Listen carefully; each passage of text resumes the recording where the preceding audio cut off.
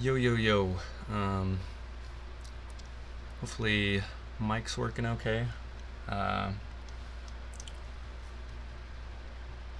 my chatty pulled up. Okay. So I figured I'd play some of the Warp. It's something that Mount Payne and I were looking at the other day, and both thought looked really good, just based on the screenshots. So we decided to play through it. I don't know how far he is, but I'm on map 8, so I figure I'll just play from there. But I've been really impressed with the sophisticated use of like stock textures in the maps. So maybe we'll just like sort of bounce through maps 1 through 7 first with like id clip and kills on, and just maybe try and mention a few things. I played this a few nights ago, so I might not have a whole lot to say. I remember having a lot to think about while I was playing it, but we'll see if any of that stuck.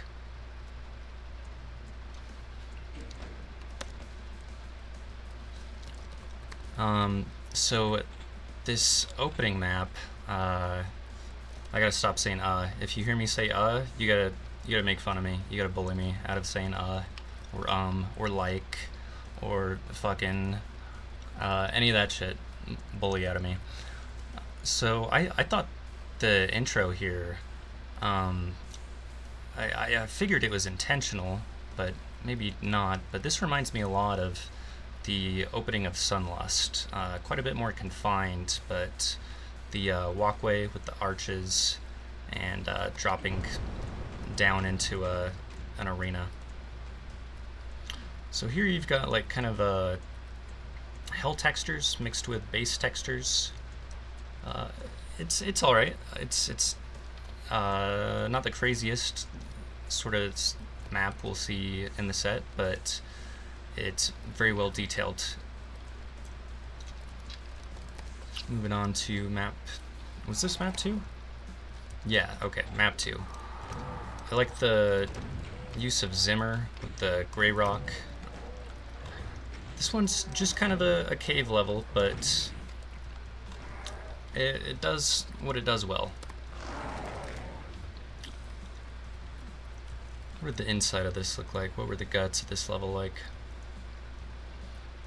It is pretty plain, but still effective. As much use as this gray texture gets, I forget what this is called, you still can find your way around quite easily. Plenty of landmarks, simple layout.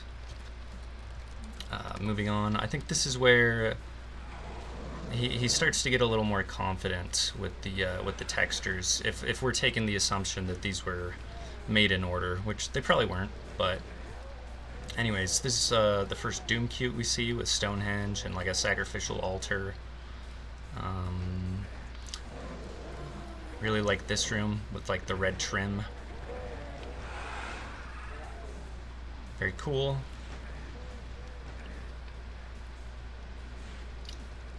Simple layout, but works for what it is and makes for a good double cyber demon fight at the end. This map's kind of just a regular base. This one actually, I don't remember too well. Oh, I remember this fight. This is a very difficult fight, actually. I was kind of surprised by how hard this fight was. Okay, moving on. This map continues on with the theme of map 4, except I think it does it a lot better.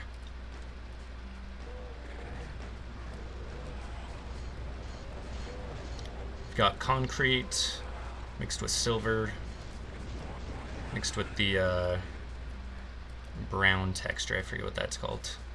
40 likes to use this texture everywhere. It's a really versatile texture that you can use to make sure you're still keeping Doom 2 stock textures in your map, but not in any noticeable way. They kind of just blend into the rest of everything. So, decent stuff. This map's kind of the same, another tech base. I felt like this hallway was too tight, honestly, but I guess we're not talking about that. I just want to talk about the texture usage right now. This room is really cool. Probably the best looking spot in the WAD so far. Lots of negative space with the black shadows, as well as some interesting shapes you don't normally see in Doom to guide you through this little labyrinth. Very cool. But it's map 7, where everything changes, and this is where I actually started being really impressed. Before it was nice, it's well detailed and everything, it makes good use of vanilla textures, but this is where it starts to do my favorite thing in Doom, which is taking these 30-year-old textures that we've all seen a million times and making something that looks brand new. It's very difficult to do. It's something I try to do at 10 by 10. I think Counterattack does it well, Going Down does it well. Don't Turn Your Back on the City does it well. One of my favorite things to see in Doom, and it's been a while since I've seen it done this well. I like this area here. I think this is supposed to be, I don't know the word for it, and I don't think this other word fits, but like the Maizen scene of the level. Just like the focal point, I guess. I don't think that's the word I'm looking for, but whatever. Great architecture up here, but of course very simple. Something I learned from Ribix is you can make really cool looking stuff with some very basic lines.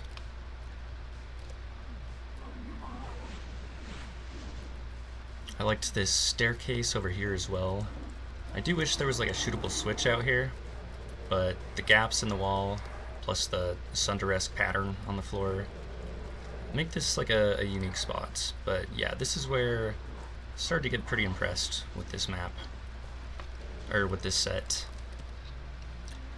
And this map I adored. Kind of looks like 50 Shades of Greytall, even though there's no Greytall. Actually, that might be Greytall, these red stripes over here. But you've got that concrete with red and blue look. It's very, very cool. Kind of reminds me of 10 by 10 map 6, maybe? I don't remember if I used the white concrete in that. And then this actually kind of reminded me of like an arena in 10 by 10 map 3. Just kind of the shape of it and the fact that you drop in. I don't necessarily think 10 by 10 was like an influence, but just certain parts kind of reminded me of it a little bit. I loved these lights, these like glistening little fireflies. Very cool detail. Okay, and that brings us to map 9, Grid City. This is a genre of map that I like. Let me turn that down, a little loud on my end. Is maps that use these block textures. Some maps that come to mind that use it are like I think Dimensions map 31 or Italo Doom, King of Tinder. You always get very like cyberspacey abstract maps. It's always a cool look. Okay, I died in this next section, so I know to shoot these revs, and I know there's some barons, but after that, we'll be playing blind.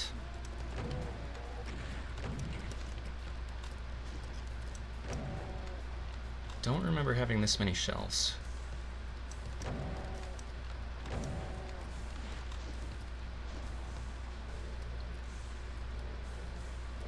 Though every map is pistol enforced, so I don't think I carried anything over.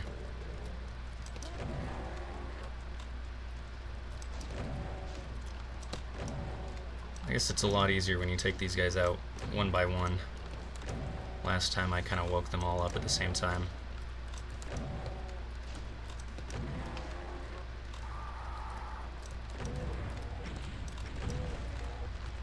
Maybe I should be using Berserk more. What up, Tavio? Which one by one map? I have a hard time. Oh, what up, Jack? How you guys doing?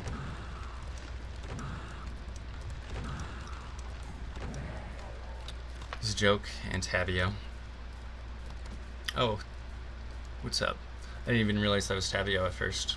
I had my colors on the chat changed, and I can like barely make out the names. I should probably change that.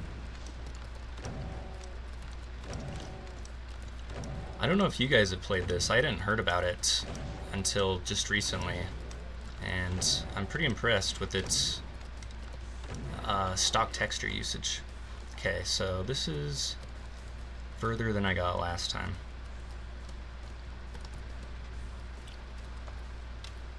It's currently degenerate hours. Yes, it is. We're feeding the gremlins after midnight tonight.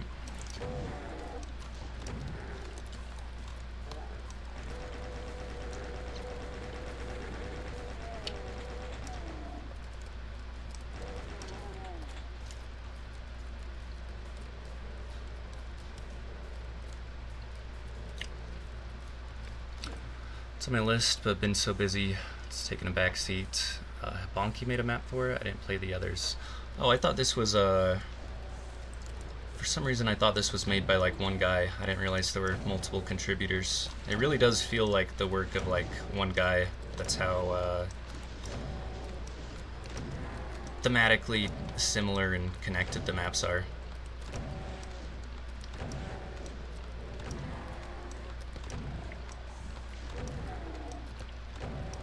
Oh, I should probably be using the Berserk. Oh. No, I suck too much to use the Berserk.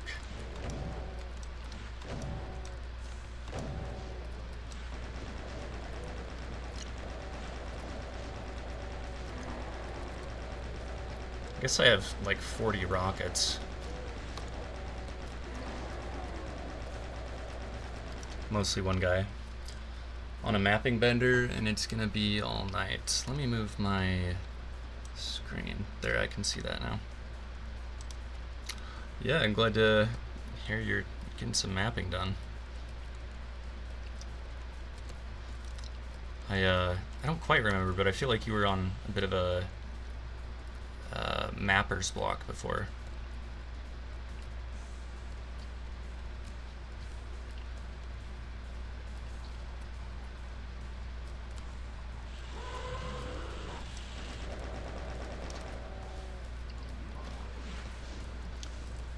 Mapper taking very long.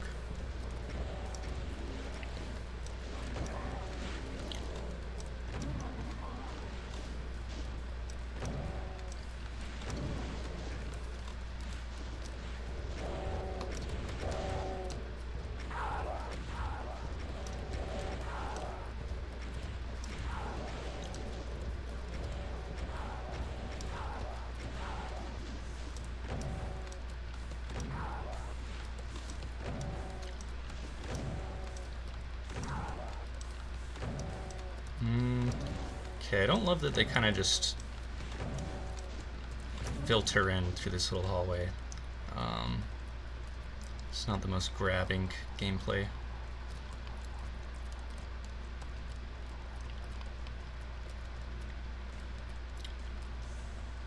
was playing these maps saveless, but they seem like they're getting a little longer, and I always play a little worse on stream. Or actually, I guess... No, it looks like I was saving on map 7.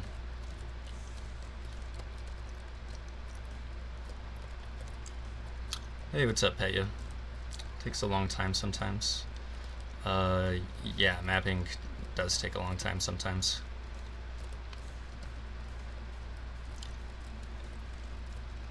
I feel like I get slower and slower at it.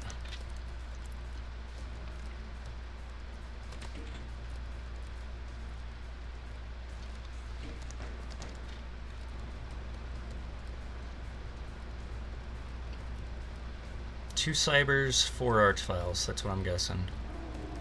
Okay, not quite. Oh, there are some Archies, though.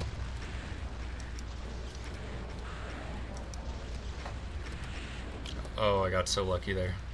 I don't think I'm gonna survive, though.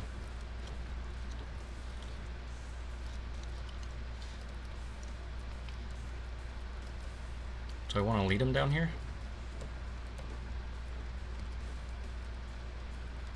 No, probably not. The Arch will start rezzing stuff.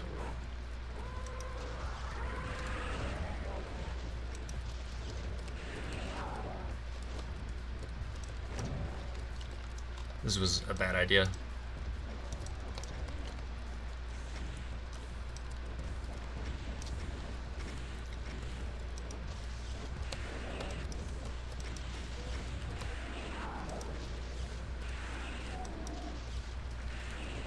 Ah, pretty close.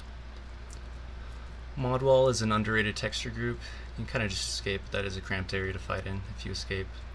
Oh, like in here I could go up the lift, yeah. Well, Modwall, the brown Modwall is pretty butt ugly. I'm always impressed when someone makes good use of like the brown and black and gray Modwall. But the grid textures are great. Any map that uses these textures automatically falls into a specific genre, a specific feel for me.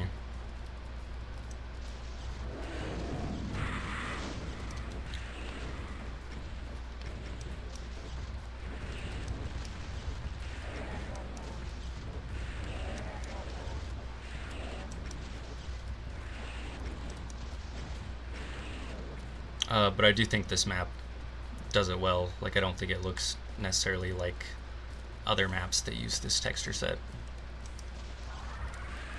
Or not texture set, but texture palette, we'll say.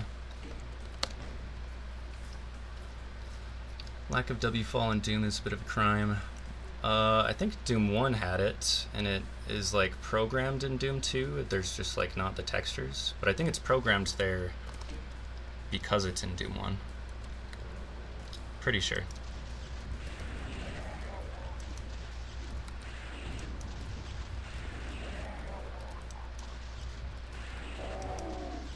Because you can just like, I think you can just add W-Fall 1 through 4 in Slade without having to like replace anything or find new frames or whatever.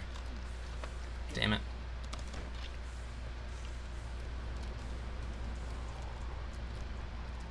I knew that's what that was. It's telegraphed well by the red outline.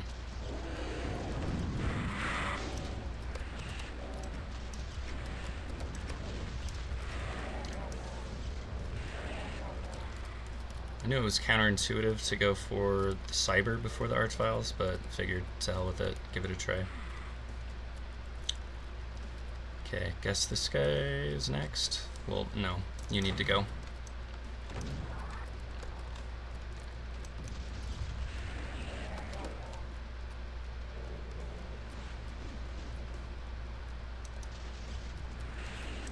A little early.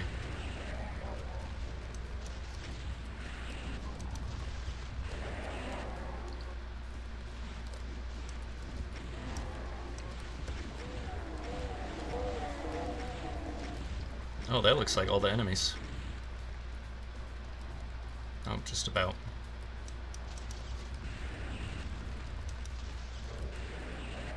Oh, I feel like I might need him for an Archvile jump, right? That was like a weird placement for him to be the last monster. Nope. Got it.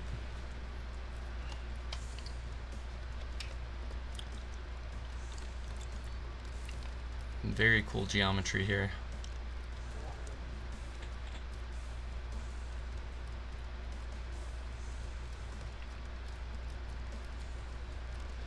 Take a Diet Coke break.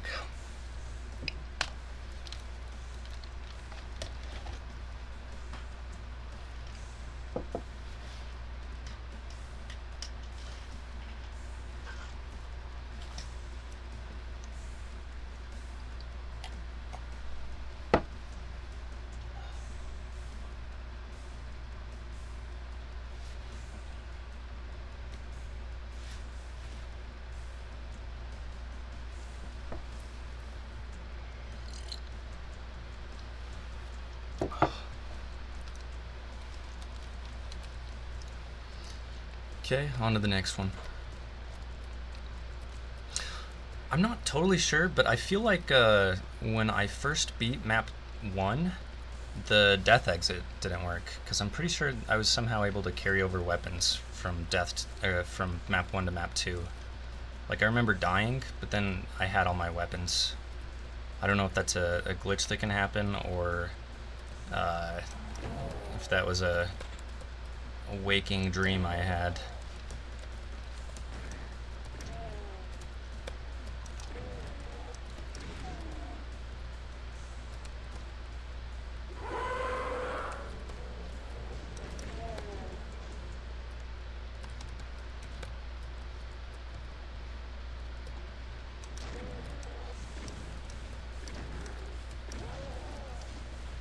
Probably needed the rocket launcher first, I'm guessing. I'm always very confused when this is like a decoration in a map rather than a switch. It was something I used as decoration a lot when I was like newer at mapping, but I tend to not do that anymore. I don't think there's anything wrong with it. I think it looks cool, but sometimes I do get confused. It looks like a switch, especially with the support beams next to it. That's what really makes me think it's a switch. Am I really just supposed to... Oh shit. Shotgun these guys? Surely not when there's rockets available. Okay. Gotta let them out.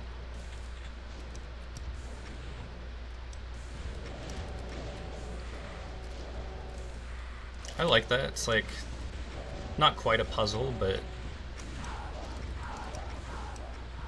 makes you work for it a little bit. I didn't know you were here.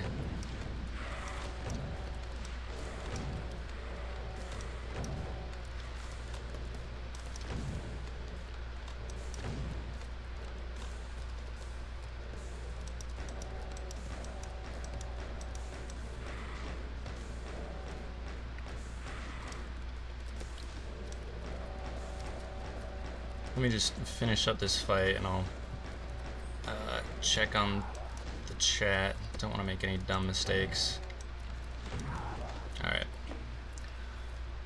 I think that is switch coded, which is the real problem not using a decoration. Maybe it's a shoot switch. I punched it and it didn't do anything.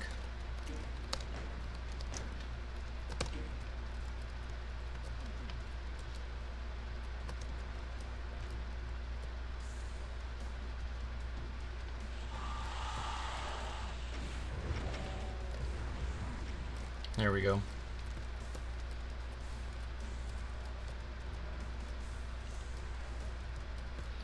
I feel like, okay, the Cacos can get over at least. I feel like this wall should be lower though, to punish you for like not killing the revs.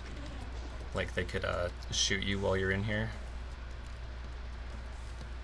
I think that sort of thing is good level design. It's annoying in the moment when you're not expecting it, but can make things a little more dynamic. That sort of trade-off.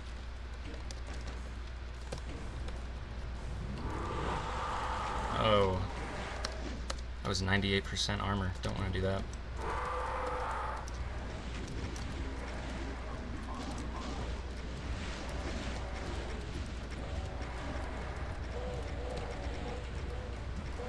I feel like I'm gonna have a guy sneak up on me on the right side. Was there a guy? Oh, no, I guess they can kind of get you.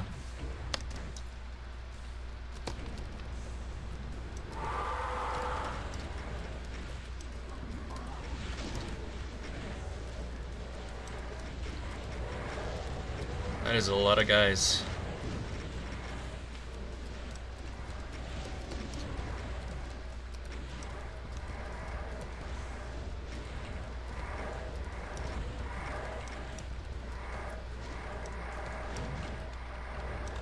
Oh, okay.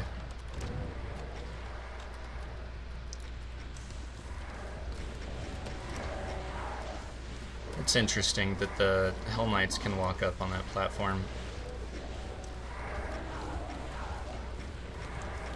because inevitably some will. So it kind of forces you to eventually deal with some turreted enemies, even if you've taken out all the mancubi.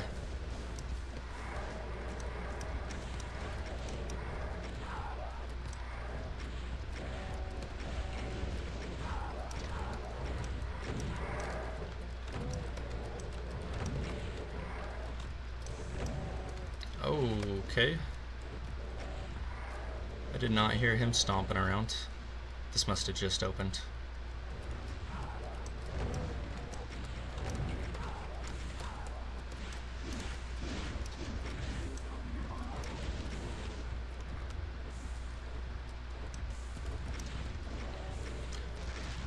Oh my god. Mistake.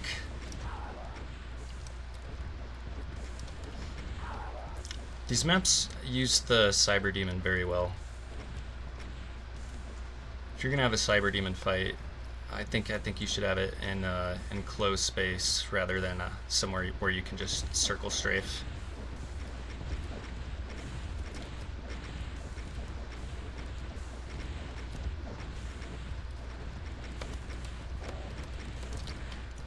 I think it's something that John Romero learned to do really well in Sigil. I don't remember if his maps had that aspect in the IWADs.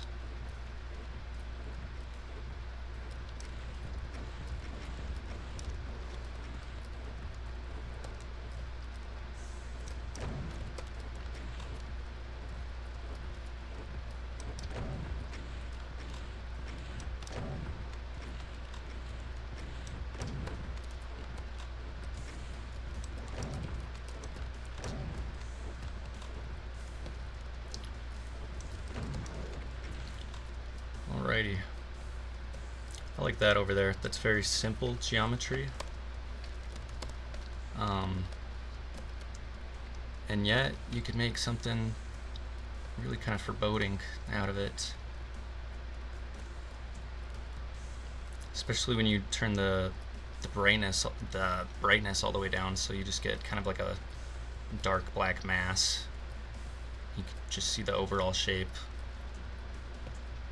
with the lights and the blood fall or whatever to kind of highlight the middle. It's a good look. I also like whatever these reactor things are.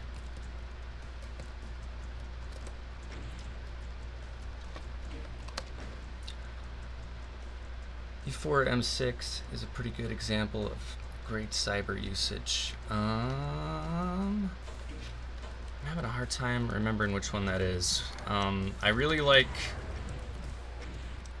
the first map, I think it is, by American McGee and Perfect Hatred. And then there's another one where you have to like go into the poison. And those are the maps I like. And other than that, I find E4 kind of forgettable, but still better than E2 and 3. Good night, Jax. Have a good one. What's up? You're straight up warping. You're playing the warp as well.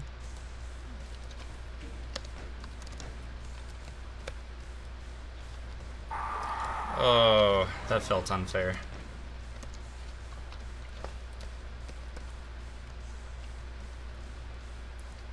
That was some Speed of Doom bullshit.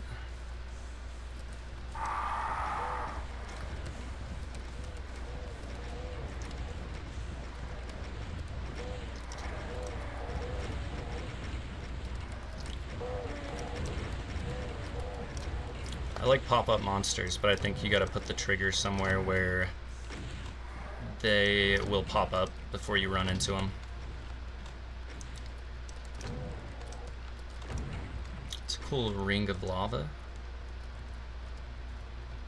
Got this lava spiral, very nice. Metaphorically warping it. Define generations. It fed the streets. What are you talking about? Define what does that mean? Define generations. Like Speed of Doom define generations?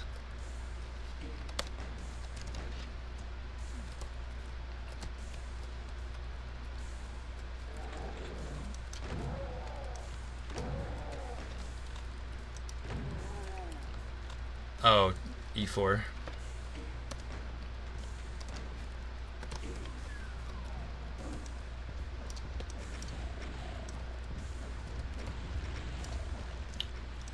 I really don't like specters in the dark, but this fight was pretty easy. I feel like this could have been a dark area. Make it a little more interesting, even though generally I wouldn't like that.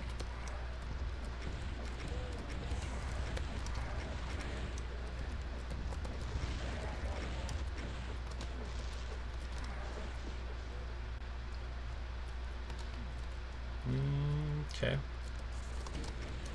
There we go.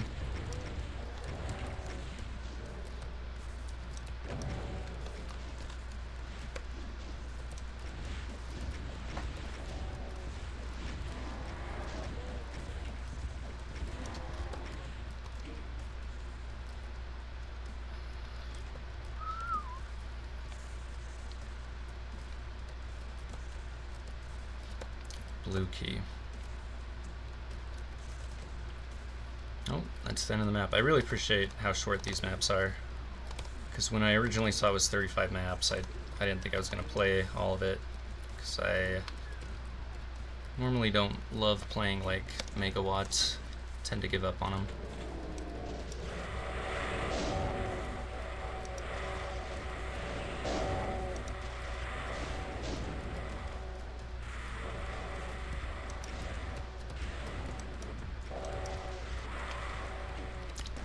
Thought about just rushing into the exit.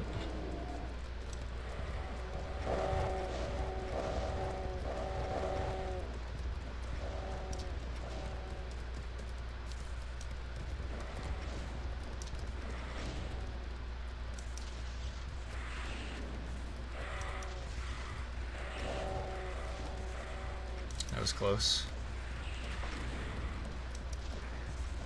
Oh, okay, that's hurt floor.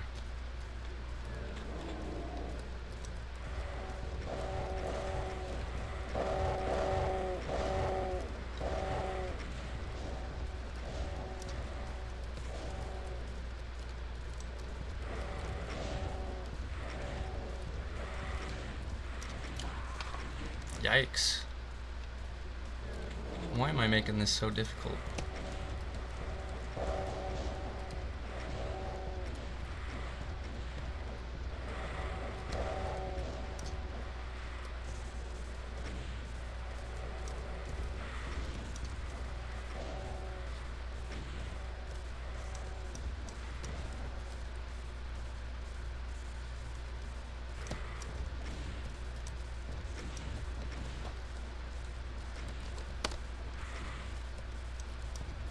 Not falling for your tricks again.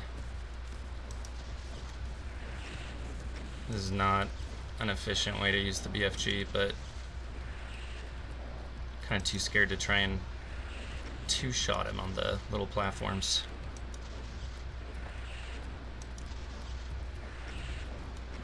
There we go. Another one cleared.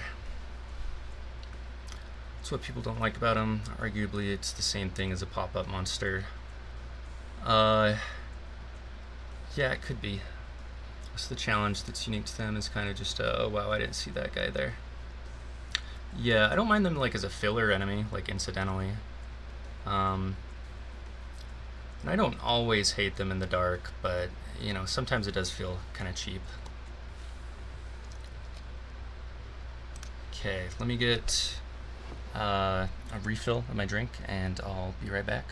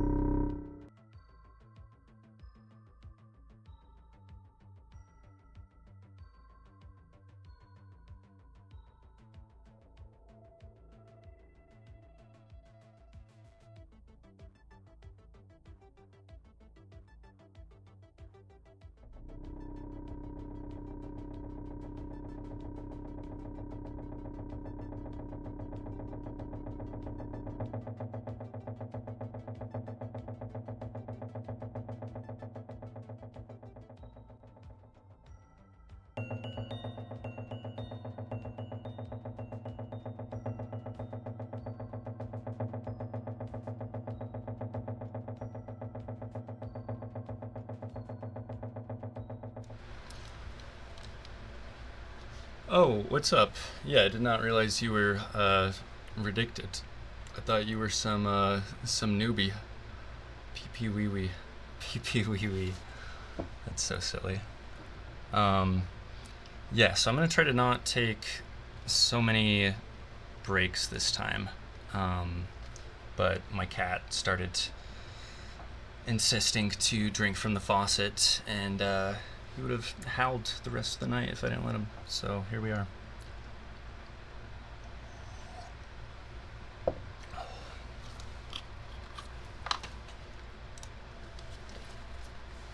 Okay, this is looking very like Sunder or Killer 5 or something. Kind of a more slaughterific look we got going on here.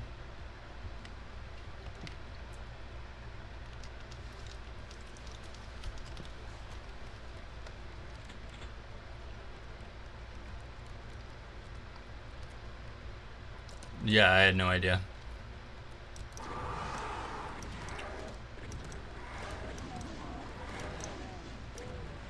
Or like you guys in Brendan's Discord that change your name constantly. I never have any idea who anyone is. You're all brand new every time.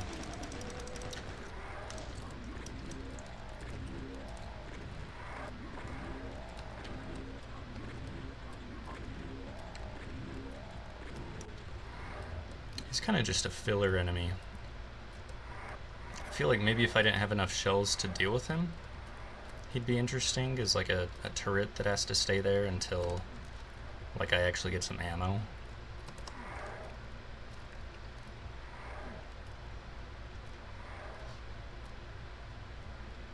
Oh, it looks like we gotta go through that door anyway. No, we gotta press the switch.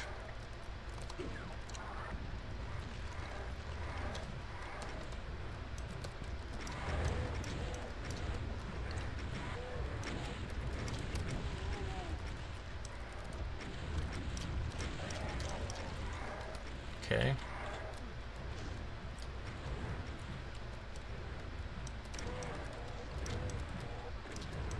Oh my god, I didn't even recognize that commotion down there until I started seeing green fireballs.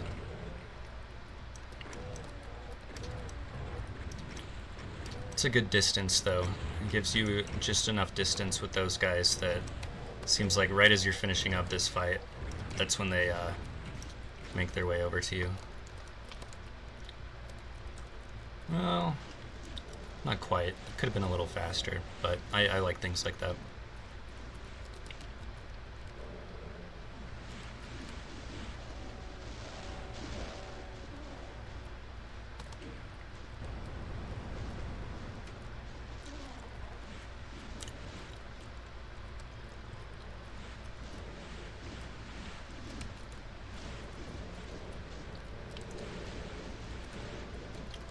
"26 rockets could be a lot of rockets, but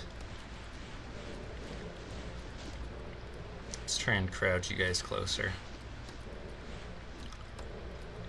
Alright, everybody, squeeze in for the group picture. Say cheese.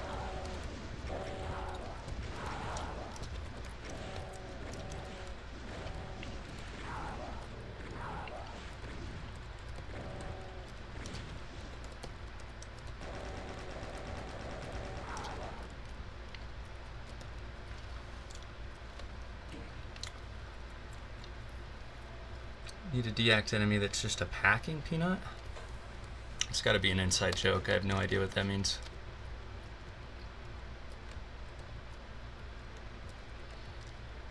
These floors always trip me out.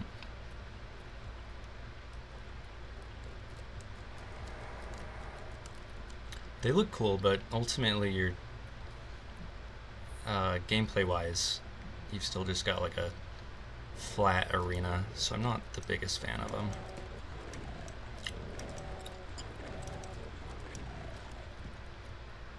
Love the texturing here though.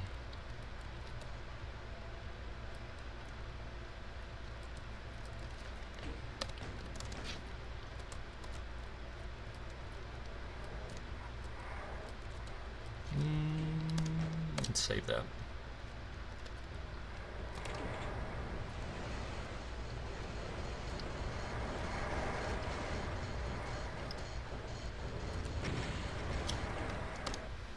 I bet all my chips on cacos coming out of the waterfall.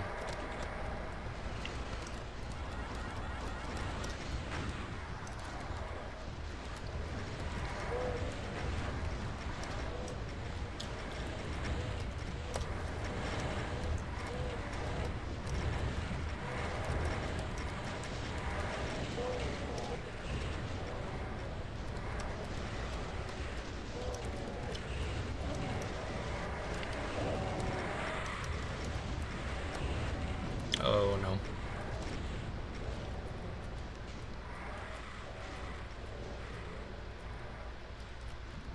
Yeah, I didn't think I wanted to come back here yet.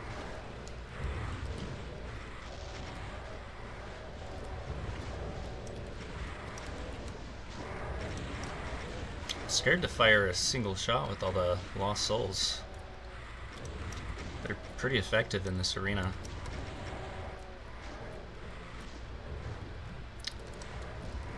This WAD in general makes good use of lost souls. They're an enemy that gets neglected a lot. I tend to neglect them as well.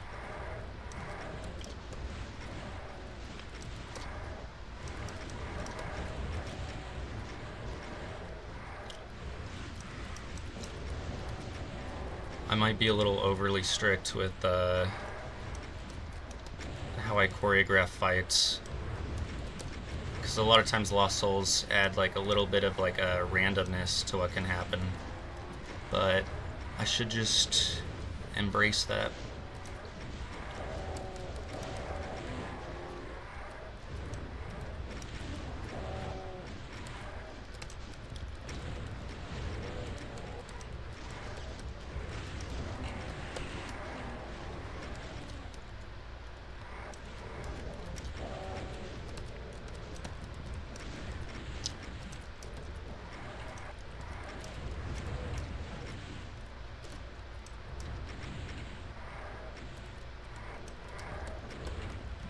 It was a good fight.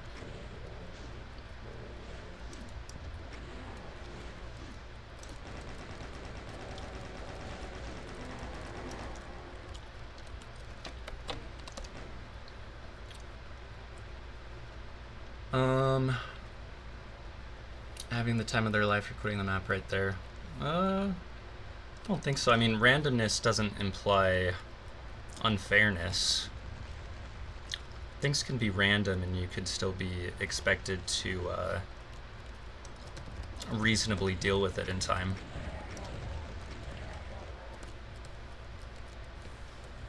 Let's hit them from the other side.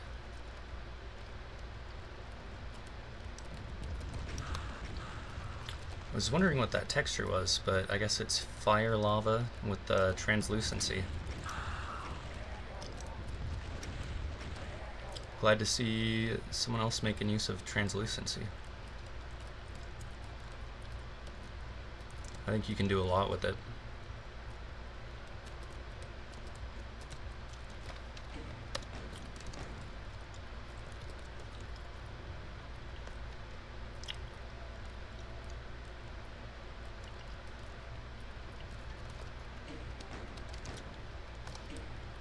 Though of course then Kinetic comes in and plays with translucency off, and then I scream in agony as he can't see his way around Zool bases. But he still managed to find every single secret and get through the map reasonably quickly. Even with the solid slime textures everywhere. It was pretty impressive.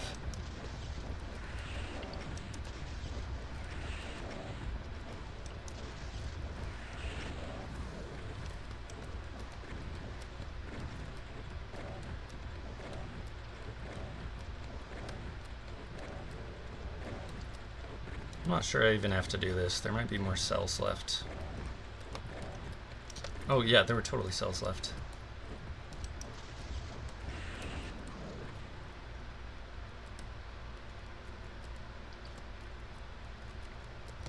Right there.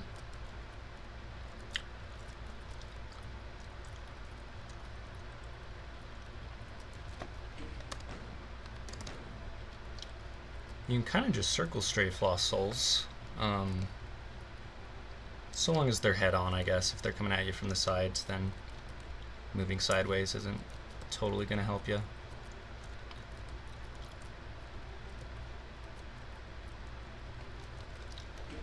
This is a neat look. We got gore textures with slime. I don't feel like you see that too much.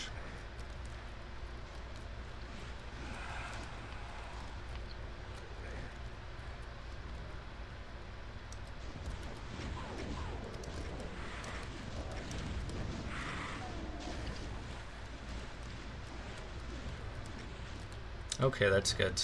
I was kind of expecting some symmetry of a pain elemental being on the other sides, but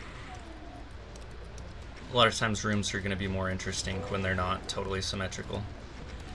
Even if you have a totally, even if your layout's totally symmetrical, just changing like what monsters are on each side can make it asymmetrical and more dynamic.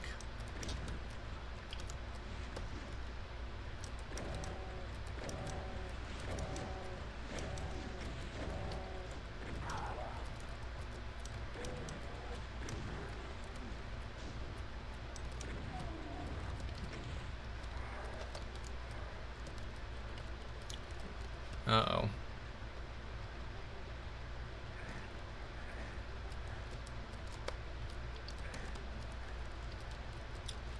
Poison's kind of underrated sometimes. I feel like I don't always see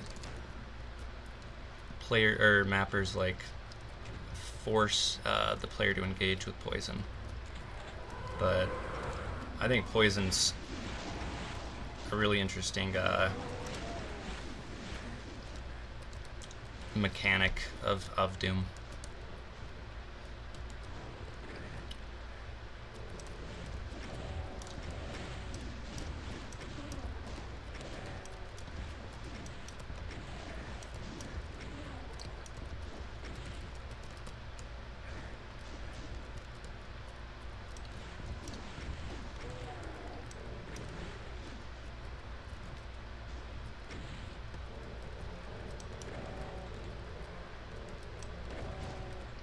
I don't want to do that.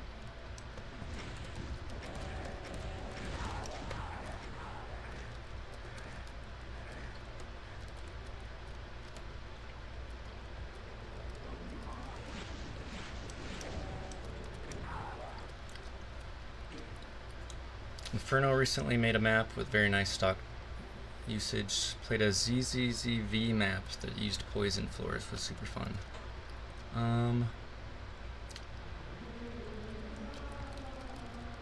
I think that's follow Les Monsieur. Thank you for the follow. I don't I'm not worried about follows or anything, but thanks. I don't know if I'm familiar with ZZZV.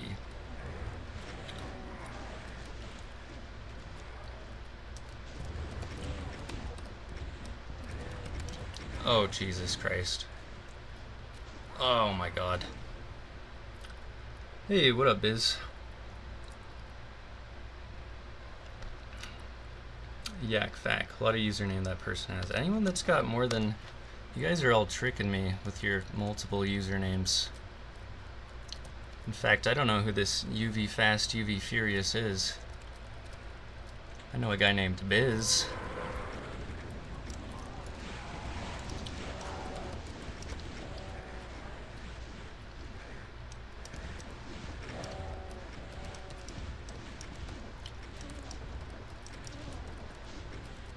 So I guess I've got like 3 different usernames depending on if people capitalize it or put an underscore in it. And I think in the early days I did it both ways myself.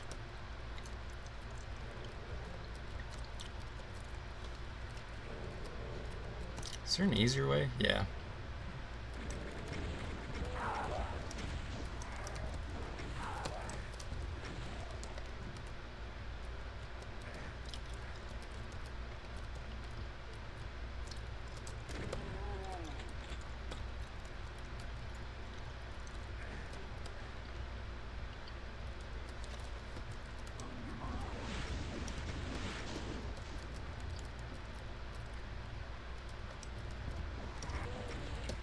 kind of wish I had more rad suits, but I don't know if that would like trivialize this section. I know there's a Kako behind me.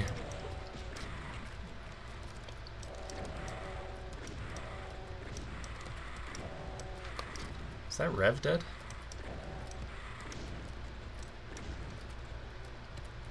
Yeah, thanks little buddies. Oh, there is another rad suit. I'm just dumb. 9 out of 10 doctors do not recommend UV fast. Soundtrack for Altitude, soundtrack for Mutable, lots of songs everywhere else. Oh, okay. And Yak Fac's one of the best Doom composers.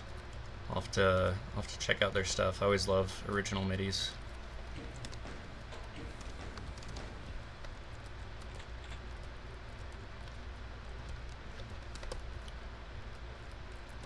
Doesn't make it easy to go back and kill these guys. And it's not like they're a threat to you, so these guys feel kind of pointless.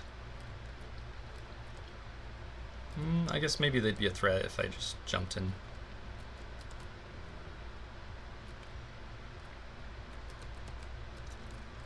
That's such a... I love when people break apart the bricks and stick other textures inside. You see it a lot with flat tiles, but you don't see it as much with walls because it's a little more work. But it always looks great.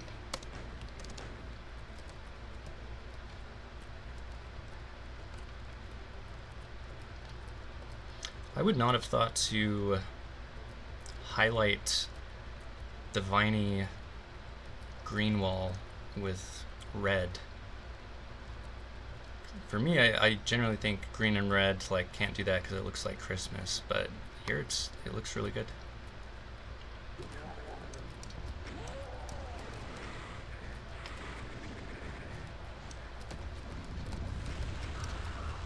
It's more than I thought.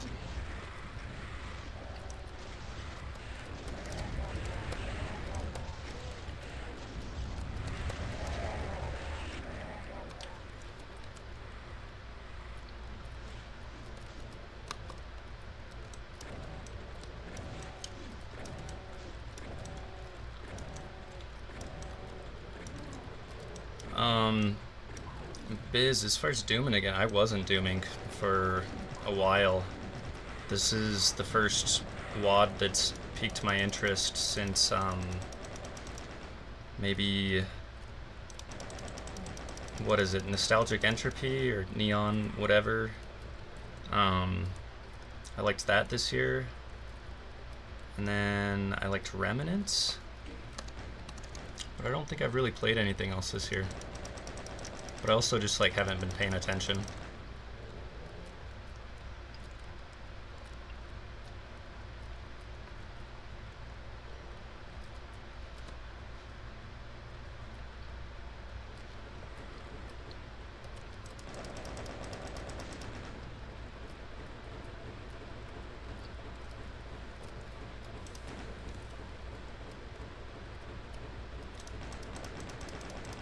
He really doesn't want you to do this. That's why the bars are as thin and long as they are. It's probably not worth it, and maybe I need the mastermind to infight with something.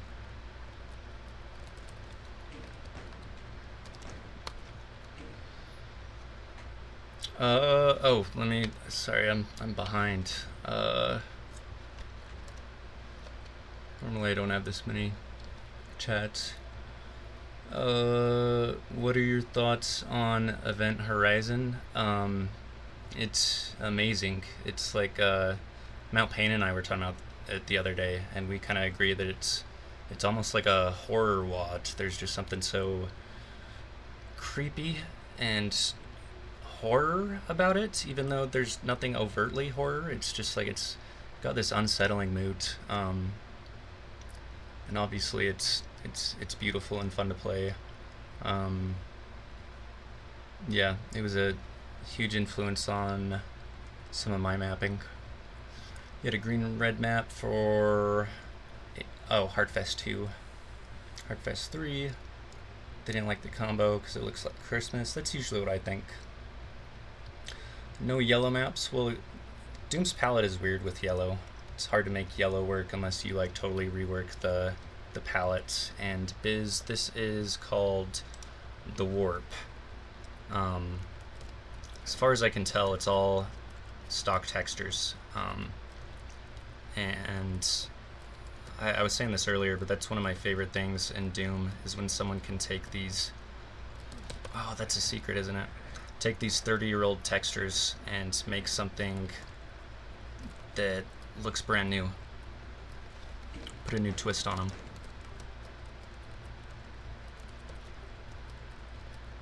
Or is that's got to be the secret?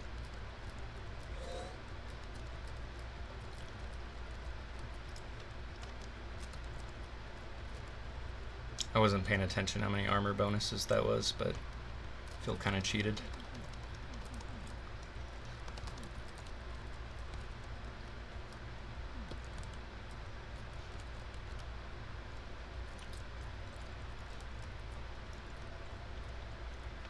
Okay, should be done with this area now. This is the longest map of this set, or at least the longest I've spent on any map. Well, let's grab some health.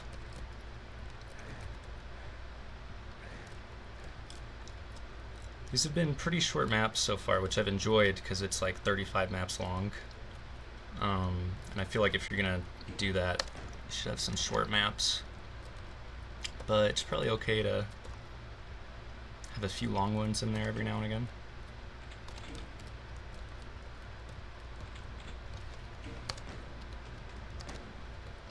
Event Horizon's very cool. Dimensions 2 would probably be very cool as well if I took my time to learn it. Yeah, I wish that someone would upload a demo or a video of it, because that was how I had to beat Event Horizon as well, is at some point I got stuck and I had to watch Kinetic play through it to know where to go. Because I got like 10 minutes into Dimensions 2 and then got stuck for like 20-30 minutes, and then when I finally thought that I had found the way to progress, it turned out to just be like a minor secret. Cryonic Tast, is it on YouTube or is it like on DSDA? That's good to know, I didn't know that. I kind of assumed people weren't touching it. But I'm glad to see people are playing it.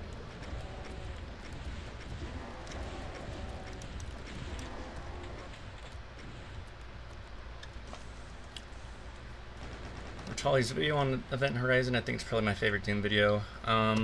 No, I watched Kinetic play through it, and between that and my playthrough of it, I feel like I've got as much Event Horizon as I need. If I want to revisit it, I'll just play it. Okay, we got some Doom Q, kind of a spooky MIDI. Reminds me of the going down wooden haunted house level with all the wood paneling.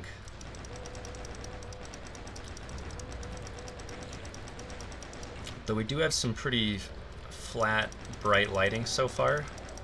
And I think part of what makes that going down level work so well is some of the dark lighting. This kind of just looks like everything's set to 192 maybe, which is pretty bright.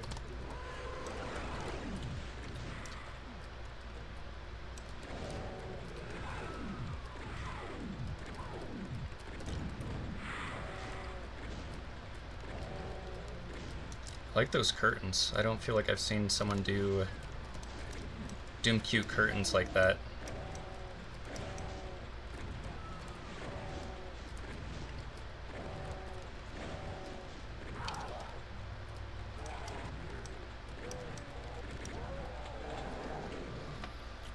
Works because it's an indoor area. Yeah, but it's like a spooky house. The other thing is like a lot of the rooms are similar values, so like even if you want the front room to be dark, I think a lot of times contrast is good. So like branching off of a bright room, you want a dark room.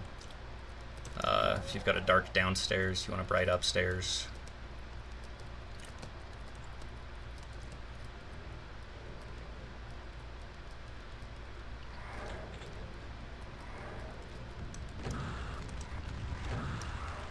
Oh, okay.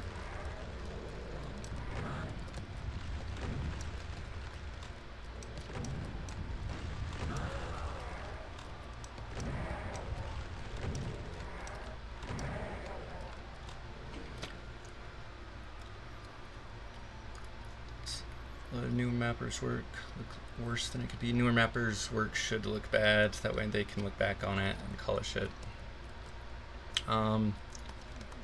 New mappers also, though, will use textures in really creative ways that the rest of us don't think to. Because we'll see a wood texture and know that it's wood, and we'll only use it as wood, whereas like a new mapper, you know, might make that wood texture work as like anything, which is cool to see sometimes. They're not as constrained to certain expectations.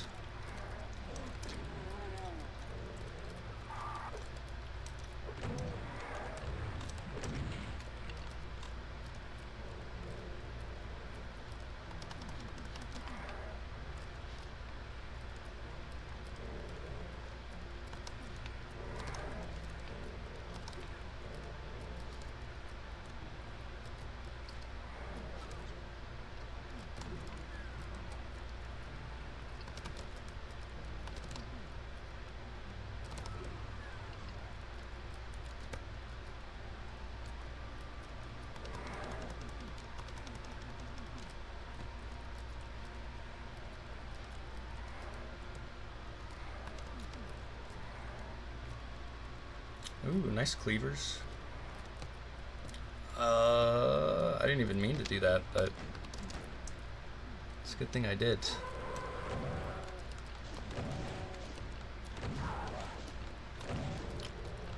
This is a nice spooky dark basement.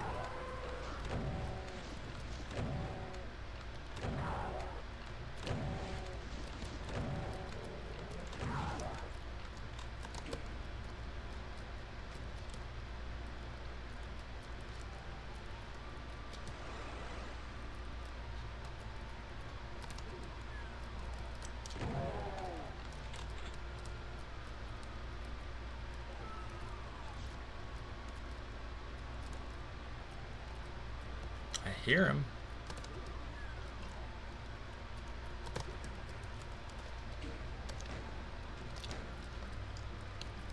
Progress.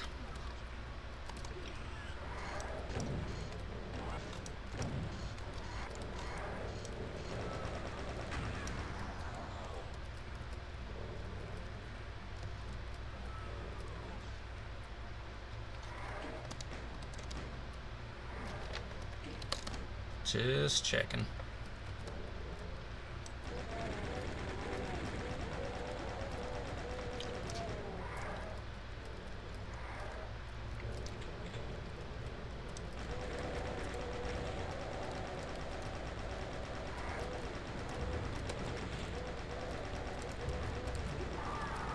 Yeah, I was trying to avoid that.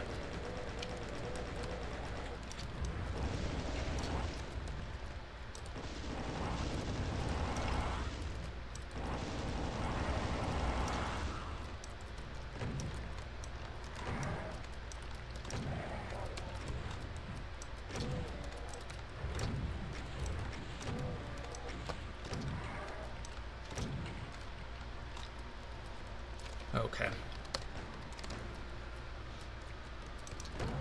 Pretty spooky use of art files. It's a nice chandelier.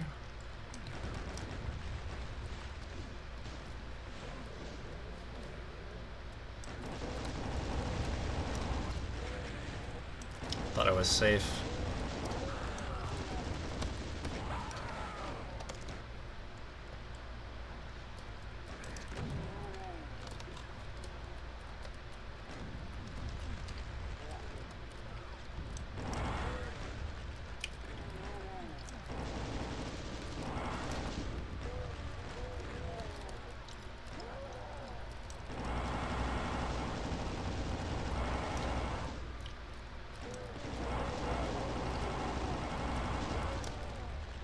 kind of awkward, but we got there.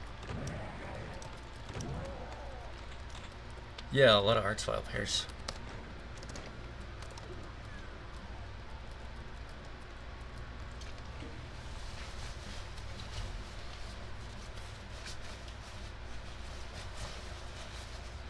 It's getting hot in here, but I don't want to turn my fan up any louder than it is.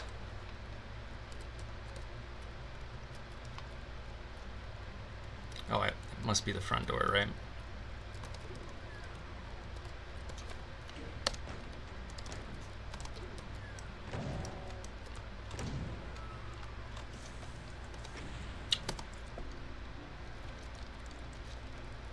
Forest level?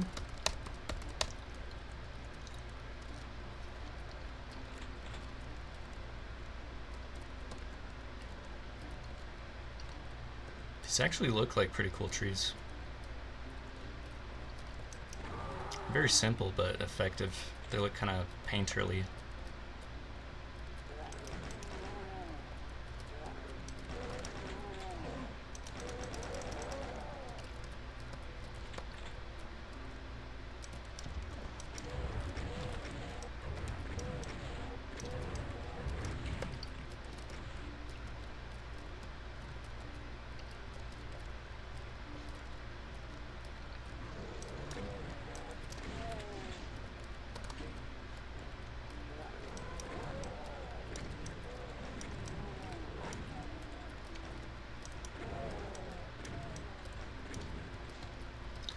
I have an aversion to moving on until I feel like I've already explored everything.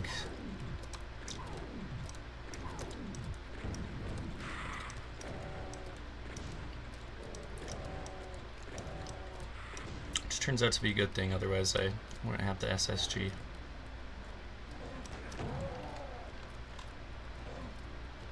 Wow, this space is deceptively big. Lots of little paths. More than you'd think would be there.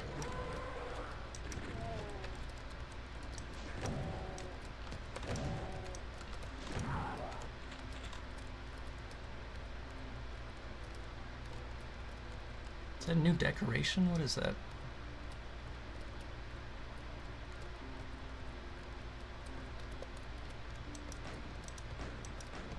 Okay, not a Commander Keen. Icon of Sin, okay.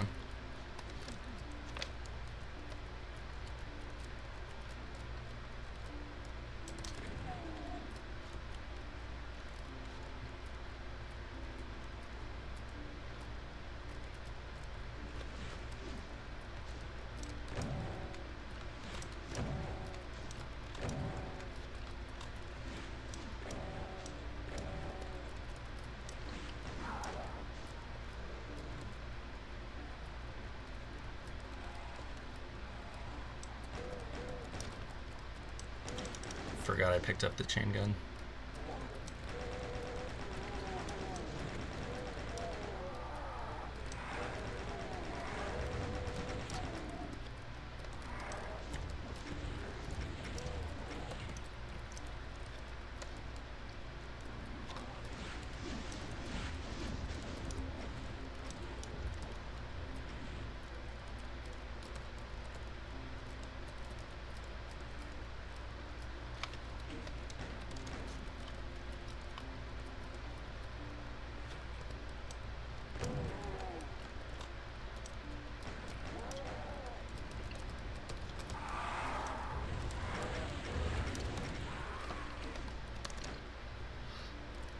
Thought I could conquer that closet. It seemed like a good place to hold.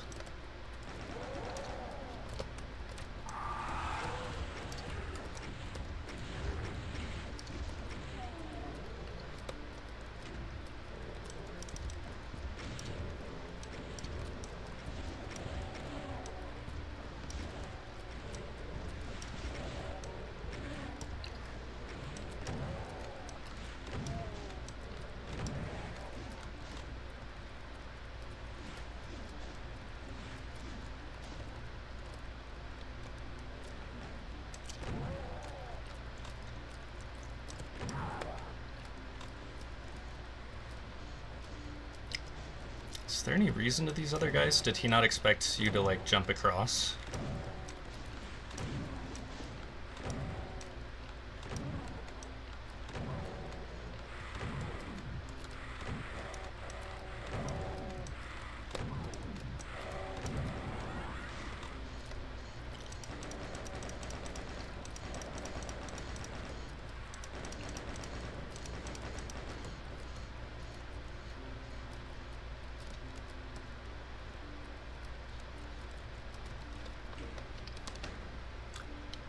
Hey, what's up, Nick? I'm having a good time warping.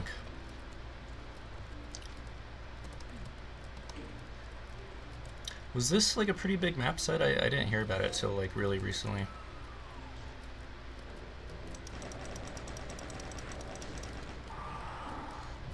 Uh-oh.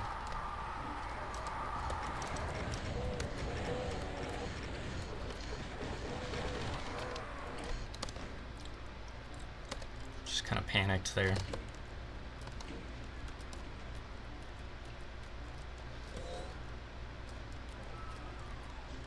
Uh-oh, got turned around.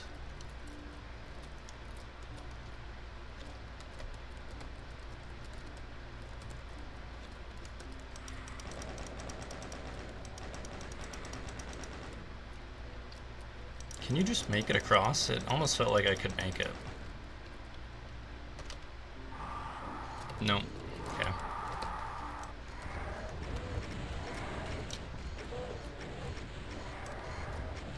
Saw a Spectre.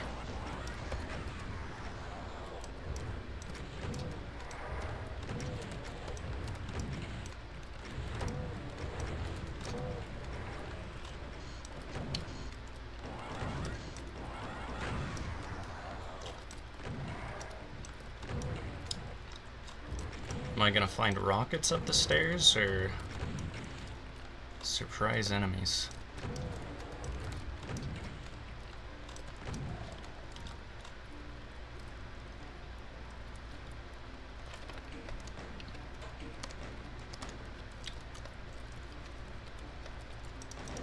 It's a very peaceful MIDI.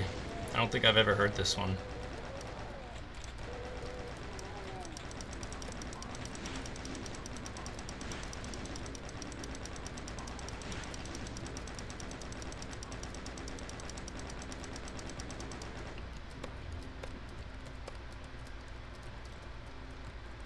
Seen Laocoon around?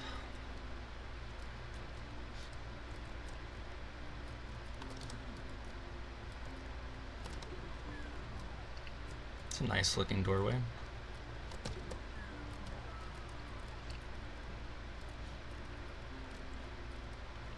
Okay, I gotta turn the fan up. Tell me if it's too loud.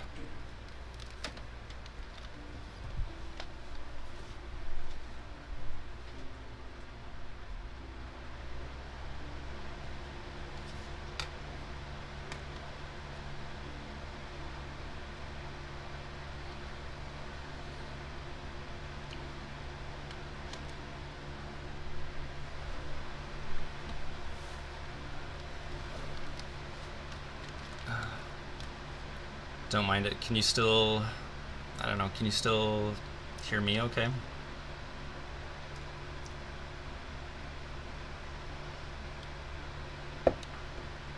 Yes, okay.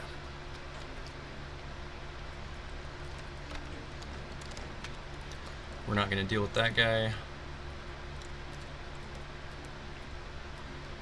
That's where I came from. That's where I came from. Was there a key where the mank was? Did I forget to pick something up?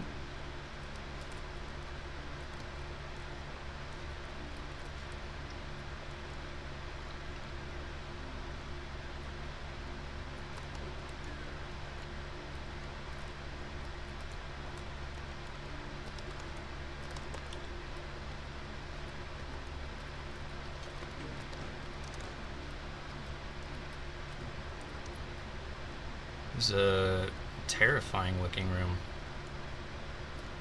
Yeah, I was just about to say, I feel like I'm gonna find art files in here.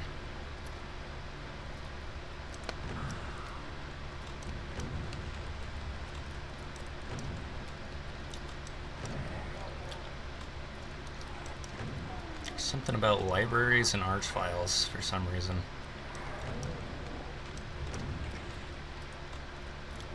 They're often librarians. They've got kind of the old lady build.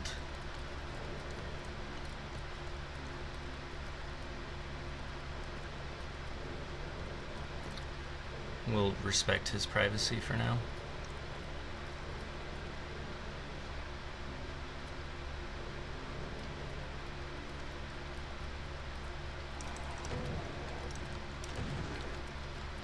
Take care of these Spectre delinquents for him.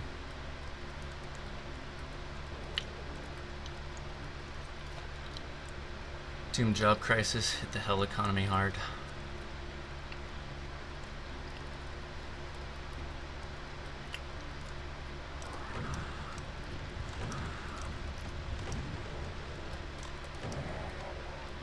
Oh, there you are. The first time I ever took acid was with my friend who is bipolar, but we didn't know that at the time. And that trip is like what caused it to come out, and at some point we ended up in the library for some reason, and he was just losing his mind, and I was realizing while I was tripping that like my best friend was like actually losing his mind. And it was pretty horrific. That's what libraries remind me of. Do I even want this? I guess why not? Probably not coming back for it.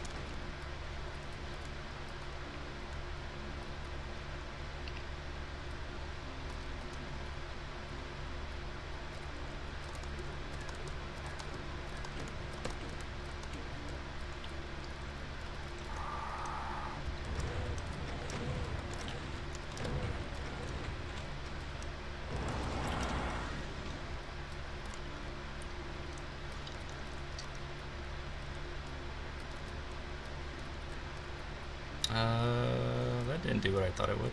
Oh, yes it did. Wow, narrow miss.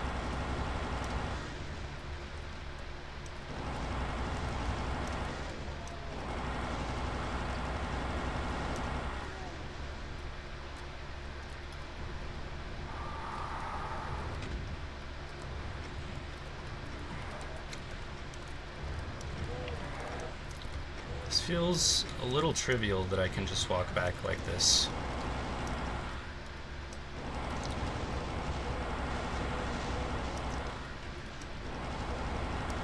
Like, it might have been cooler to trap the player in here, though you'd probably have to put in some like pillars and things you could use for cover.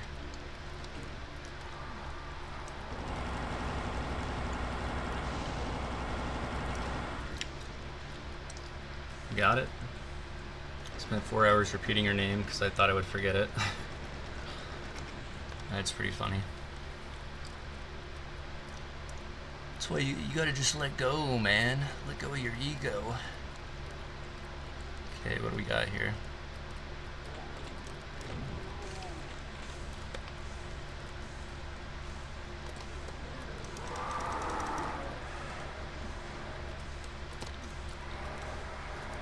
Okay, that woke everything in the castle up.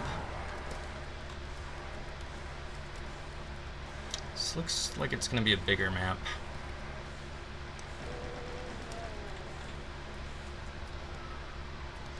Got an arch file and a crate.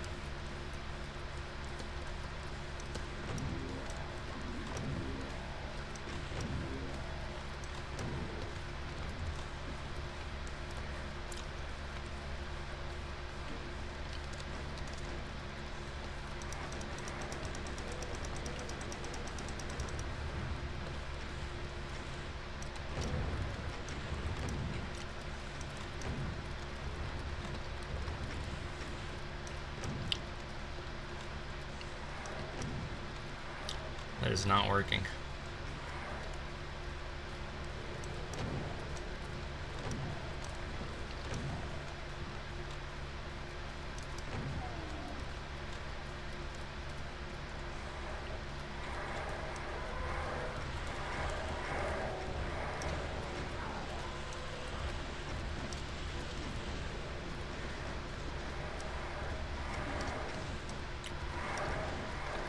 This is an interesting fight.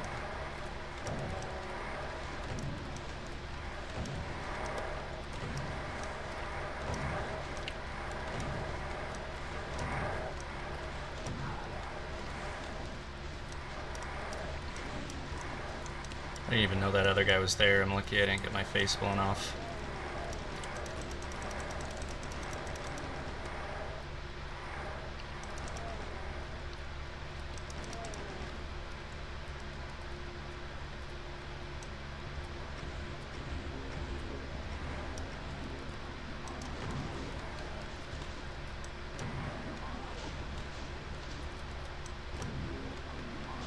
I really like those windows. They look pretty gothic.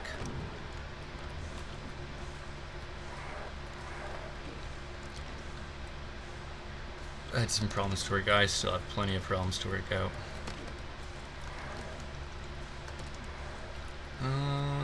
Let's see.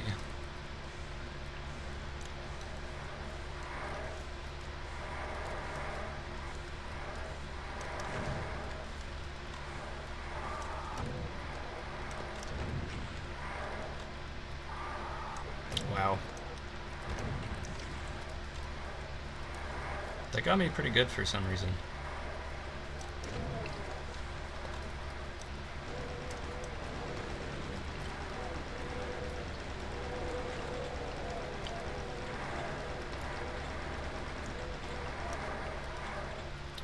I love me some hit scanner carnage.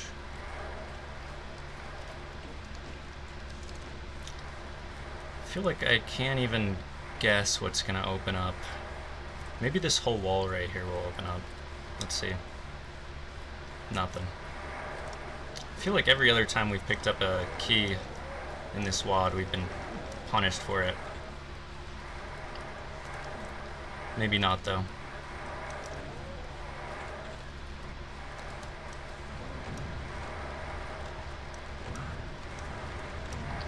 Oh, that's gotta be the arch file in the crate.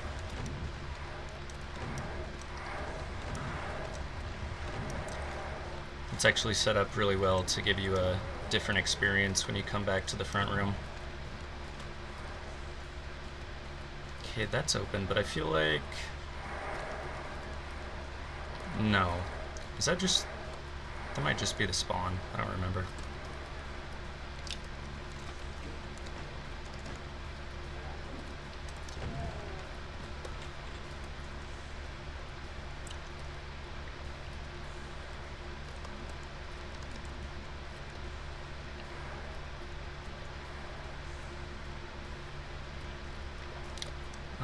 I don't know what's happening here.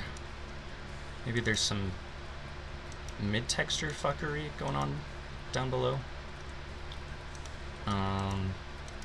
Maybe I'll make a note of this. Map 14. What are those called on castles? Ramparts? Map 14.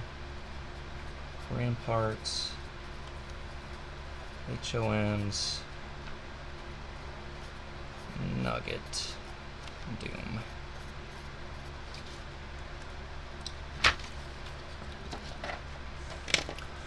What's up, Jimmy? Hey, who made this WAD? I'm actually not sure. Someone dropped the name Lao Kun earlier, so maybe that's who?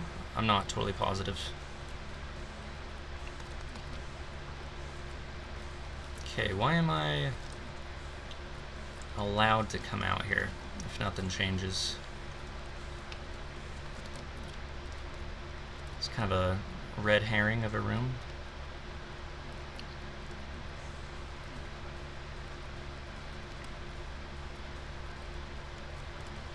Oh, okay. I don't know if I could have always gone up this way or if that just opened. If it did just open, I feel like maybe there could have been some monsters spawned to lead me.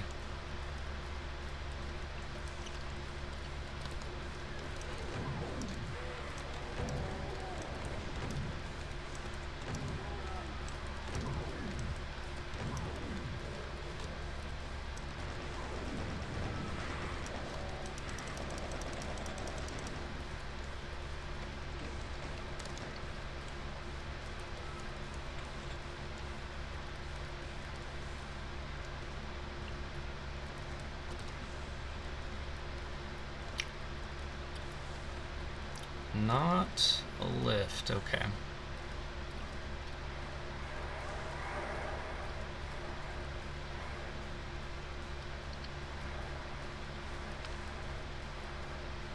There's gotta be a final fight.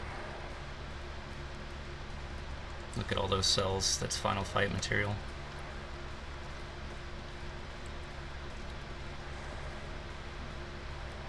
Just checking out the wood detailing on the castle here.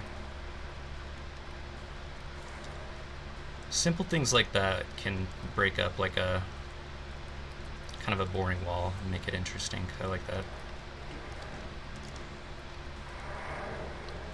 It's got this recurring motif in this map of the target on the floor, which I'm a fan of repeating things like that throughout a map to make it all feel like it's part of the same world or whatever. I would not think to use silver on a Gothic castle, but somehow it works. Parapet? Is that who made it? Oh, no. Might have just screwed up. I don't think we want to anger him.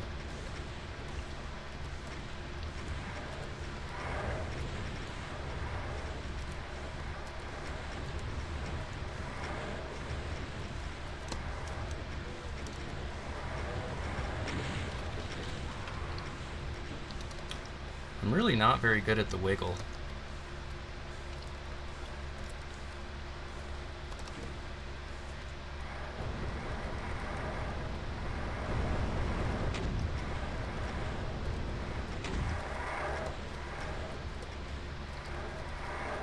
Okay, they're leaving now.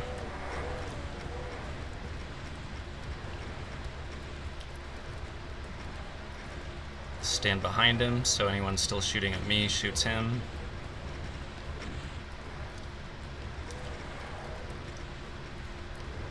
Kill the pinky, because he can't be good to have around. Is there an archvile here?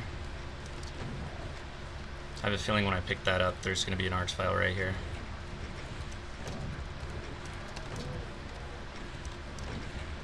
Wow, this is like surprisingly hard to run around.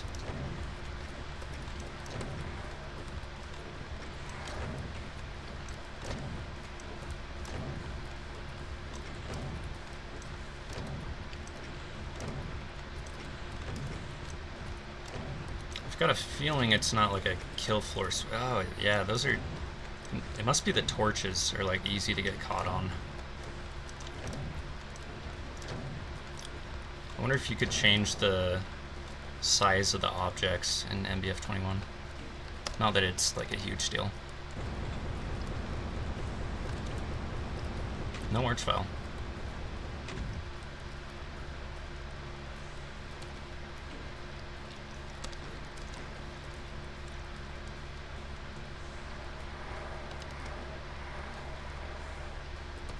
Oh, it looks like we got like a slime trail or something.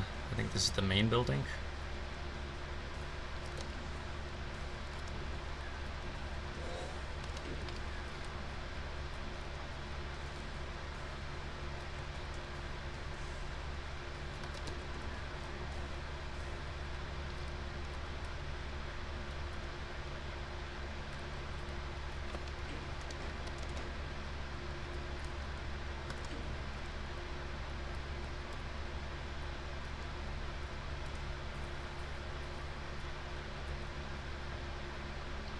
Wow, okay, that's a lot of cacos.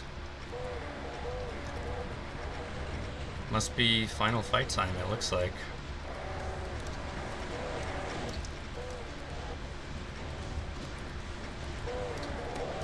I keep expecting them to be coming from other areas, but it doesn't look like it.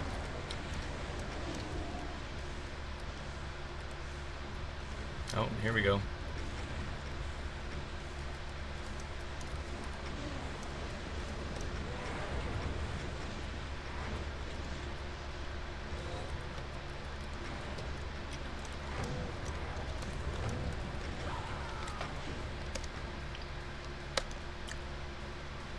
Okay.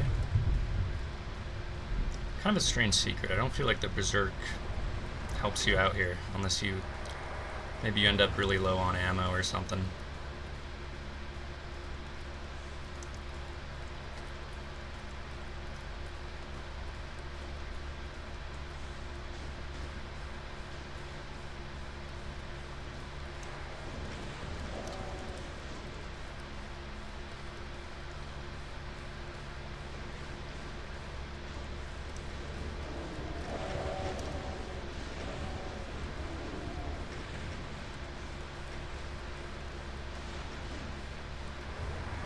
I don't know what's teleporting.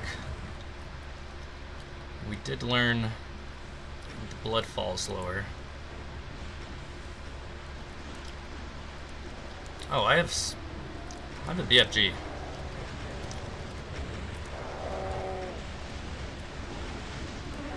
That's happened to me like a few times in this WAD.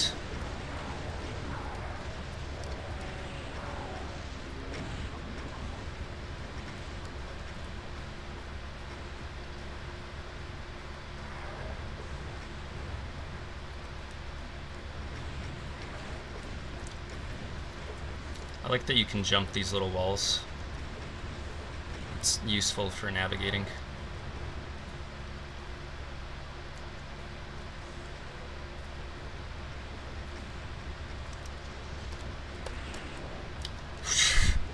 Dodging in real life.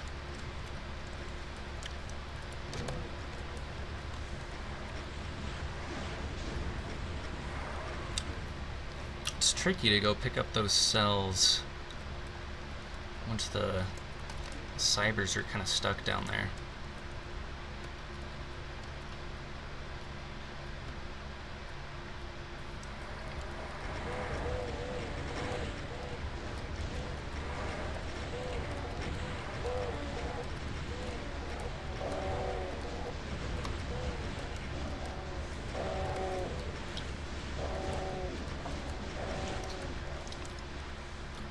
Okay. Clear out the skellies. And then maybe it's good to take these guys out while they're the only two cybers.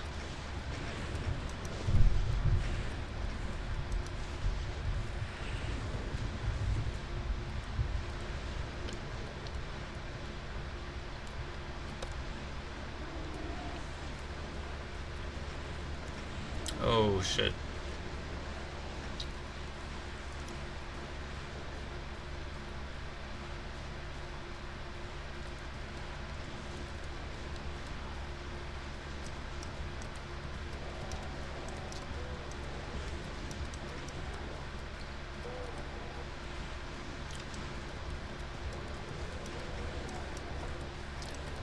Even though it screwed me over last time, this time I am kind of trying to corral the cybers into the middle.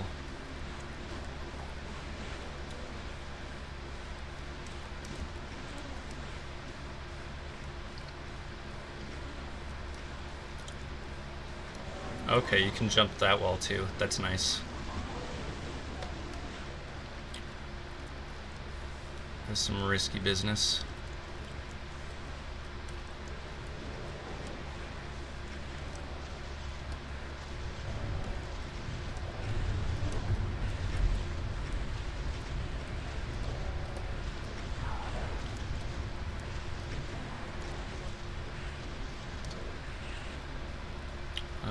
But we're not done yet.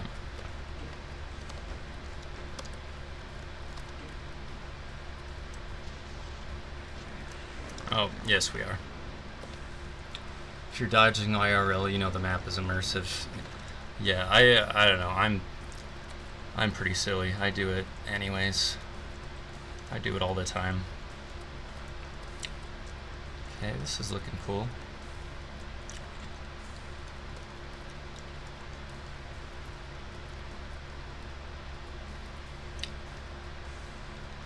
Okay, be right back.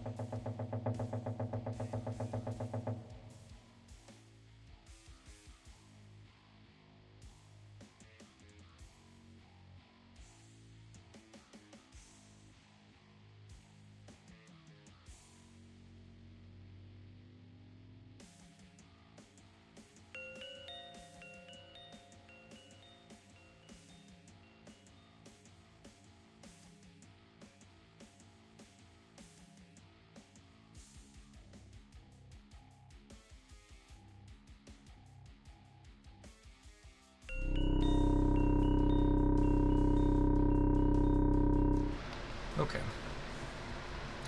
There's a crazy thunderstorm outside. So I had to close my window so hopefully it doesn't get too hot in here.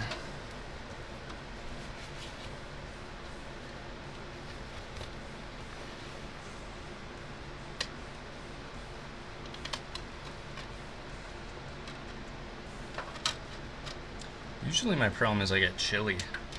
I'm like an old lady. I've always got to wear like a cardigan or something, even in the middle of summer.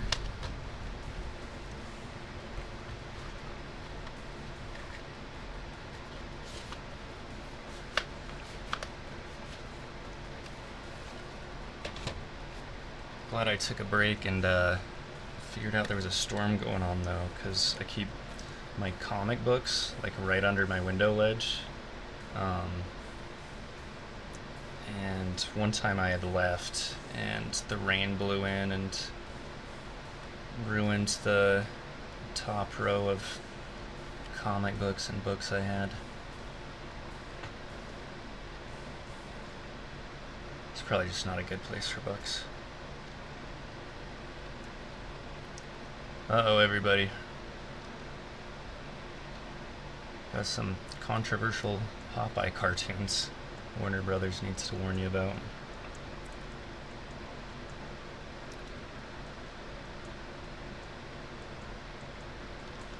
I do prefer that to them just censoring them though, so I don't have a problem with the little message at the beginning of these.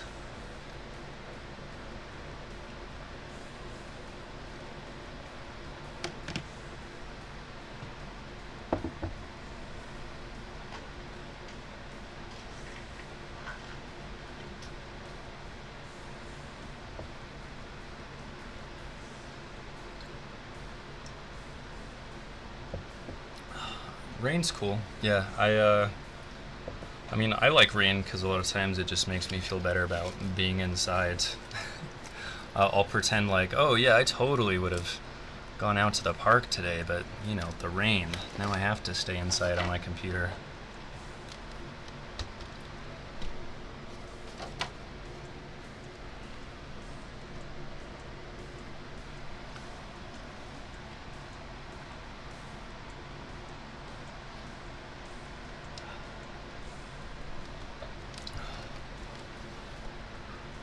It's the hipster blood. Yeah, it's the pale vampire lack of blood or something.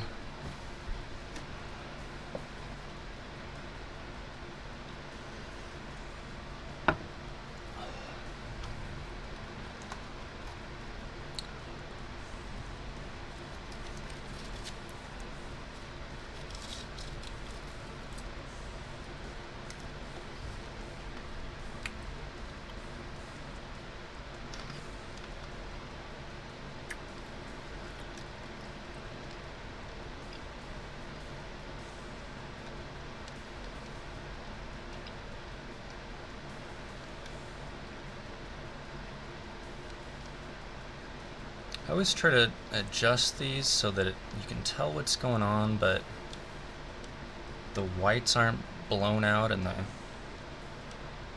blacks aren't too black.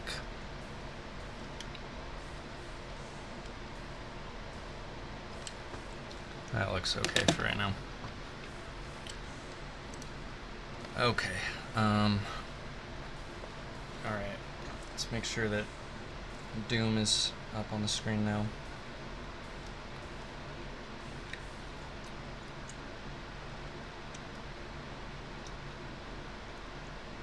Okay.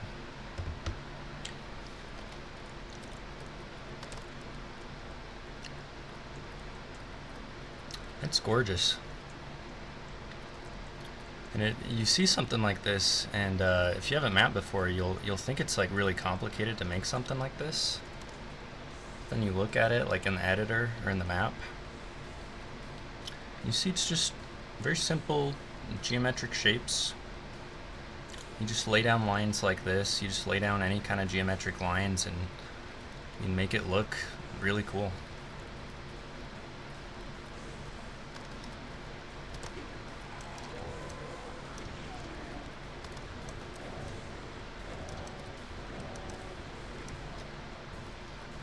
Some of Ribix's like coolest buildings are a lot of times like basically just like squares that he's cut divots into.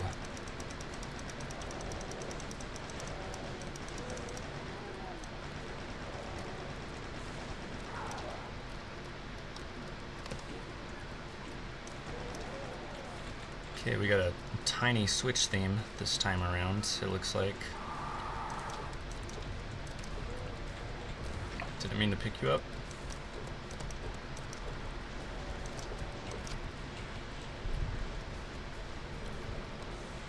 That went better than it should have. That was pretty sloppy.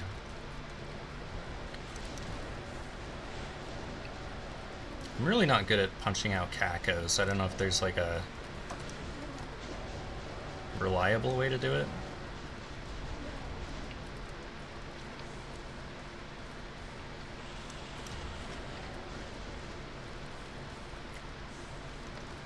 So I don't like to doorway camp, but if your room is set up in a way where the monsters are already set up inside the room, I'm always going to doorway camp, and so is any player. It's like if you give the player too many shells, they're just going to use the SSG, and they're going to think the gameplay is boring even though they're doing it to themselves. They're like a doorway. even though I'm doing that to myself, any player's going to do that just to stay safe.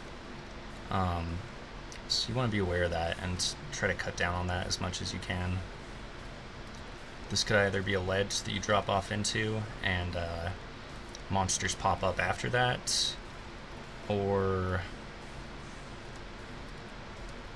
yeah, I don't know, basically just make monsters pop up after you've already come in. Best buildings are simple. Gazebo is actually amazing at this if you look at Sunder as well. Cacos are always risky. Okay. I thought it was just me being a noob. I humiliated myself on a demo for a Doomer Boards project the other day, dying trying to punch out a arachno. I got hella greedy. I kind of just thought it was like the Mancubus where you like aim left of center, but I don't know, that didn't seem to do anything.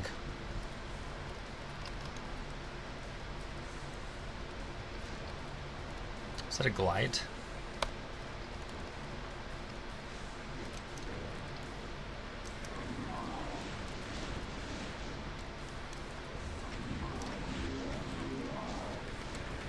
Whoops.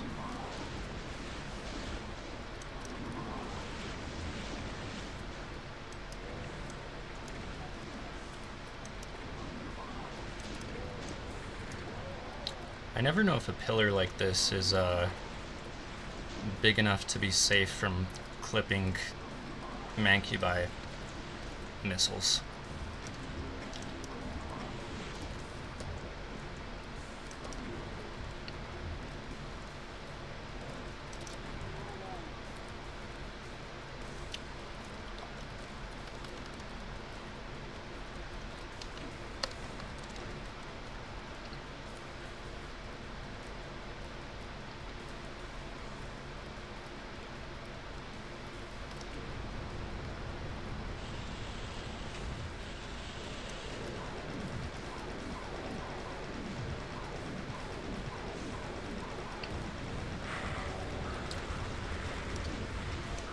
Oh my god.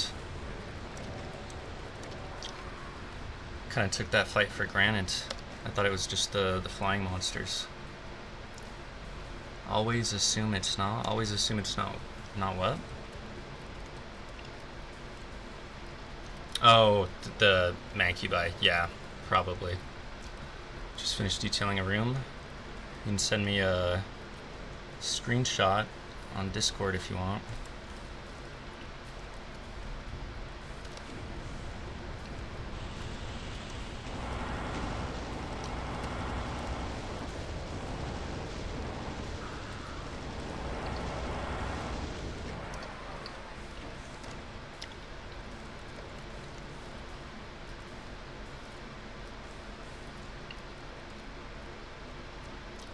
Maybe I should look for health.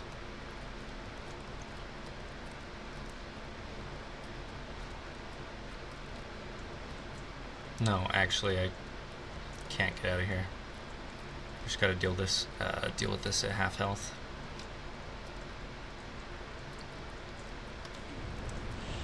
Oh, actually, can you just cheese this?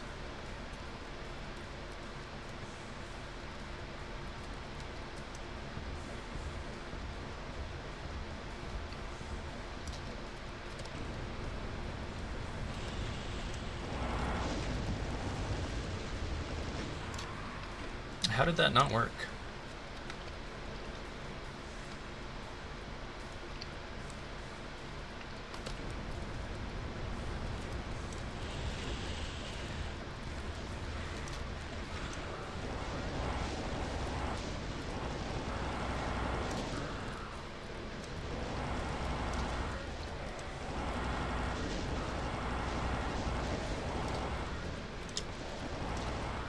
Okay.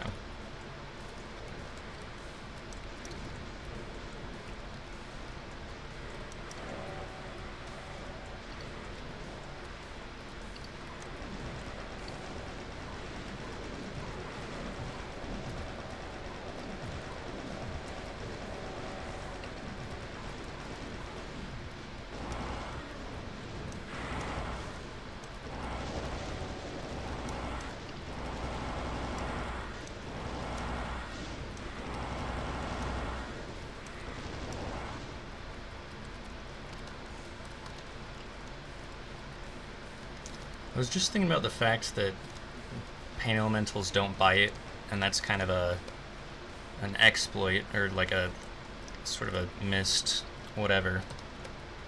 But I don't mind it because it creates like puzzle situations where you have to rush the PE. But what I'm wondering is, does anyone play blood and not cheese all the gargoyles? Because there's not even like a... You can just crouch and they can't do anything. There's not like a trade-off puzzle element.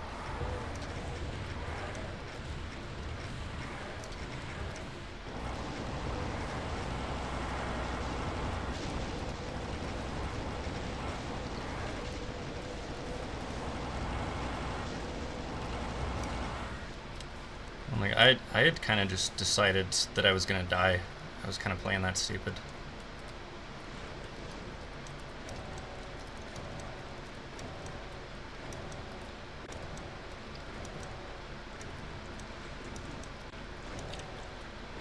I've been as slow as anyone would be, but I'm a huge fan of minimalistic fight designs too, where you have this hard-ass fight and it was 8 monsters or something.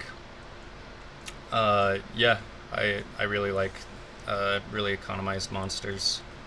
That's advice I tend to give new mappers, is when they like they'll want to throw like a bunch of enemies at the player, but it's just like spammy and grindy.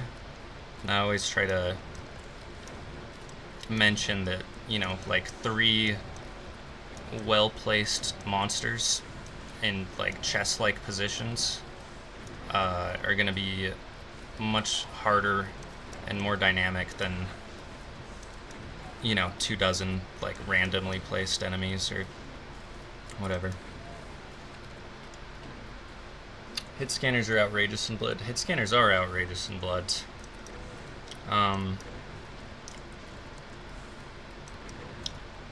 But it's not the cultists you cheese. It's like the guy that barfs. You can just duck below his barf, and then the gargoyles.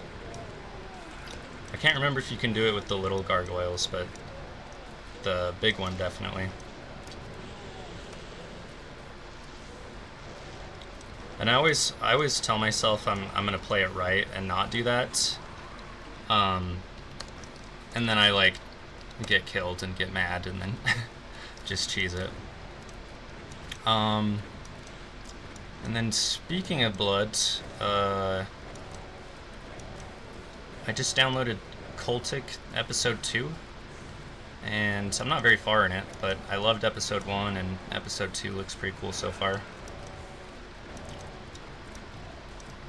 Been waiting on that for quite a while now.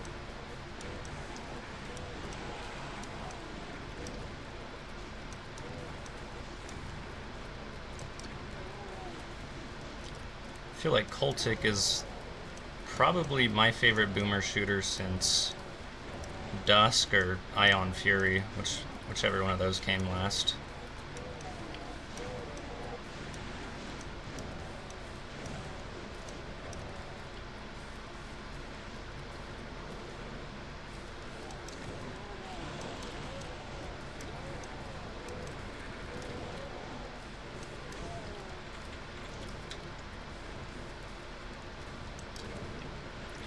This is another area where I'm kind of forced to doorway camp, and I don't want to, but I just ran out there and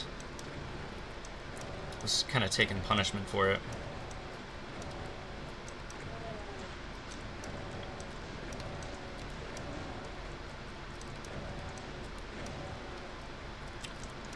Hit scanners crouch, so it's a wash.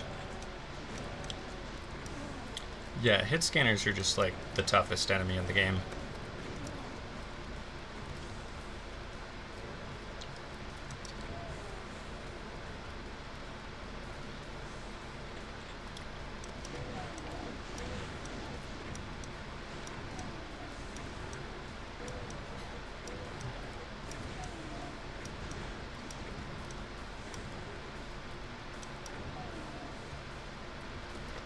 Okay, we'll call that a checkpoint.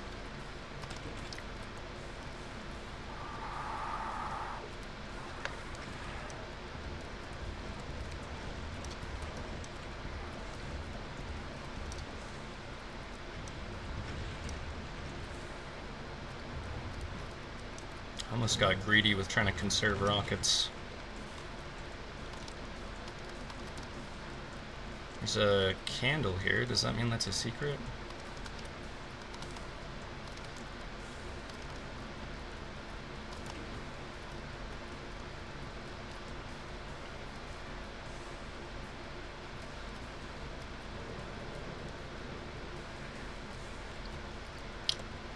I like when items are placed in poison.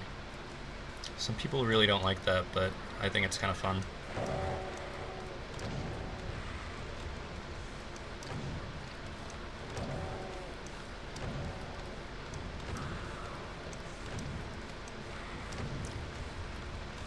Especially if it's set up in a way where it's like you will end up better off for it if you go through it, but it does require you to have, you know, at least 30% health or whatever.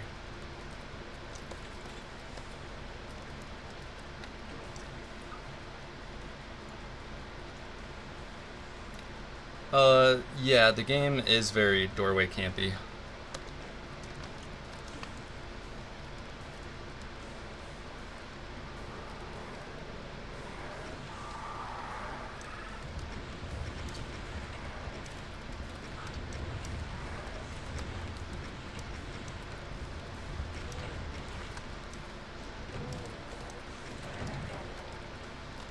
He had some bodyguards.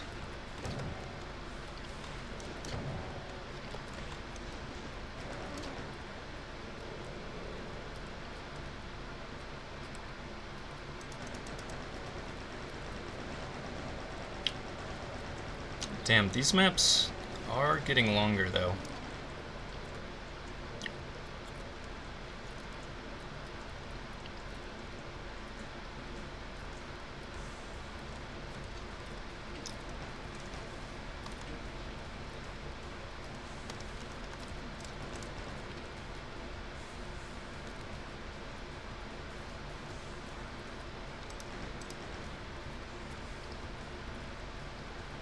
Kind of thought that was it.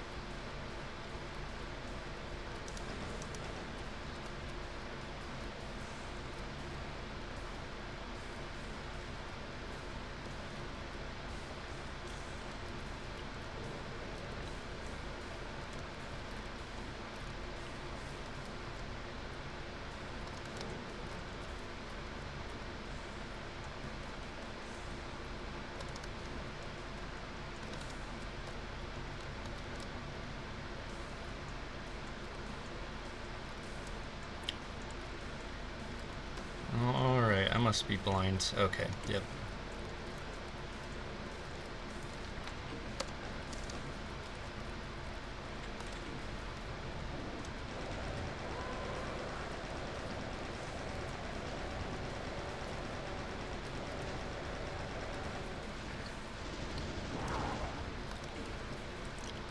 You definitely abuse that pole and wake them up one at a time.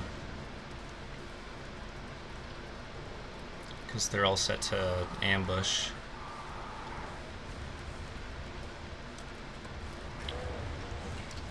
I like this, how it's the same each time, but the stakes get raised because you've got more rev corpses around. So it's not like it's the same.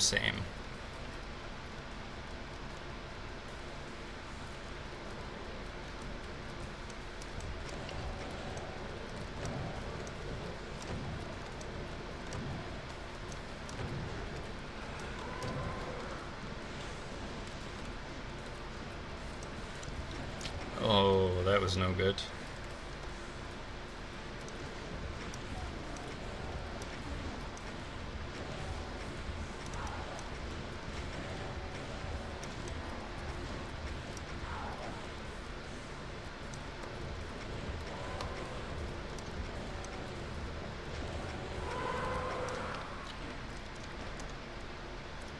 Secret WAD I'm working on is 24/7 long, like 24/7 as in just all of them are long. I don't have a problem with it, but I tend to not prefer like a full megawatt of that.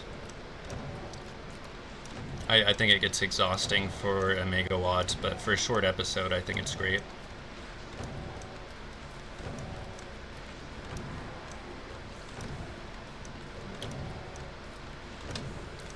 How many are you gonna have, though?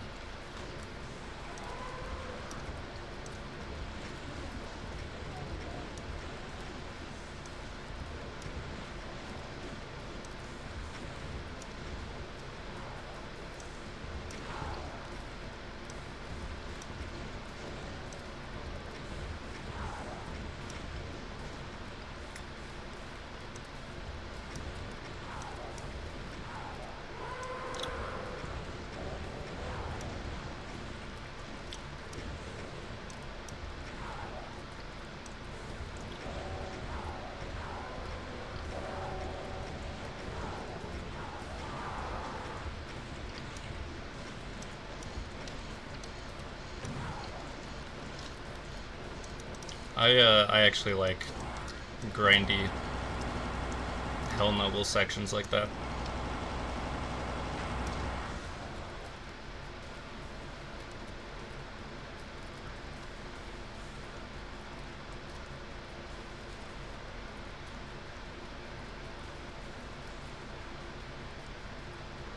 Some interesting floors. Interesting gate. I'm guessing it wasn't aligned to the grid, so he made his own. I love that.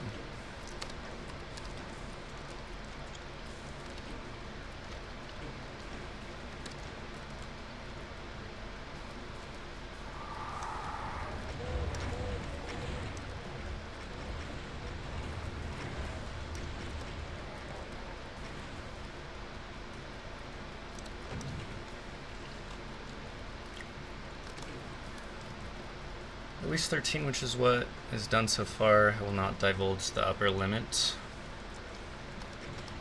Why? What, I don't see how that could be a spoiler.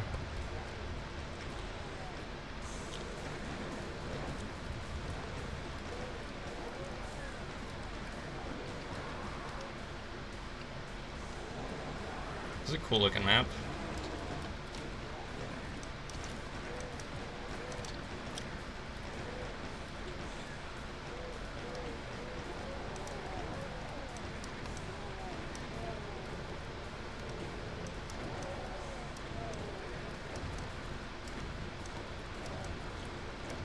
Oh my god.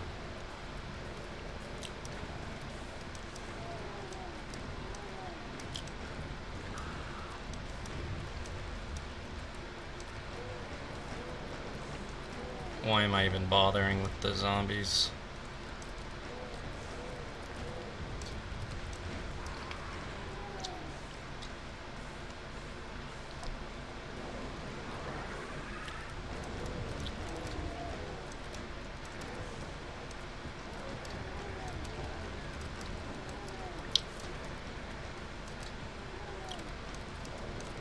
Okay, maybe try to kill everything on this side and then lead the archvile this way.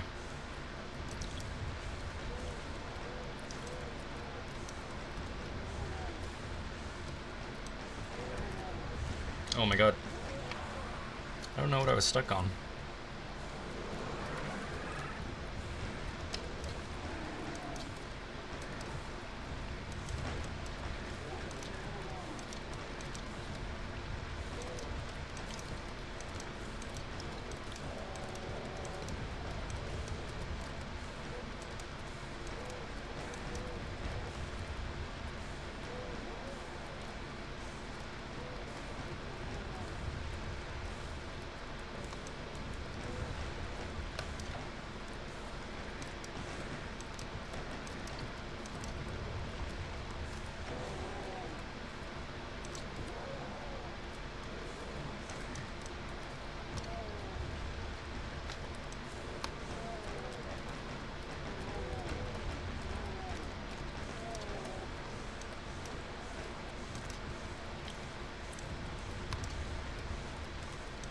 Just gotta keep him right here. Oh, don't do that.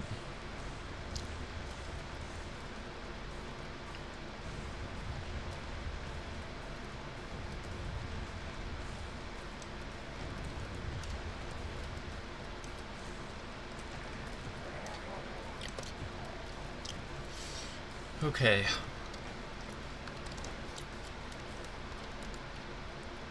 It's a hot start.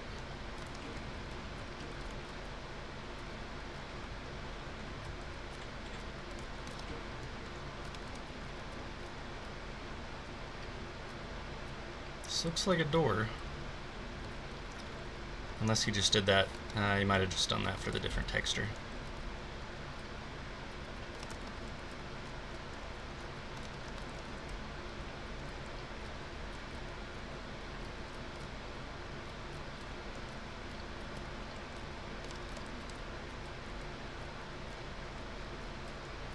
This feels like a map where knowing the secrets would,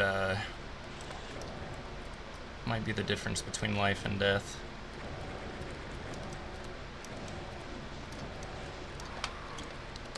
That was dumb. I was checking the kill count.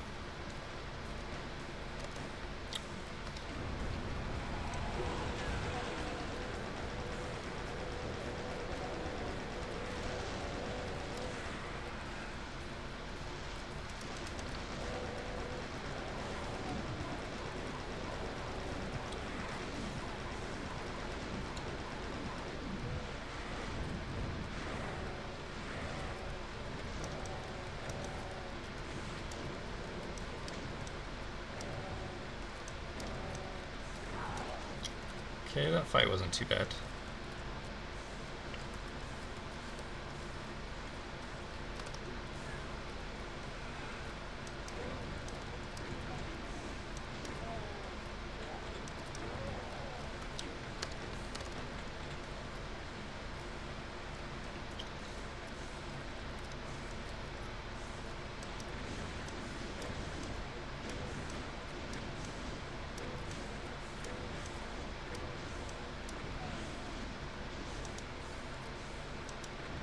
This is always a cool look. Didn't Romero do that?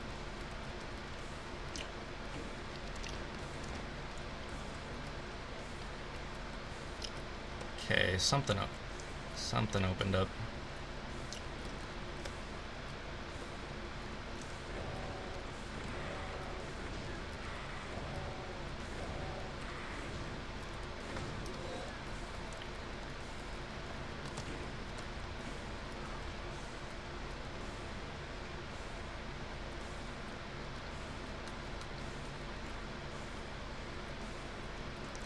Oh my god.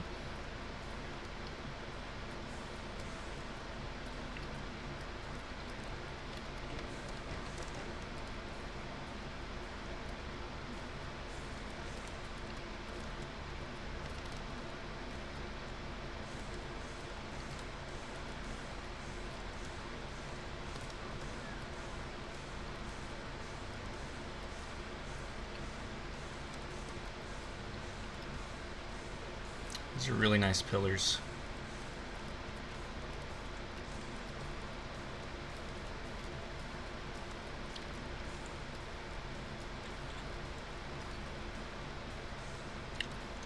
I just picked up the secret armor, so I don't want to waste it with the Megasphere, but I don't think I can take too many hits with 67% health.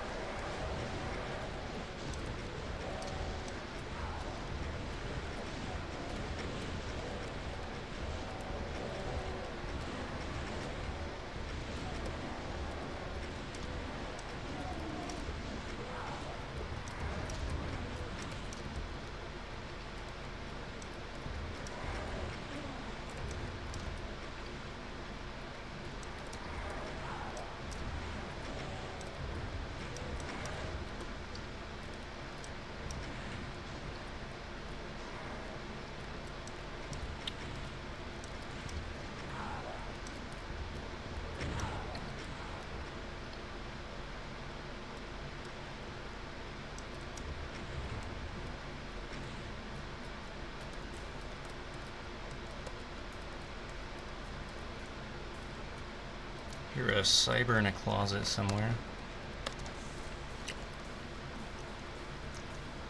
Now for the other side, will this just be the same thing? Oh, I have way less cells this time.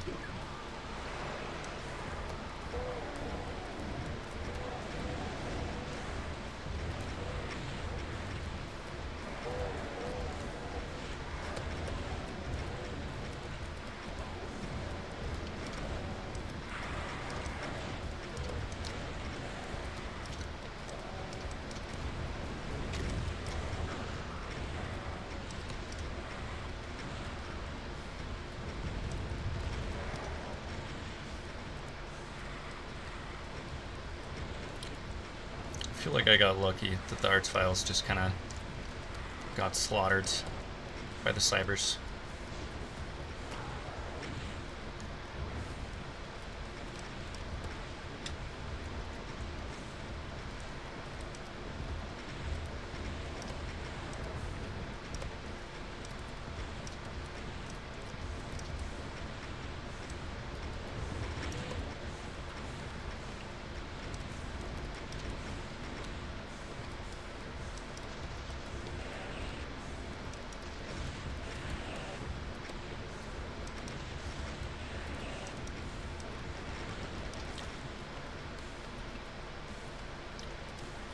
Like this carpet.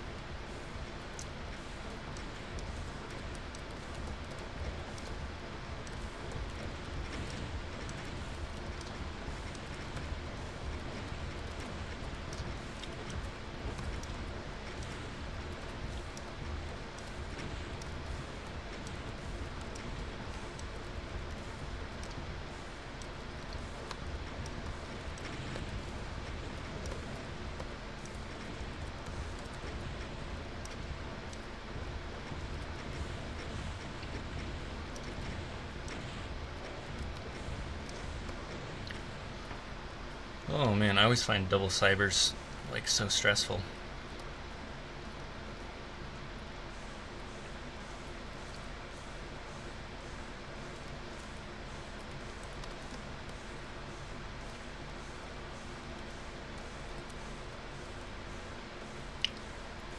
Got a switch hunt.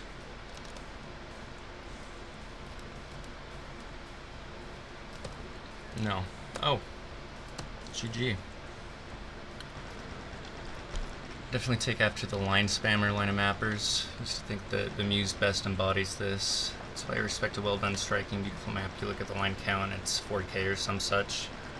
Killer 5's really good at that. Same with Time of Death. Actually, Abandoned Map 9 is just 45k lines, which is insane for a map like that. Still a lot of lines, but yeah, that is a pretty big map. Red Citadel. Okay. I'm gonna run to the bathroom when I get back. We'll either continue with this or I'll do some mapping for a little bit. We'll decide after this break.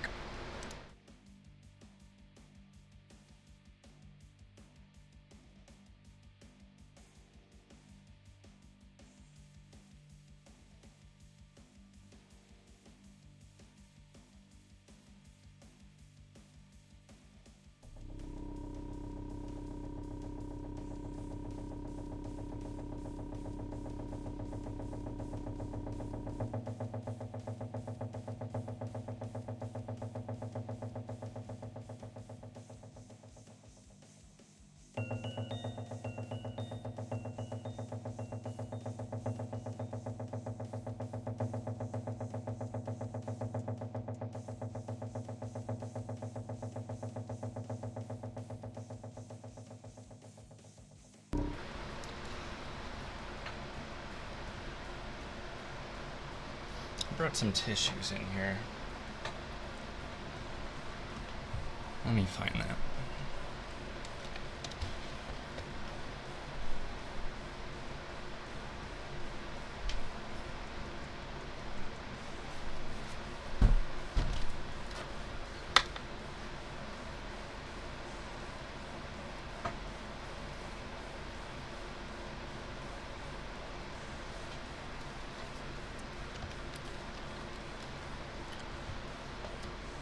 I need to start storing tissues in my car. 'Cause sometimes I'll get like a runny nose or a bloody nose, and I've got to just like pick up some nasty piece of garbage on the floor to deal with it. Okay.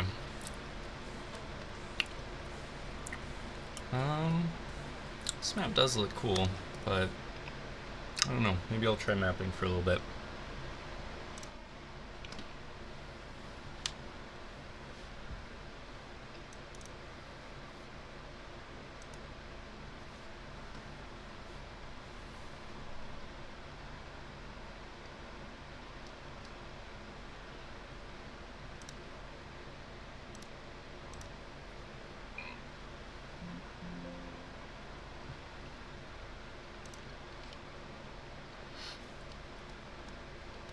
Got this like industrial factory level that I'm working on right now.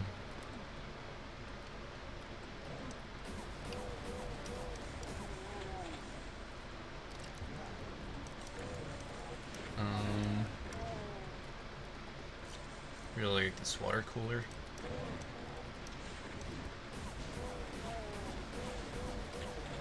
Trying to do more Doom Cube.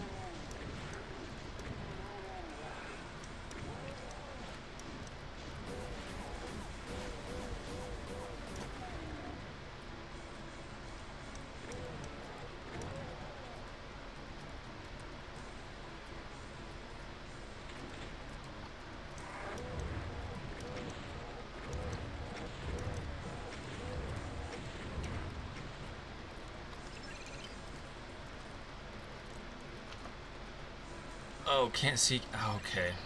Let me. Forgot about that.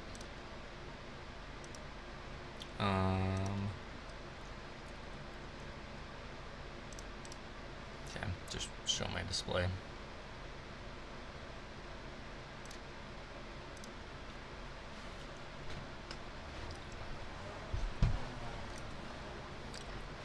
Let me make sure it's working.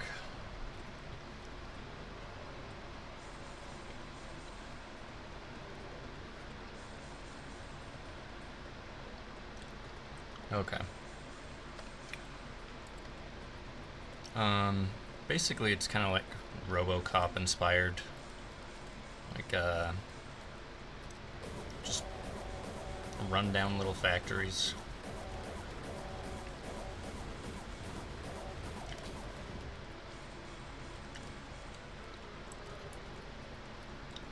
It's less overtly sci-fi than the other maps. But I don't know. I imagine that's like a little bit of a change of pace.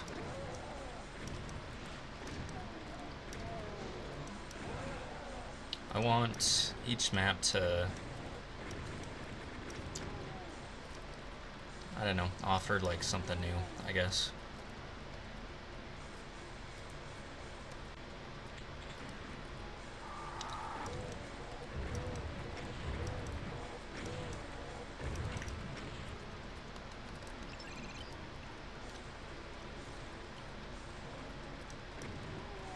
These guys pop up.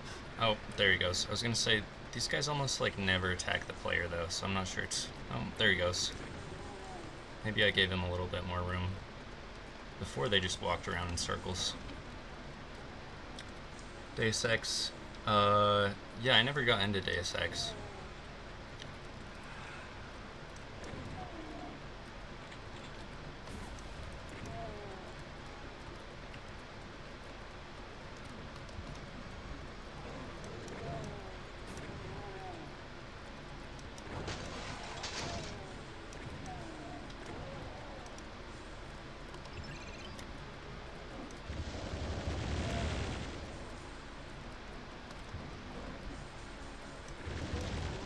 Needs to be unpegged. I'm not thrilled with the layout of this map. So far it's pretty linear. There's like no reason to visit here except for a secret.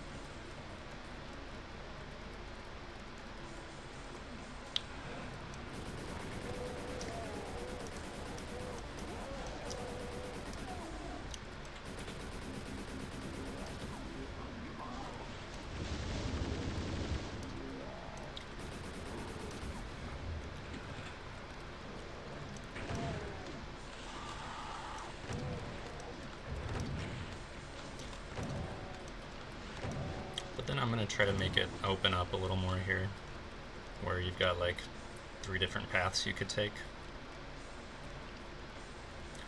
It's supposed to be like a drug lab or something.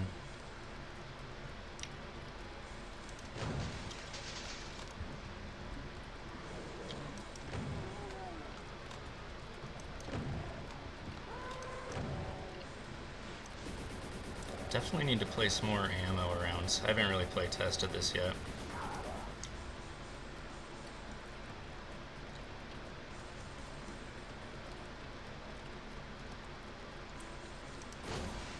I'm pretty sure that's all that's playable.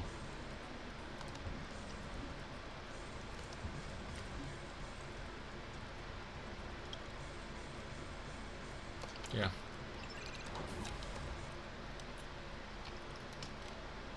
You're gonna tie the exits and starts?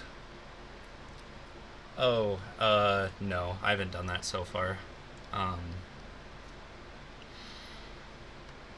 No, they kind of just pick up wherever. Especially because I want to do like different parts of the city. I don't know. I never really thought about that.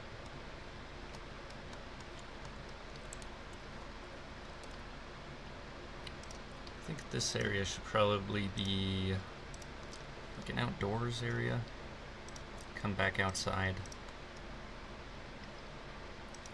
Because I realized there's probably too much like interior stuff in this WAD, and a lot of people want to see the city.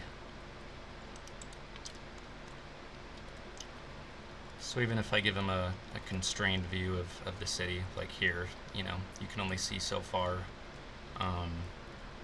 It's probably better than keeping them cooped up inside too long.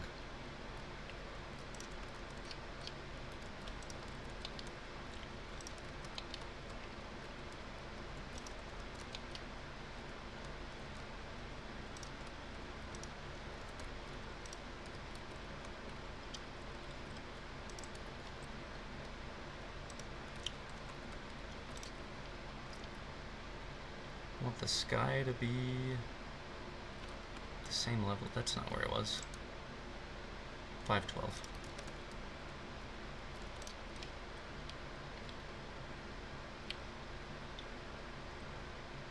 To end in a tunnel, start in a tunnel.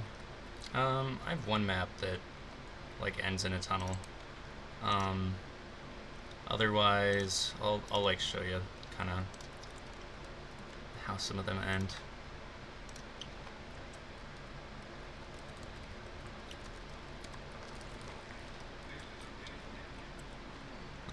Just clip into the end here with enemies dead. Actually, Tavio, you've played these maps. Yeah, just like this one ends when you step outside. The one you haven't seen though is this one.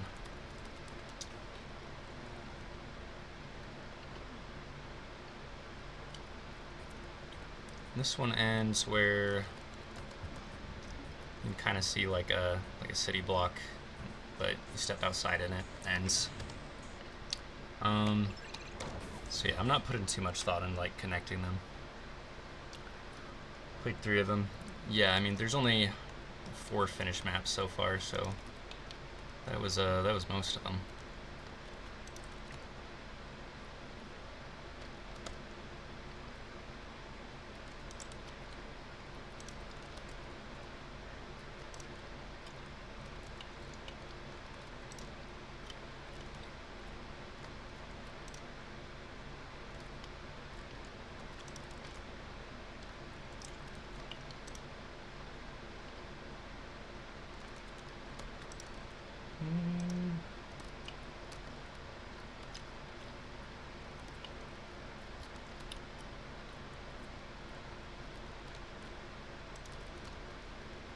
I was playing the RoboCop games that came out.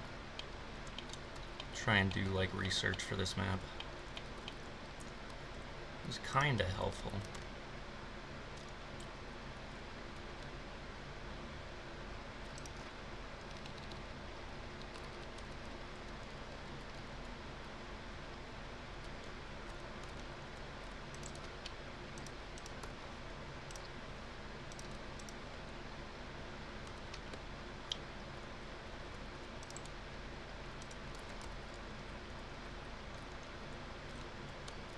Okay, so I want these to be two different paths, but they both come outside, so I don't want it to be pointless where you just like join up immediately, so I probably need to like keep them split up. Maybe have like a fence or something where you can see into the other path, but can't go there unless you go through the other door or wrap around in whatever the next building's gonna be.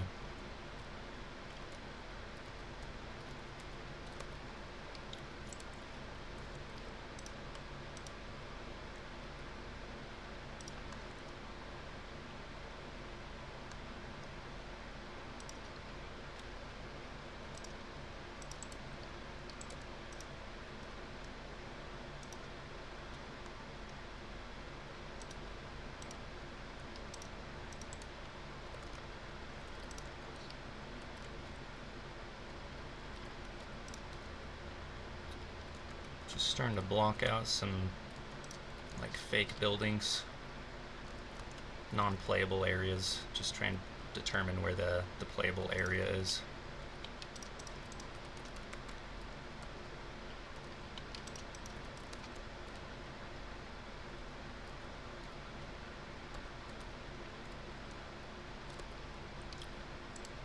This should probably be more interesting shape.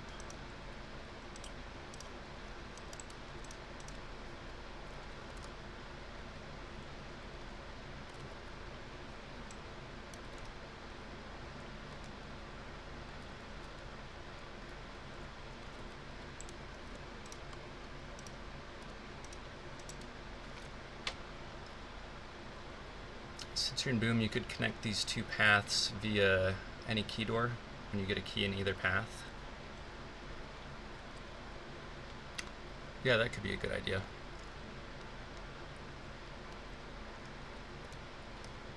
Well, wait, would they be getting like the same key whichever path they go? Because then they wouldn't. Because then they would just want to take like one path, right?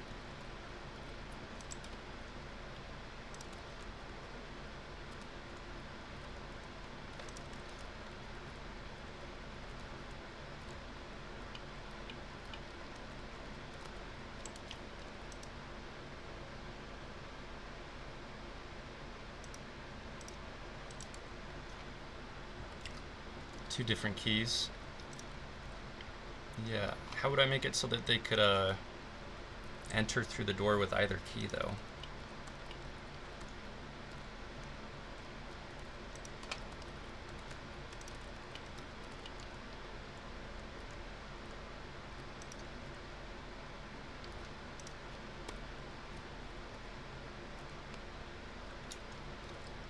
Oh, Boom has any key doors? How did I not know that? I mean, I did know that. I've played plenty of WADs that have that. Somehow I never thought to do that. Let me look at that. Locked door, block, any. Yeah, somehow I've just like skipped over that every time. Never even thought to do that.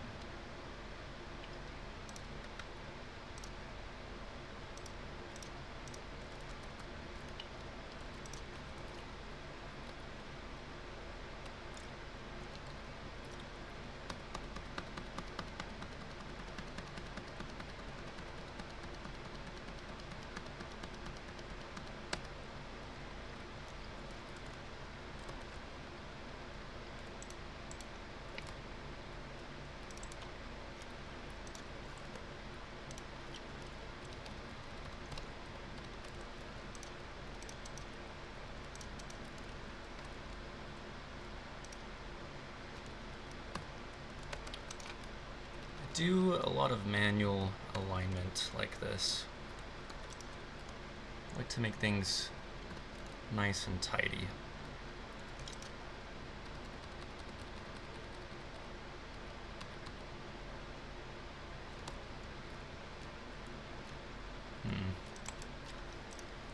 This texture's not quite tall enough to work. Neither's this one. Maybe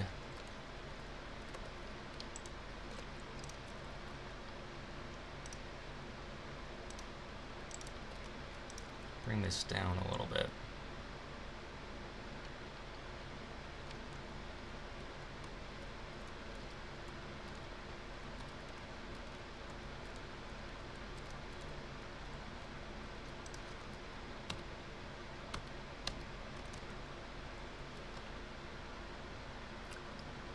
caching it. Oh, I think, yeah, if you're still here, peace out.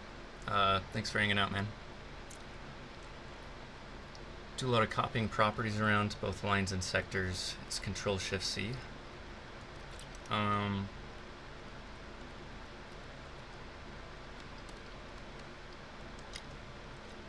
Control-Shift-C.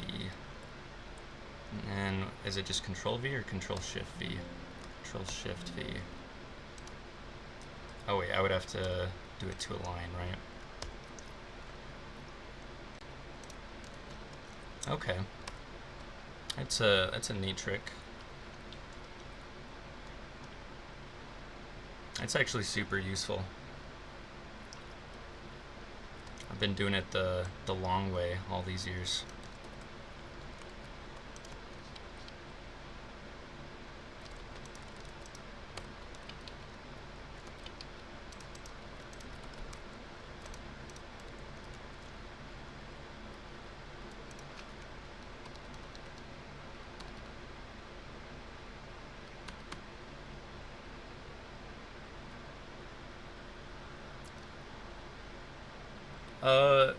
No, it worked. It worked. Look, I took this line, Control-Shift-C, go to this line, Control-Shift-V, paste properties. So that works. And that's way easier than going in and trying to remember the exact number on the, like, custom flags. You know, like, coming in here and trying to remember, okay, 15416 or whatever.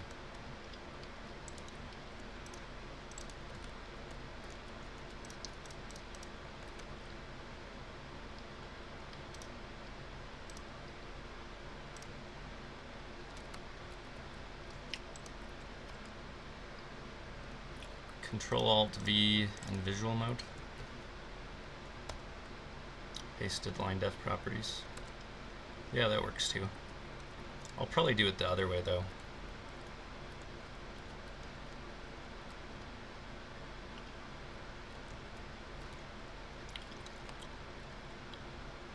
I'm gonna grab some of the textures I was already using.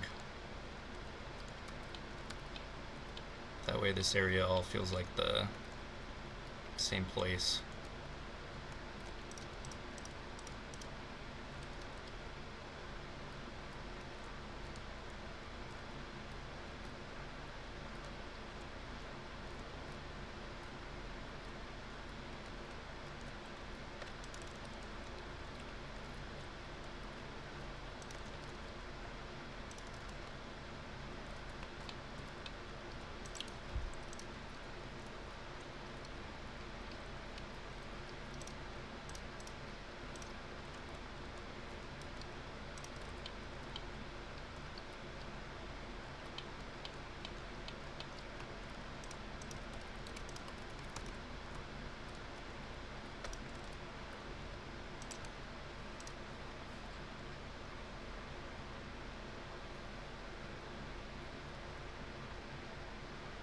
I feel like an industrial area like this should have metal stairs of some kind.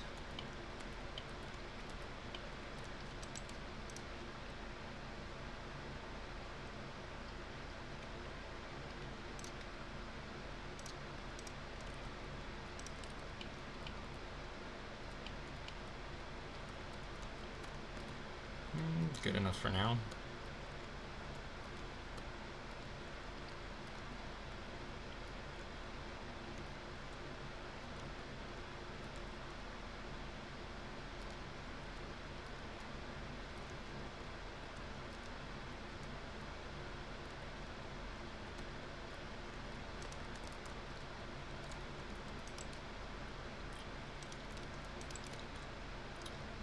Floor height 352. We probably see this building, so let's stick it here. Pretend that's the same building.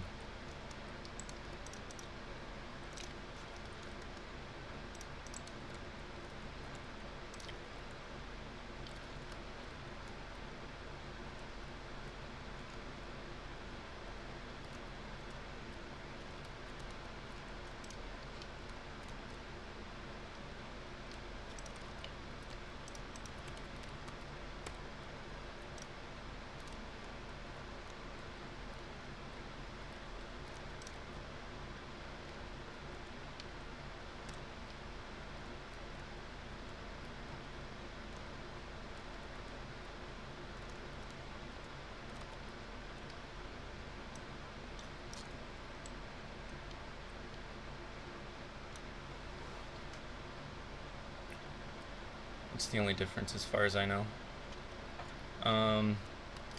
Yeah, I usually when I'm like editing line defs though, I'm in 2D mode.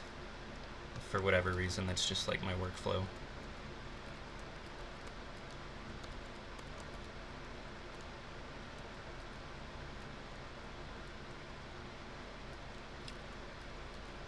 It still looks wrong to me, especially if I'm gonna have someone enter here. I need to be able to put a door here.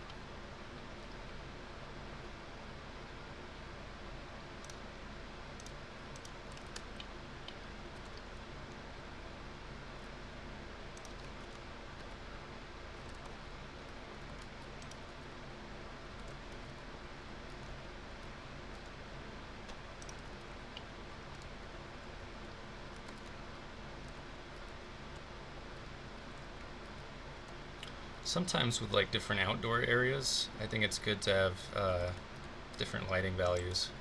So even though like the lighting value for outside over here is 176, we could give this impression that it's like this is like a seedy back alley over here in this area, and make everything just a little bit darker.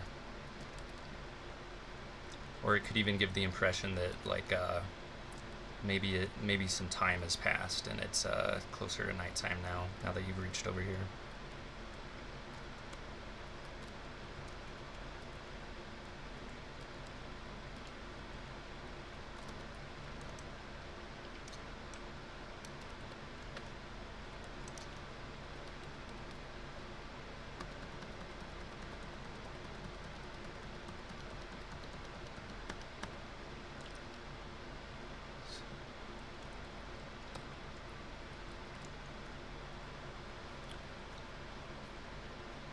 To that, yeah, that is what I did in Ad Mortem.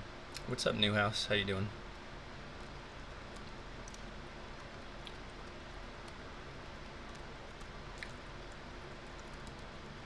Yeah, I was inspired by the first the original Ad Mortem to do that. I don't think he literally does that, but it's like you feel this dread as you approach the manor, and I decided one of the ways I wanted to do that was by playing with the light values.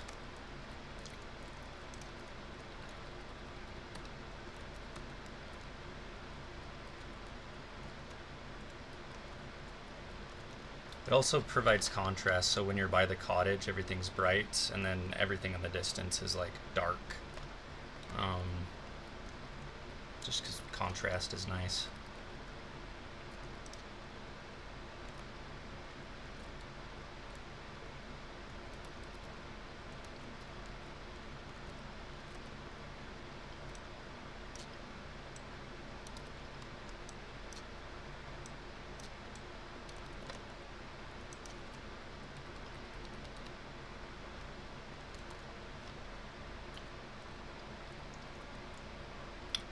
Lost Civilization does a trick with the sky texture changing progressively to night. That's pretty cool. I haven't actually played through Lost Civilization. I've had it downloaded for a while, and I think I played the first couple maps, but I never got to the cooler stuff. That one Dreamy Void map, yes. I mean, basically, I mean, there's so many like Dreamy Void maps in Doom. It would be hard to say. Chaos Library mix map? I'm not sure. Maybe. It's hard to say. It's like asking someone if they made like a tech-based map. Did you make the tech-based map? Like a million people have made maps like that. Lots of green. I made a library map in 10 by 10 with like lots of poison. So that could be the one.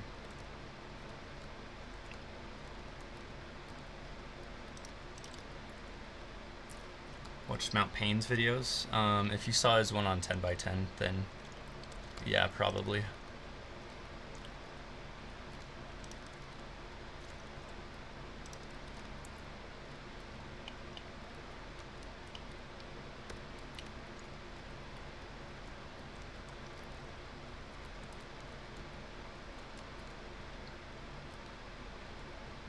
This isn't looking like a factory right now. I don't think I can have this whole building use the same texture. Maybe I just need to align this so there's not as many windows.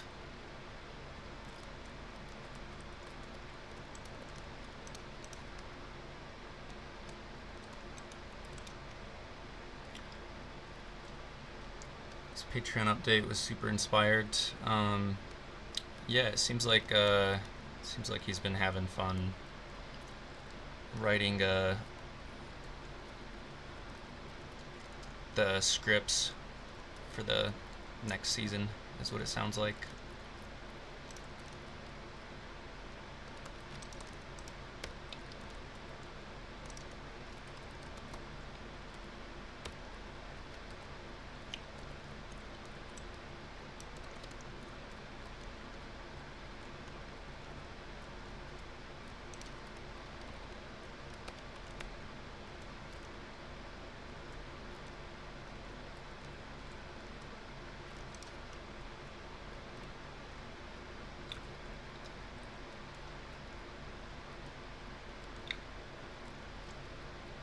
Felt neat, thanks.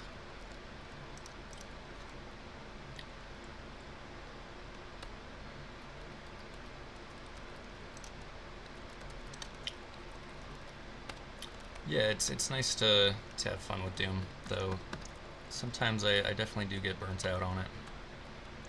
Gotta take a break.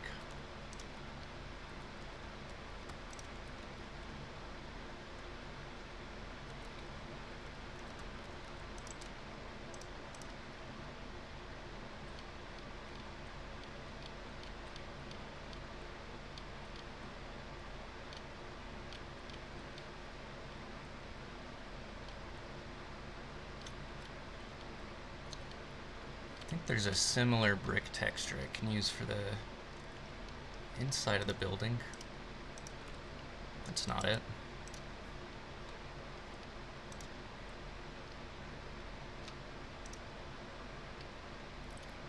I don't have this shit organized at all. I've got to scroll through the whole thing practically anytime I want to find something. Here we go.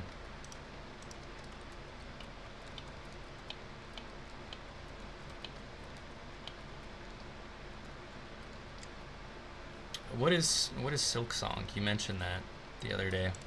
I don't know what that is.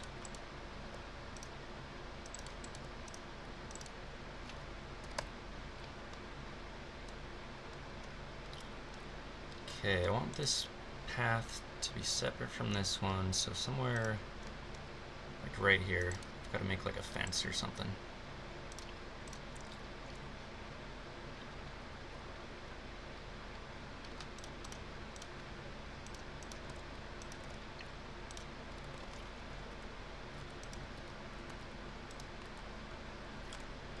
Oh, Hollow Knight? I guess you're just playing a lot of the Hollow Knight sequel.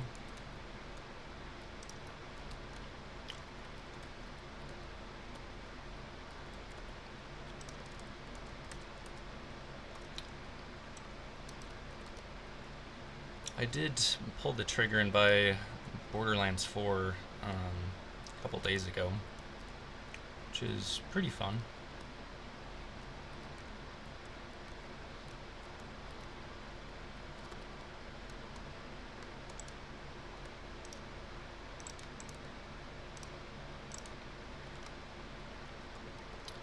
I don't like when I see a Doom map and all the walls are the same height. It really breaks the illusion of being in a city, so I like to have different buildings at different heights. And of course, these walls will become skies later. Metroidvania. I never got into Metroid. I do like the NES Castlevania games, though. At least 1 and 3.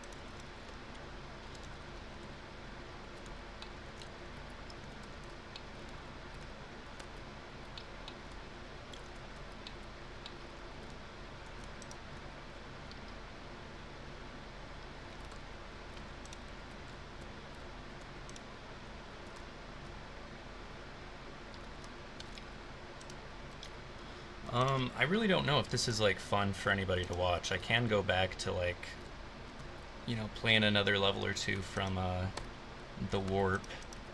That's more interesting. I just kind of get sucked into this, and I forget that I'm streaming, that I'm supposed to be talking.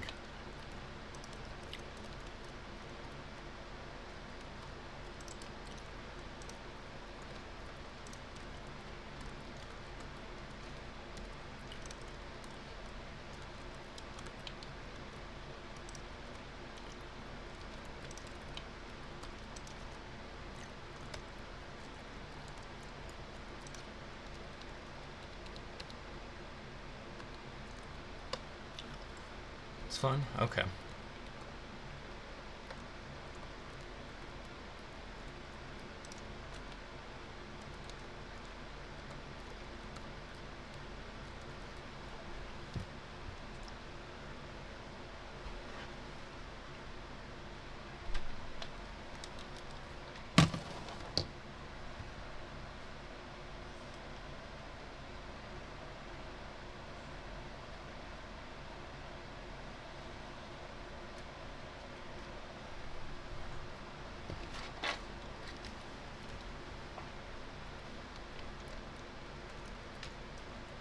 Alright, this is already shaping up into something.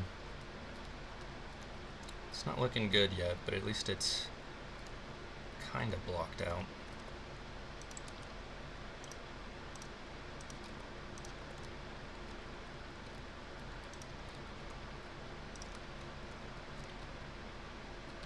I try to get all my big shapes in first before I start detailing, because otherwise, like on this other area, I put this roof part in last, and it meant that I was competing with all of the line defs down here, and it was like more of a pain in the ass to do.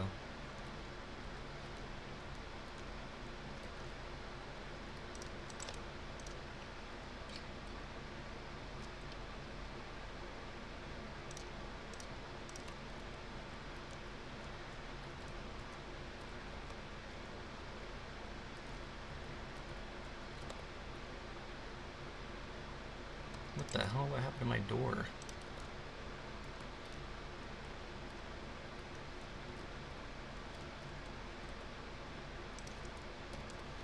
That's bizarre.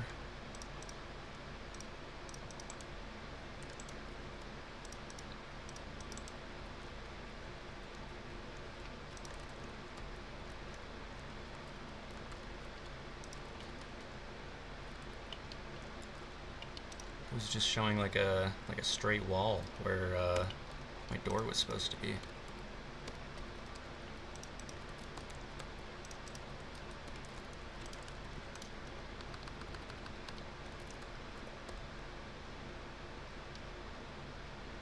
Uh-oh. Oh, no, that's fine. Thought I broke a sector.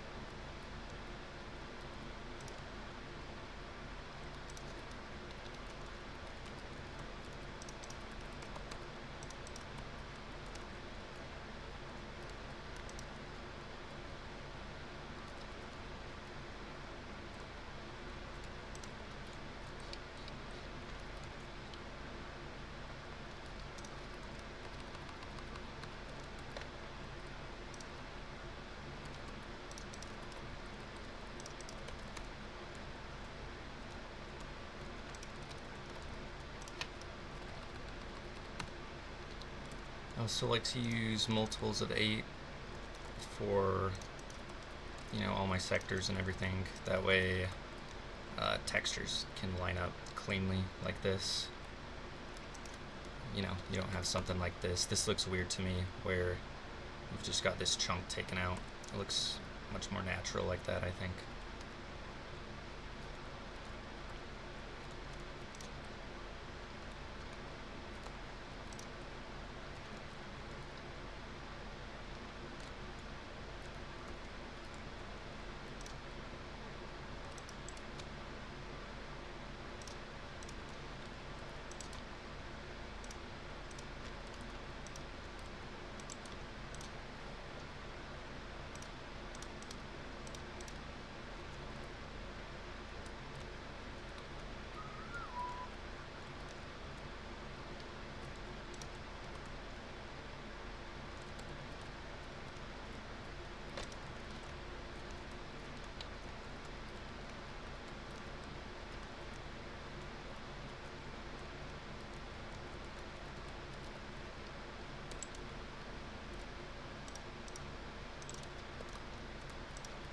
If possible, I like to line up shapes with other shapes.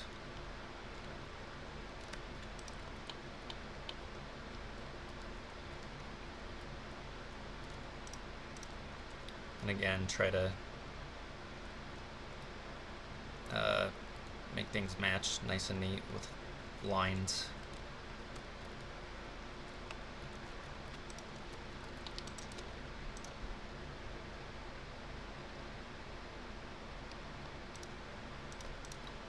I feel like this building should not look hospitable at all. It should just be some sort of tech monstrosity.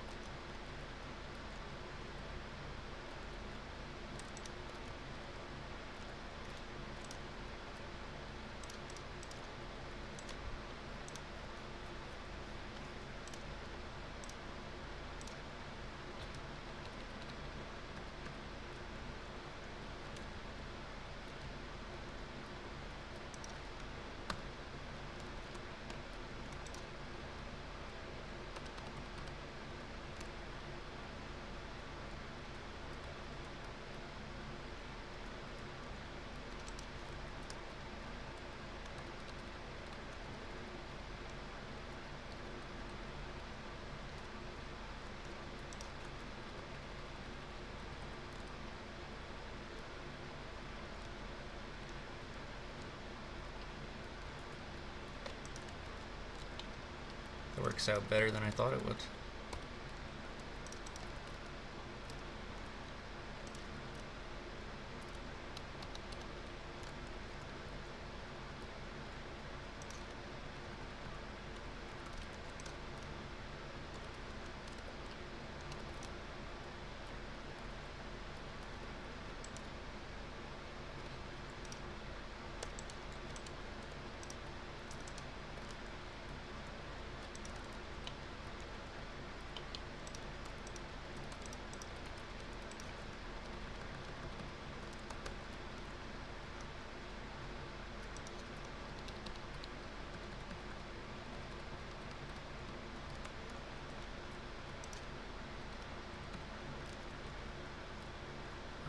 Yeah, thanks. I put a lot of work into it, but I would definitely be excited to see what other people do with these textures after I'm done with it.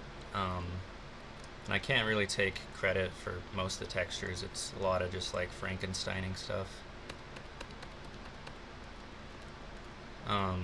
Like the wood paneling here comes from like Shadow Warrior, and then I just took like the tin texture and like cut out parts of it, slapped it here, took a vent, put it here, took a machinery texture, put it in this slot, and then added like shadows to make it look like they belong in these wooden slats. And this just came from like a real life picture of like an air conditioning unit. It was hard to get it big enough that all the details showed, but like small enough that it fit the scale. 1, 2, 3, 4, 5, 6, 7. That doesn't work out.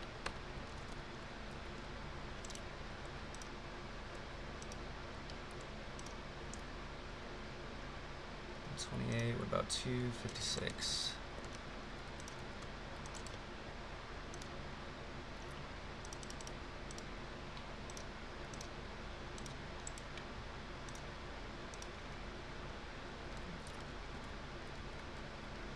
Yeah, I'm surprised I didn't see more snow textures like this. Most like the snow wads I've seen, pretty much all of the snow is just like the flats, and then buildings will remain untouched. So I really like the look of like having the ledges like covered in icicles and stuff. I think it really kind of help sell it.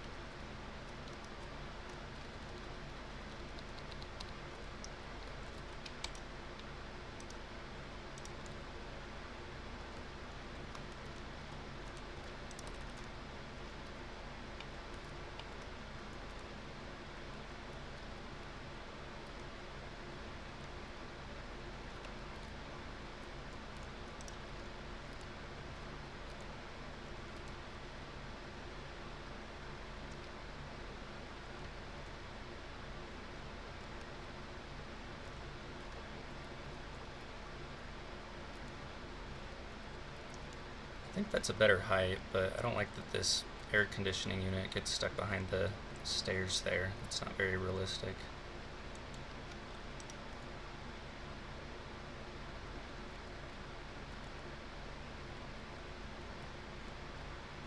Maybe I'll line it up so that the snow aligns here. Could do something like that.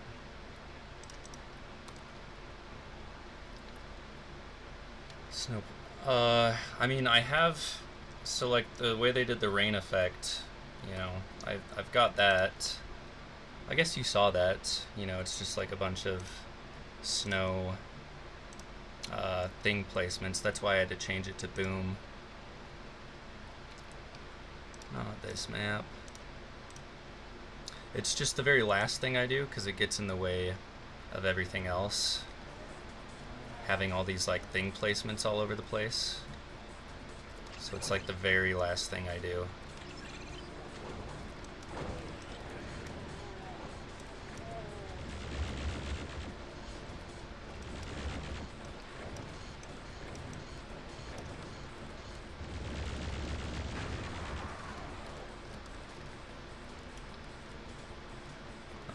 It does get pretty dense in some areas though, so I try to avoid too many like wide open spaces.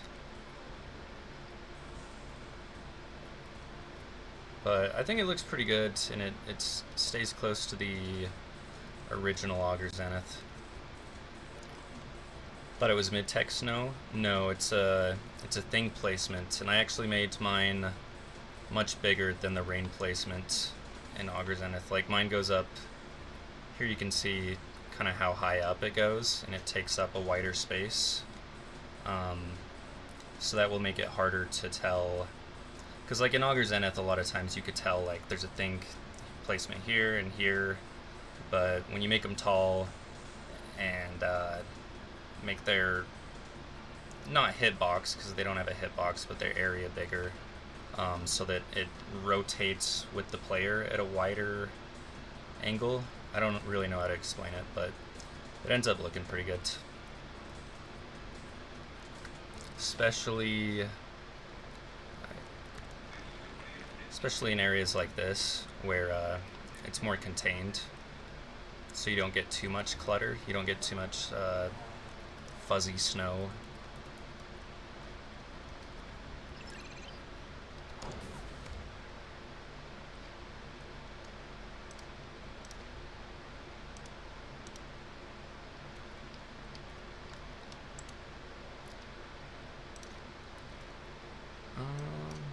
Where is that? I think it's the Commander Kane. No, that's the rain ambient. No, it's a small grain torch.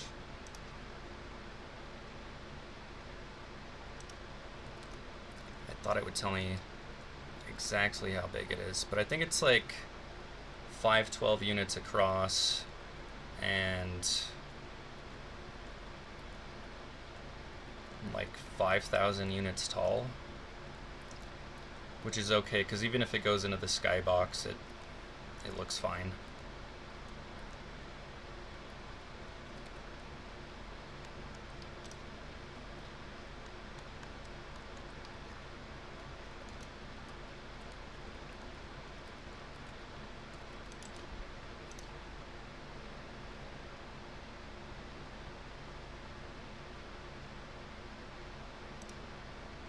Some of these textures are half-baked and just don't look good in the game because of the lighting.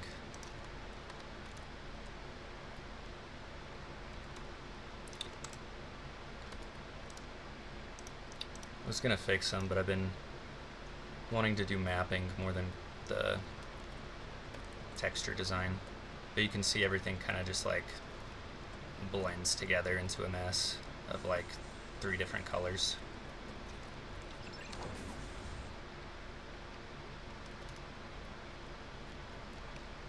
Which actually doesn't look bad here. There's just supposed to be some nondescript wall.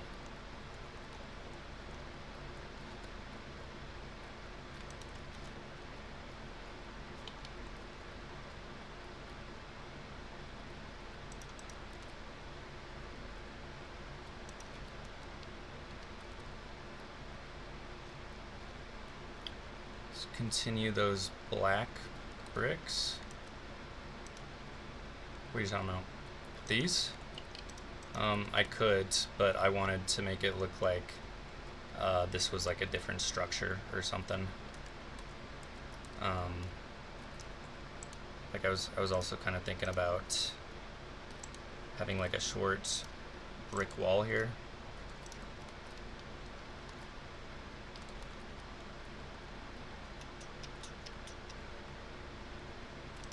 There we go, there's my bricks.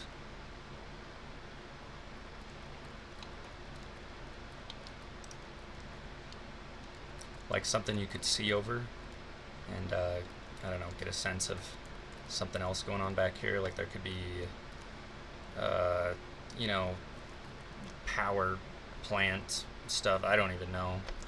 You know, obviously I'm just like making this shit up. Like over in this yard over here, you just got like pipes that just look like they serve some energy purpose of some sort, but you know, just kind of nondescript.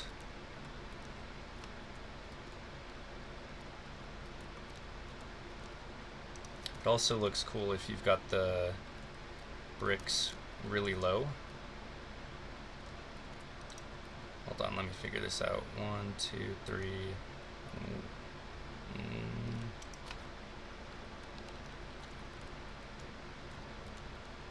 Really low, and then you come in with like a fence right behind it. Because for some reason I think this looks really industrial, this sort of thing.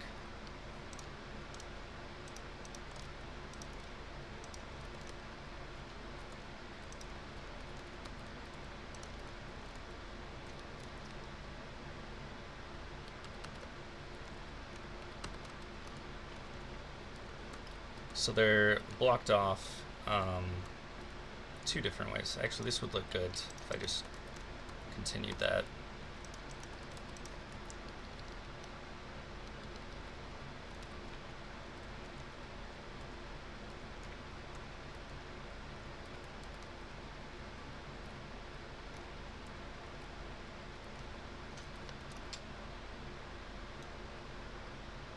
I think that can be fixed via messing with the color map of the WADs. I mean, I don't want to mess with the PlayPal. I really like the PlayPal as it is, and I tried like color remapping. It's just that in GIMP I used too dark of textures or something, and then when they got turned into Doom graphics, it just like really compressed the amount of colors. So I don't know, I'm just kind of treating them like they're not even in the WAD, those ones. Like this one's especially bad, I think. Let me show you this one.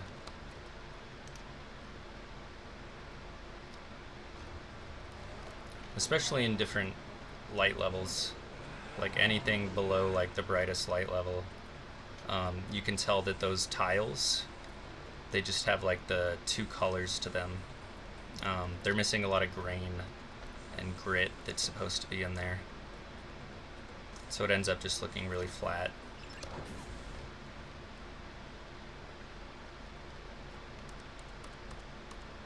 They're cool textures. They're worth salvaging. I don't want to do it right now.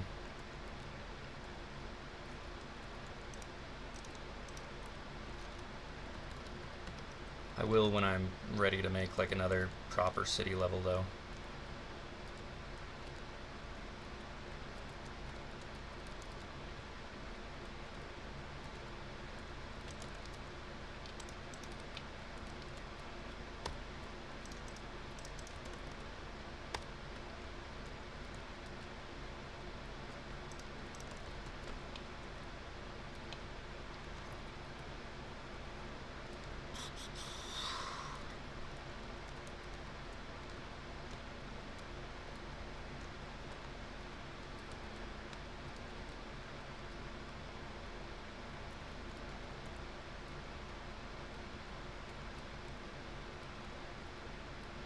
It's kind of hard coming up with like different factories, because I end up just kind of wanting to do the same thing every time, which is just like slapping pipes and air conditioning units on them, but you know, they can't all be that way.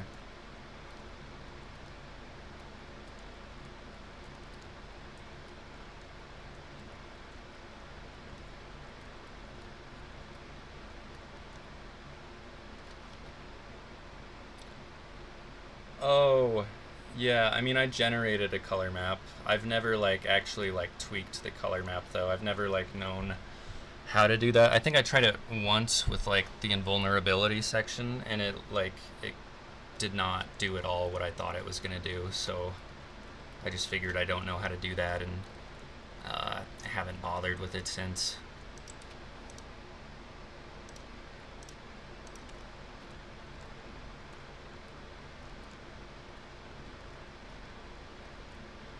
I remember Dreamcatcher Apparatus had a really cool color map for the invulnerability.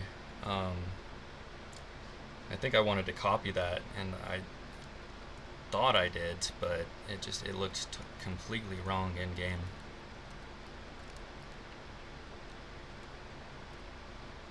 It's looking a little too boxy, a little too neat. So I think what I gotta do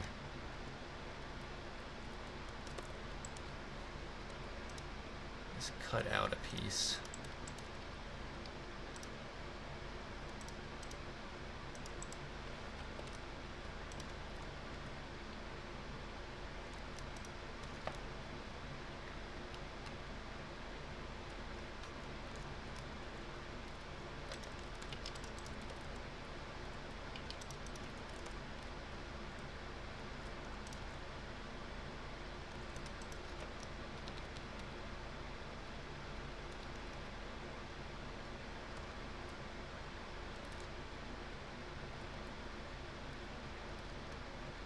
Snow's kind of jank as far as lining it up goes, because I didn't always place it right exactly in the center. Sometimes it's a little above or below. Needs some manual adjustment. It's the sort of thing that I don't mind, but if I was to like open this up to other people to play with, it's the sort of thing that can be frustrating for other people.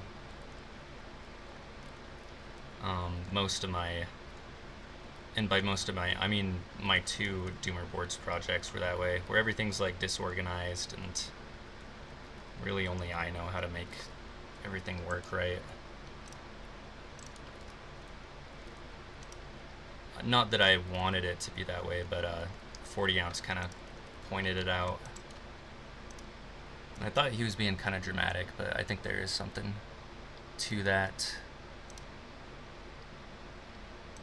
It's like having a crazy uncle with like a disorganized shed, and he knows where everything goes, but you know, no one else could find a thing in there.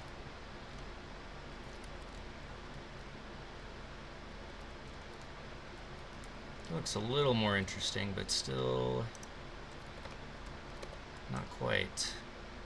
Maybe we want to cut out a whole cube section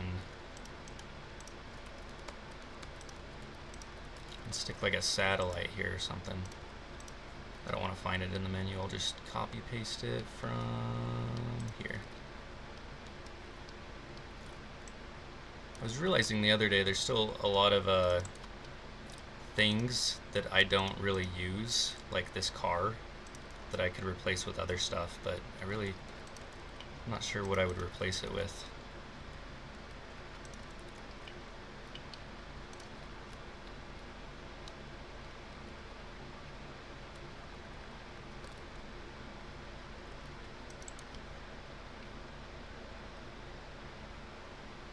that's how they make the barrens look a deep red in the dark instead of brown. I don't think I ever noticed that. I thought I probably would have just assumed it was like the PlayPal, or they exported and imported the frames or something.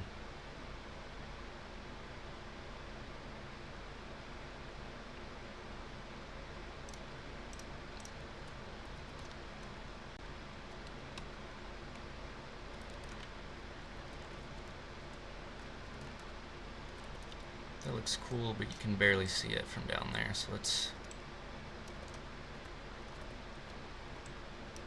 change it just a little bit. And the satellite's about the same size as this, and I think we can get a nicer silhouette if we raise this up. Not too far, because I guess the skybox is right there, but that's good enough.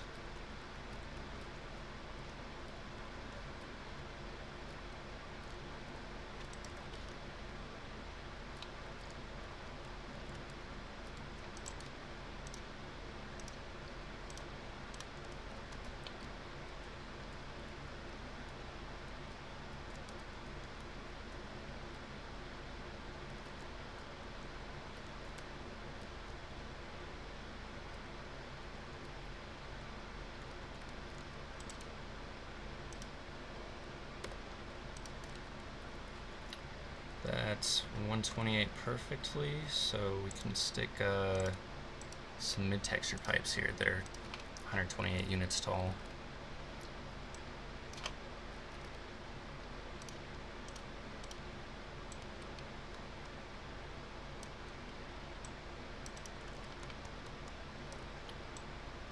So much of the work with this particular project is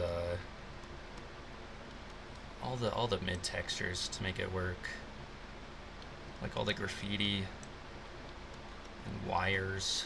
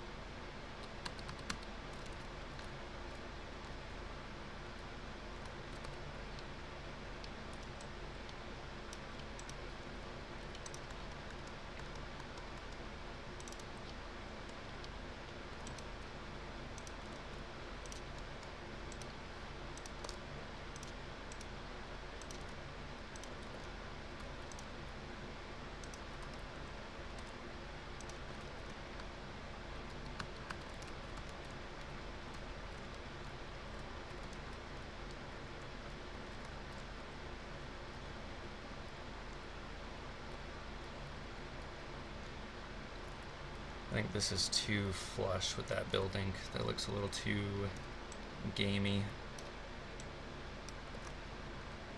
Something like that might look more natural.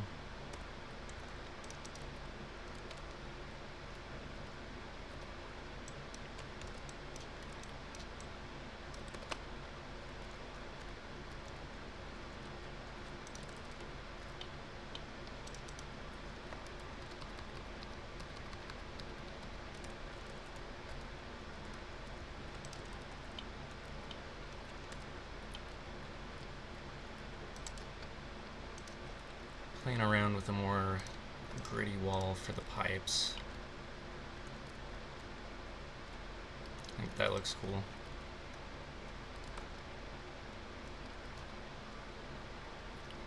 Scotty uses the color map to make the greens glow in the dark. I always wondered how that happened, because that's like a really interesting look that makes that WAD stand out.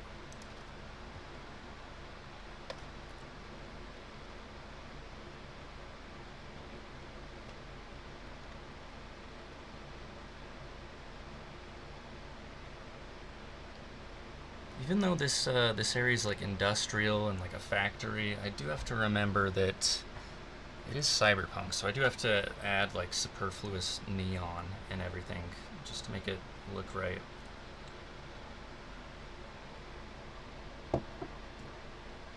Just to keep it in the sci-fi setting.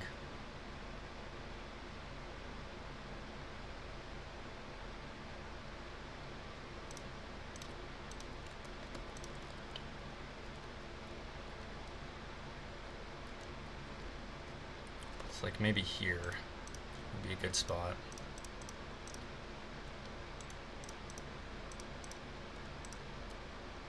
Because that's what I learned with Augur Zenith, is that you just want to slap neon like everywhere, and that does like half the work for you for making it look like it actually is supposed to be cyberpunk.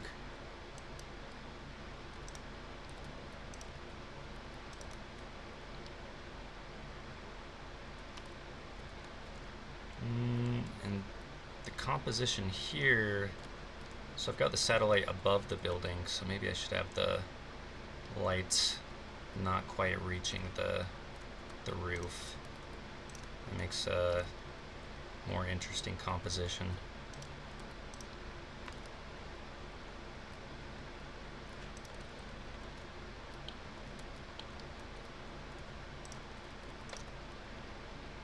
.240 set to glow, and there's like a red, yeah, this one.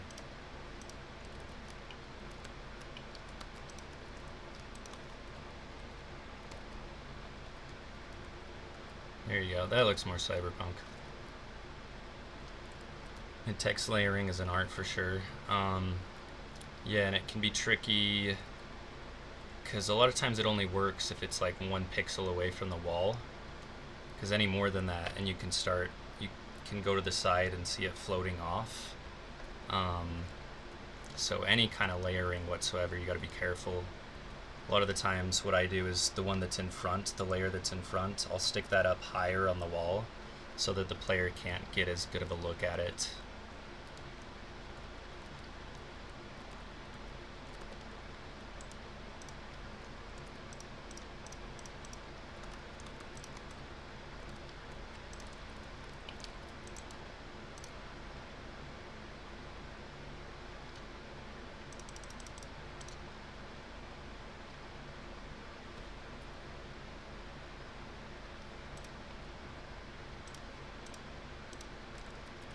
I've been working on this thing for so long that like I start getting paranoid that like, you know, I'll get in a car crash and die and then like not be able to release it, which is such a silly like thing to worry about.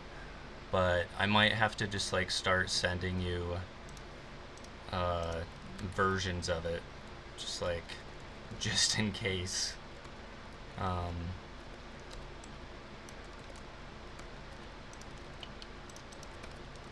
If you don't mind that.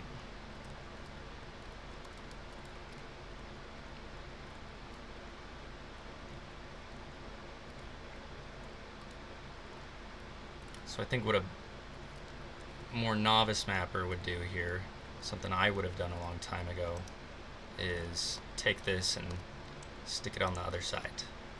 But that's just too symmetrical and weird. It's part of the reason why this pipe goes all the way across, but this one is just right of center. We want asymmetry. It looks more realistic.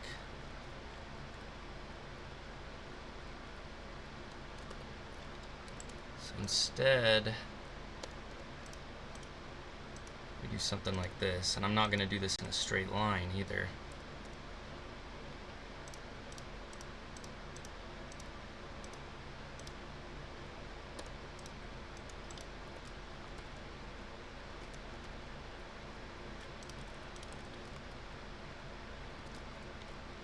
Take this ventilation, just kind of stick it there. Covers up the space, does what it needs to do. Something also I've been doing recently that I think is fun is I'll come in and actually change the texturing on a few of these little air ducts or whatever you call them.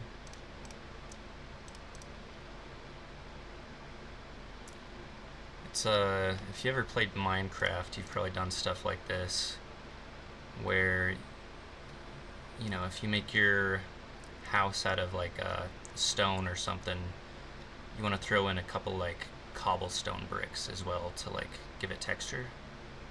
So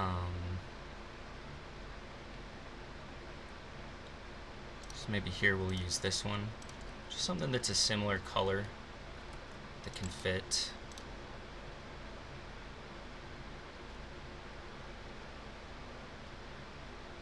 This sort of stuff probably drives most people nuts, but this is like my favorite part of the whole process. Yeah, I think that looks cool.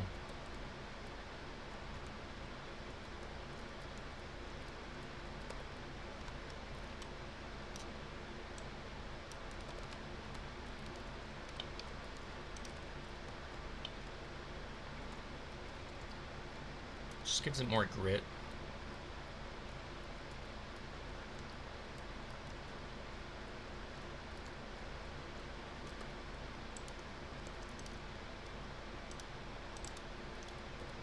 And maybe we'll obscure this behind a fence too. Makes it feel like no one's supposed to be back there but the maintenance man. So then it just kind of blends into the background. You see it, but you don't really see it.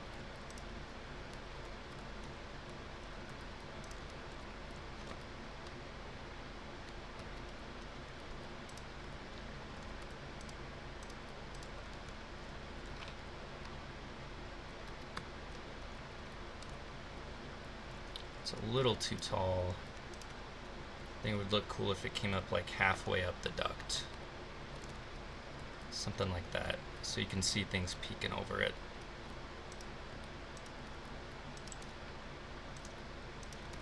And then I'll always like make stuff like this impassable just in case a player finds a way to like arch file jump or skip a gap, because I don't know, you know, what else I'm going to end up putting here.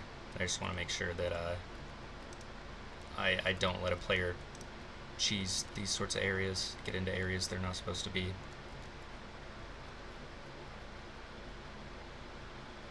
You've been at your problem for like a year?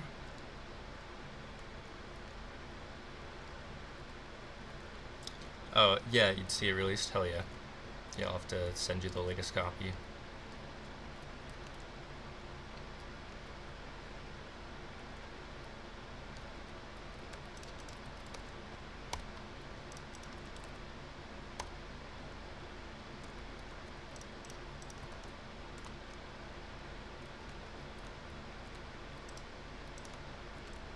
For some reason with this texture, it doesn't look right for me for this lighter color to be the top part. Seems like this darker part is made of like a stronger metal, which for whatever reason makes me think that that would be the top part.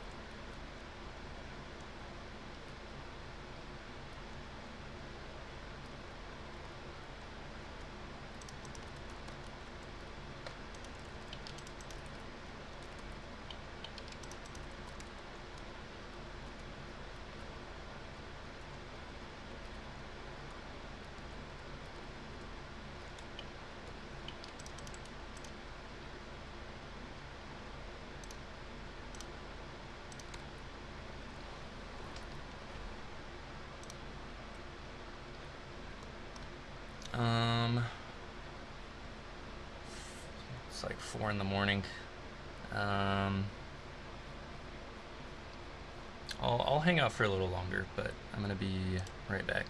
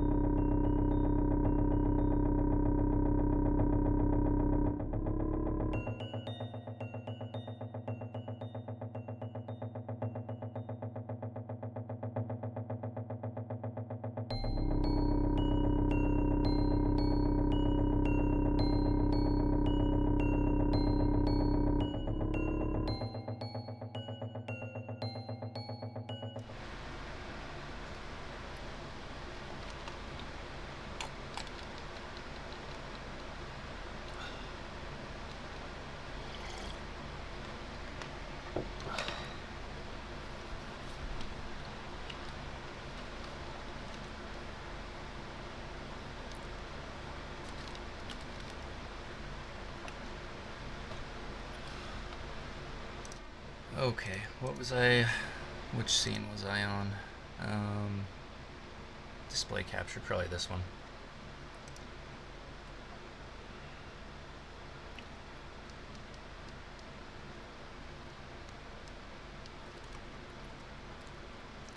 I always tell myself with these streams that I'm like only gonna do it for a couple hours, and then I just end up getting sucked in.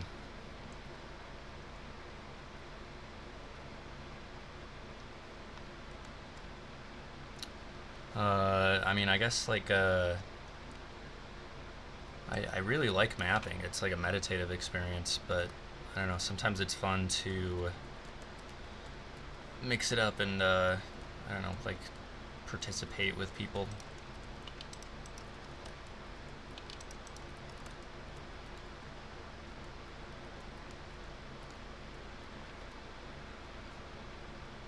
Cool.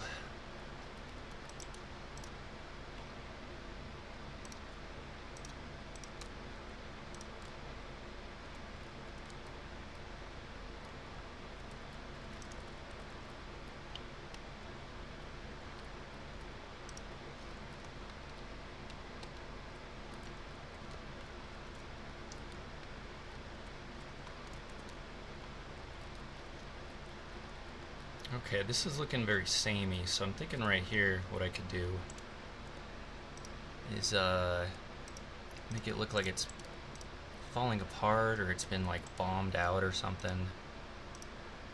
You know, maybe this is an old part of the city, like they mentioned in Akira. The old part of the city is kind of run down. No one goes there except gangs, which would make sense for why they've got like a drug lab set up here.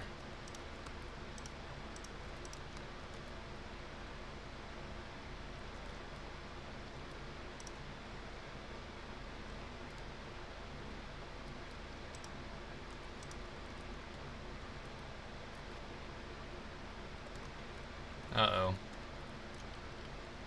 This sector's broken.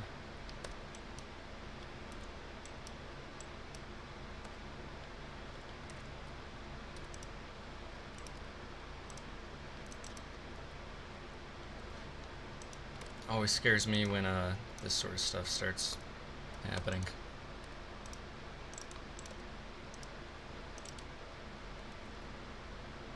Because there's times that it fixes like that and it's no problem, and then there's other times where it just becomes a never-ending struggle trying to get the map to work.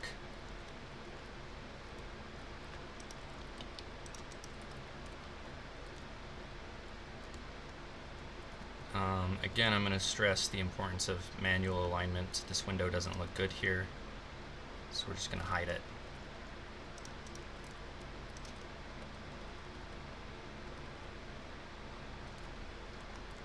Something I learned from Going Down, from Moldy. He does it all the time.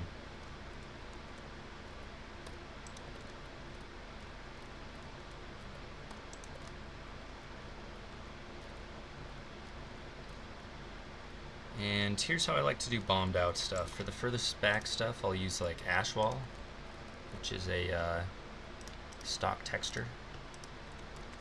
Something chunky like this, maybe. And then for the parts closest to the brick, we're gonna find like a really dinged up brick. This wouldn't normally work, but it's got so many lines in it that I think we can make it work. Like from far away, that kind of works. If you just find the right part of the texture. That one doesn't look so good. But you just keep looking, seeing what works. There was one I was using in the mall level that was really good, but I can't remember where that's at. Again, I'm really disorganized with these textures.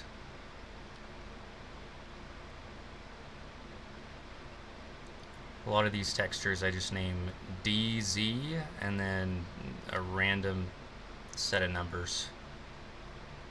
If they're correlated, like the 10, I try to keep them close, but even then, the tin gets all mixed up, and if I end up adding more tin later.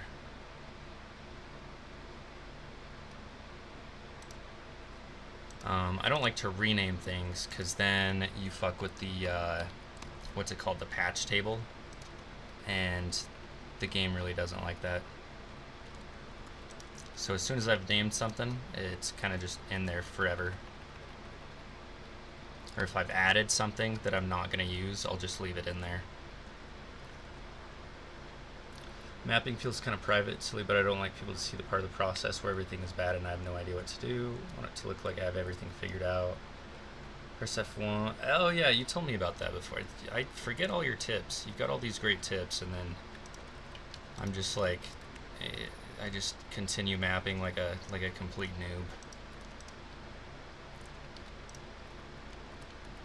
noob. For me, I think it's cool to see how it starts out. I think, you know, especially if you end up making a really cool map, it's interesting to see how you plotted that out and how things came to be, I feel like.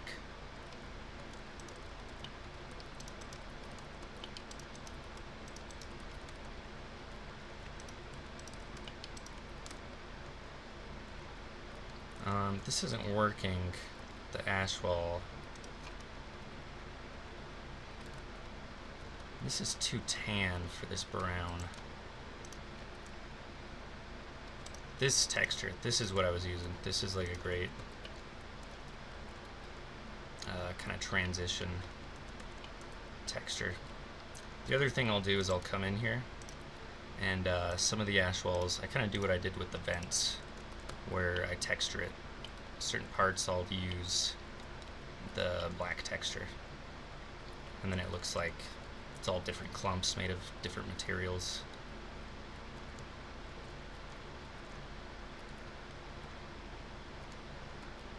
And then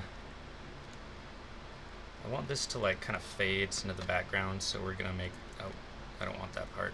We're gonna make up here darker.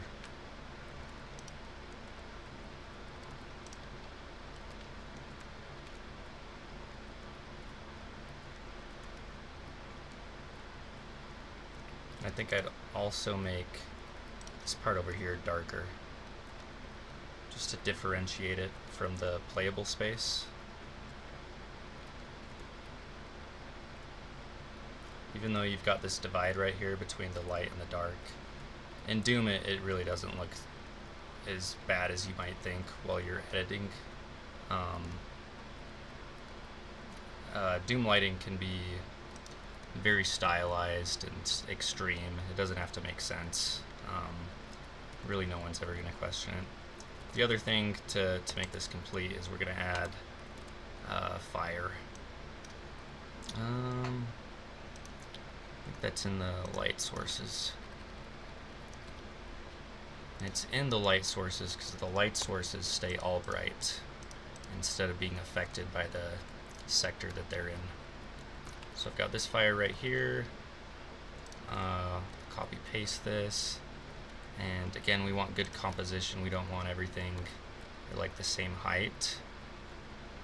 So I like that this peaks up over the ridge. So this fire we're gonna make smaller,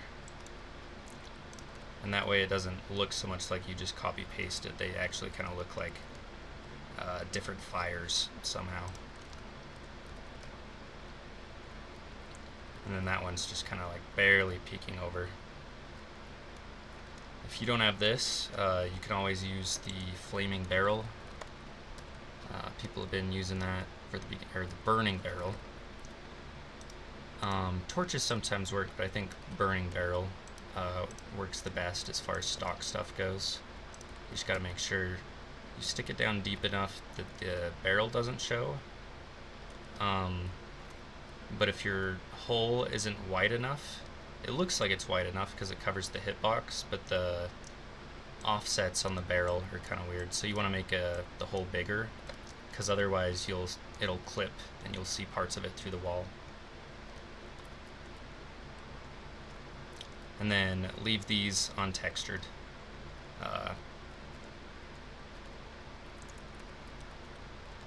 And we also have a sound that goes with, because it's augur zenith. And normally I would place it right in the middle here, but the player's going to be all the way over here, so to make sure they hear it, we're going to put it a little closer. It says rain, but it's not rain.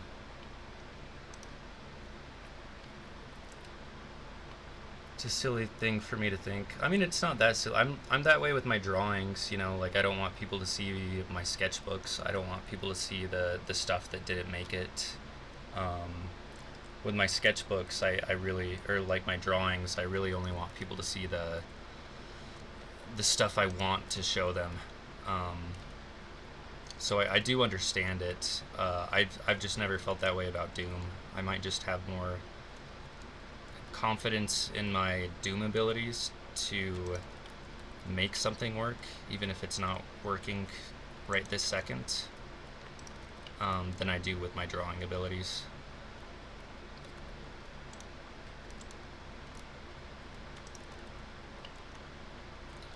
This can be very haphazard and weird, this texturing stuff. And it really doesn't matter. It'll look cool. It'll look more like destruction the more stuff like that you do. So let's look at it in game.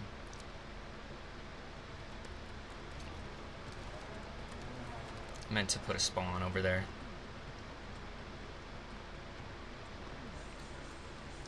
There you go.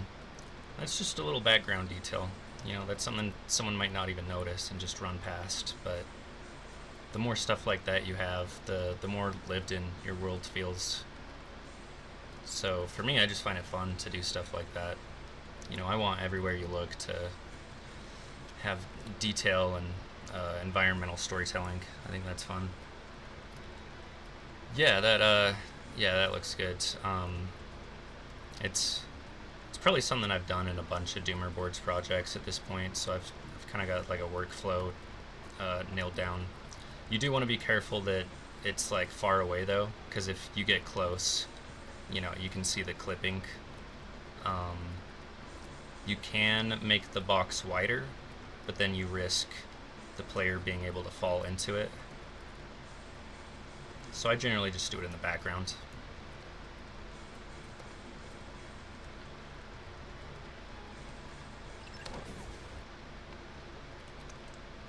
And I don't know, I'm now kind of hating that this whole building is made of the same material. It makes it look like one building, but it also makes it look fake.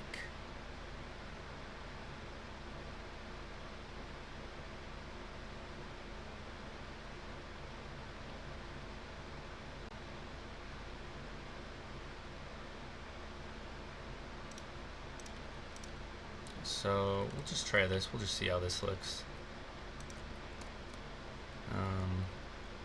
No, not quite. It's got to be something where the bottom half is dark to kind of match this.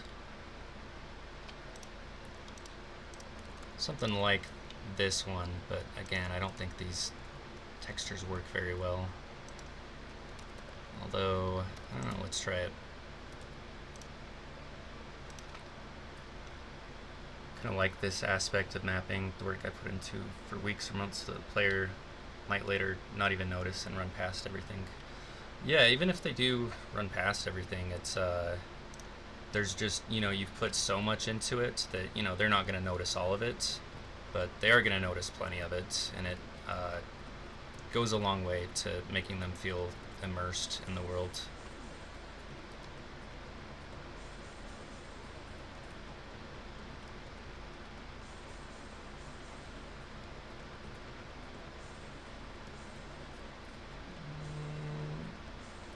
That kind of works. Where it's really low light level, Doom textures are gonna get, the colors are gonna get crunched anyways, so it's not too bad here.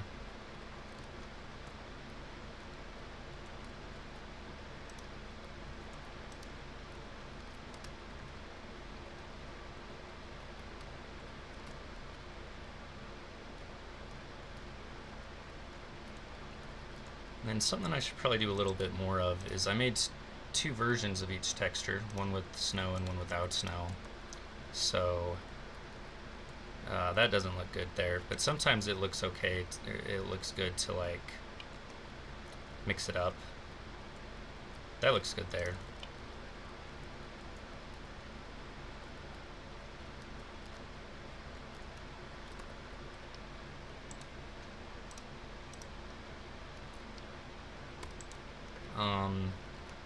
Or like if I want just this part, this top part to have no snow, but I want this part to have snow, you can always just, you know, cut out a piece.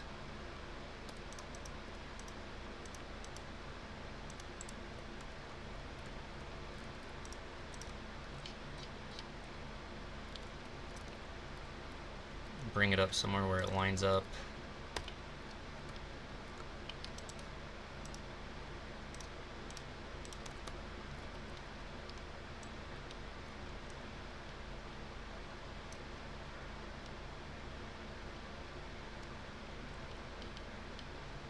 Oh, I fucked up my grid.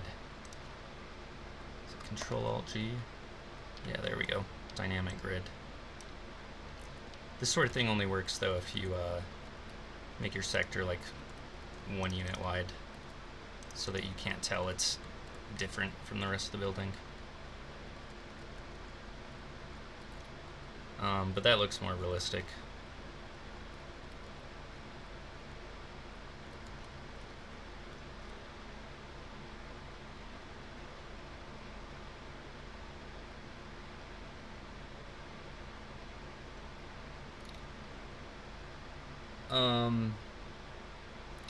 Yeah, I mean, in a certain sense, you don't want them to notice things because you want it to have such good gameplay that, you know, you're just leaving breadcrumbs around, that they're just like playing the map exactly as you want it and going exactly,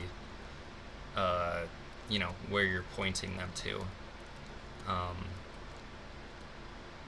So that's kind of a different aspect of it, which is partly why I'm making this area like darker, to just kind of signal this is don't worry about this, go to the bright area. That's why I make doorways extra bright, just as like a gameplay thing, so you know where to go.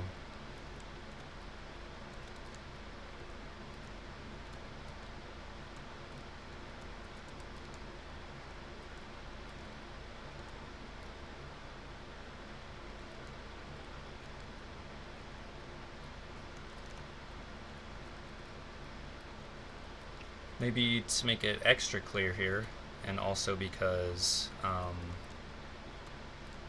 we want to do the cyberpunk stuff, put in some lights.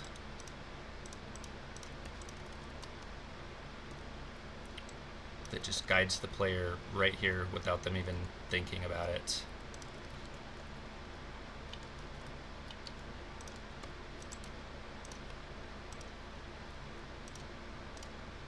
You want the player to feel like they're making decisions for themselves, but they're really not. They're going exactly where you want them to go.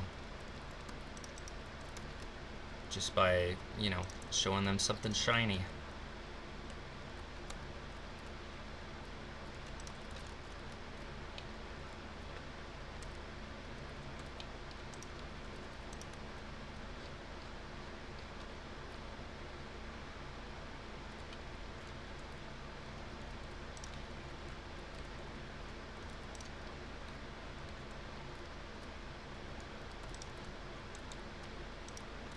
Any decorative indent like this, I like to make sure it's above 24 units. So usually like 4 steps up, just so that the player doesn't accidentally snag on it or like run up it, because that just feels awkward, and for me that sort of thing breaks immersion.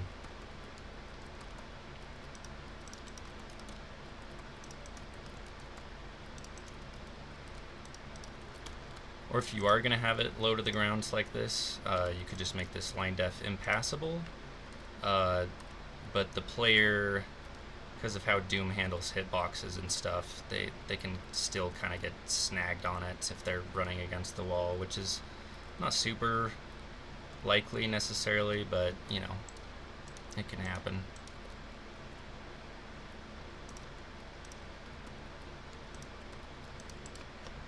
I like my doors to follow a theme. So that way, that's another thing where the player doesn't even have to think about it. They just know exactly what's up. So for example, this door at the start with the skull on it, this looks like a heavily reinforced door. You can't open it by hand. You gotta open it by switch. Any doors that look like this, you can open by hand. But because you've introduced this at the beginning of the map, the next time they see, you know, a door like this with the skull on it, they're gonna know, oh, I probably need a switch or a key or something. And normally I wouldn't use this many door textures because I like to keep it simple for the reasons I outlined. But this was a cool door 40 made that I just wanted to stick in here.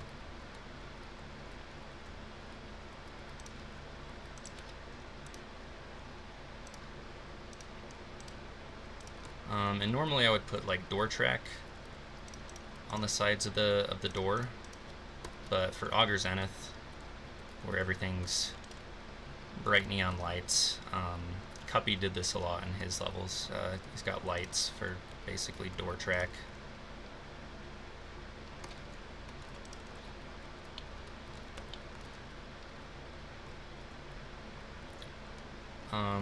And so over here I was using brown because it contrasts really well with the tan so the player can see it. But here I'm using gray because this contrasts better with the brown.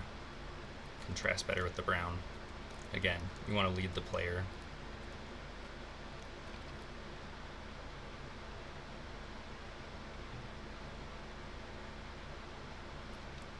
Triangle for those tiny sectors.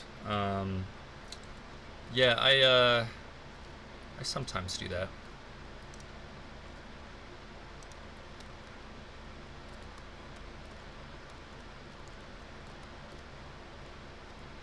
But sometimes because of the way that Doom's lighting system works, anything attached to the grid is going to be lit one way, and anything that's not on an X or Y like coordinate gets lit differently.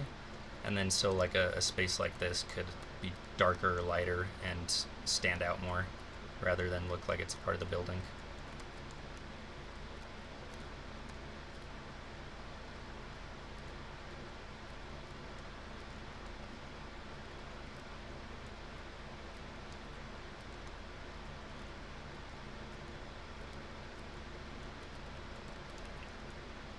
Got the basic stuff blocked out. I don't know what's going to be going on over here.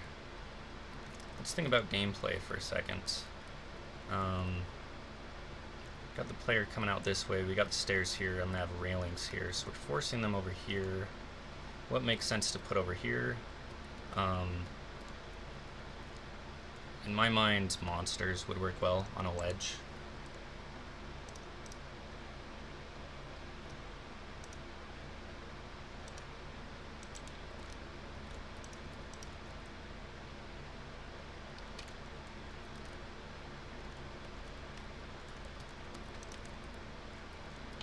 I'm thinking here I'll use a different but similar texture.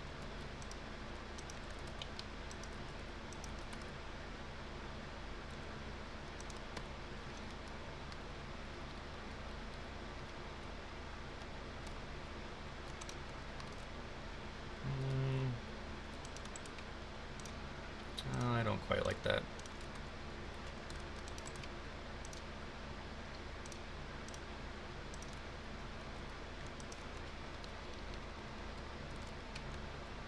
There we go. That way it looks like it's a part of the building, but it stands out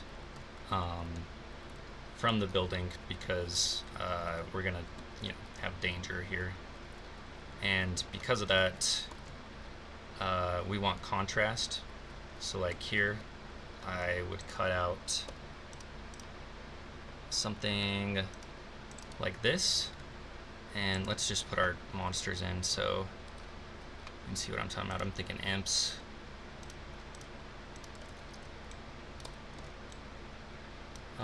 Just like 3. We don't want to bog the player down with cleanup. And so you could do 2 things here. 2, 3.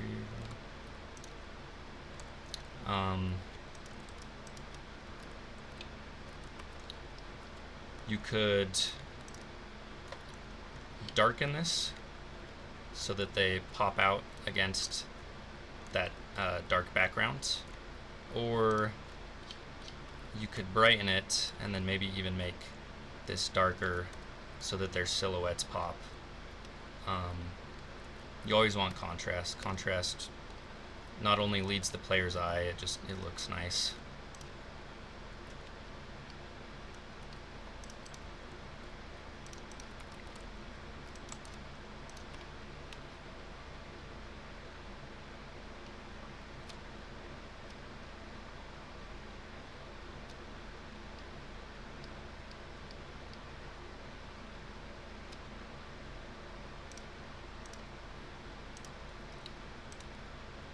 I think a texture like this would be fine. You know, it's industrial, but we can see that it repeats a lot. It's not quite divisible by 8. Let's see if we can fix that. How much was that? 416? 52, okay, hold on. I'm not good at math. 192, 192, but I want it to be centered.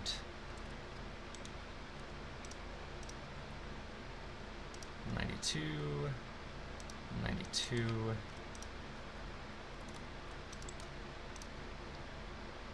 So this should give us 3 of that texture. 3 full versions of that texture. I don't know where that went, but this would be a good one too that we could use. And then since you don't want it to repeat too much,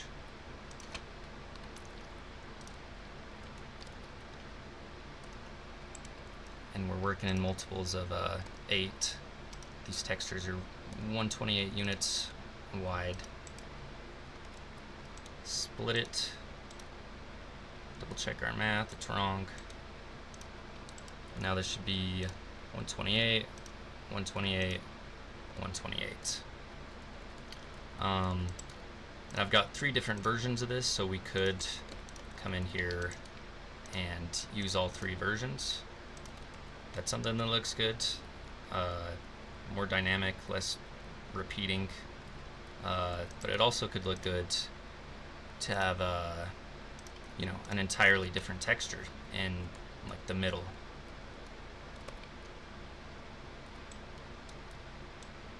Maybe we'll set this back. I kind of like the idea of keeping the metal bars on the top and bottom.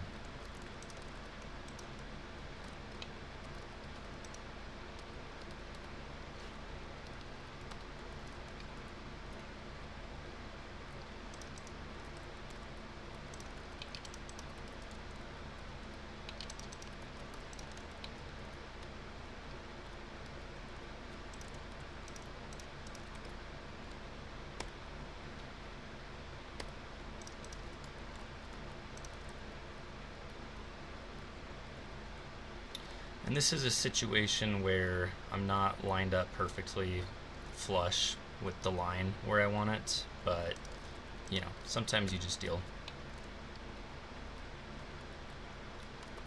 Or you can make a reason for it. Like there's an indent here, and this part is made of like a different material, maybe something metal.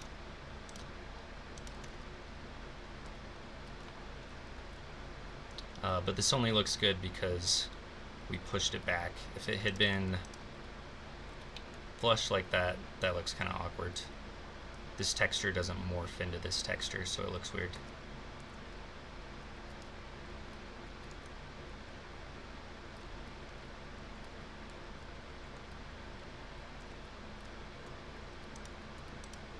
think I've decided we're gonna darken this stuff. This texture is already dark, so it would show up as like black in game. So we're gonna find a brighter machinery, like that one. That one's not the best.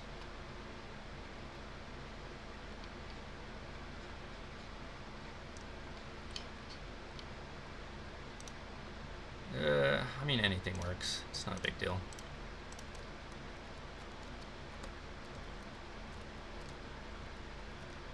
And because this is pushed further back than this, I like to make this, like this was 128, so I like to make this 112.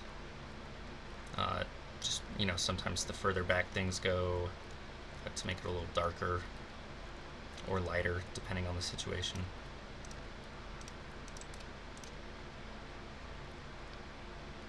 No one's ever going to see this floor, but I'm going to give it its own texture.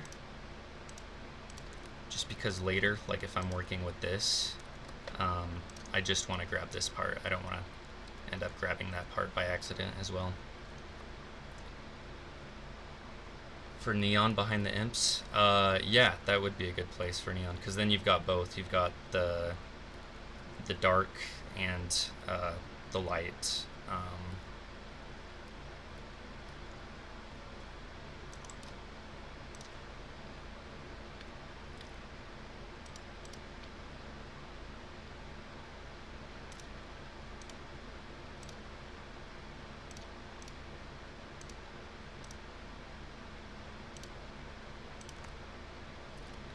A lot of the times I've been using the green light to indicate like go here, so I want to use a more neutral color.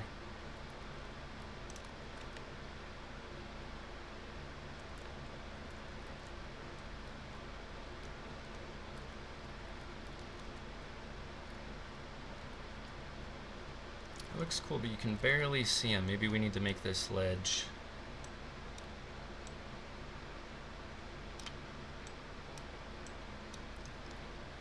a little shorter. I really don't like dragging vertices around like this. It really kind of breaks things.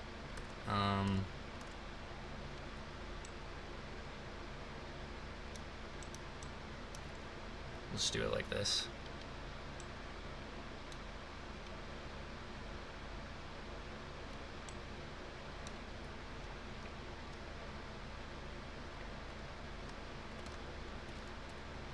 There we go. Now you've got a better shot at them. They stand out more.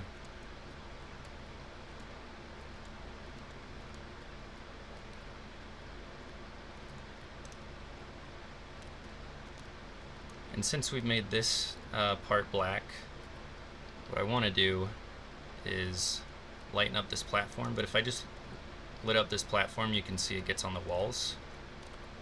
So we're just going to create a sector where the imps stand.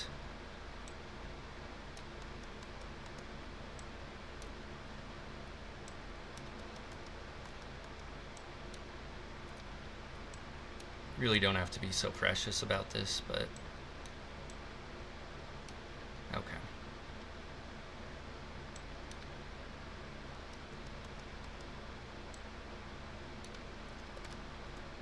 And then we'll light this up. That way they really pop against the black backgrounds. But this appears super bright, so one thing you could do is make it like a light source. The other thing you could do is just raise it up high, and the way Doom works when you do that is it just covers it with the nearest neighbor lighting. So they're lit up, but the ceiling isn't.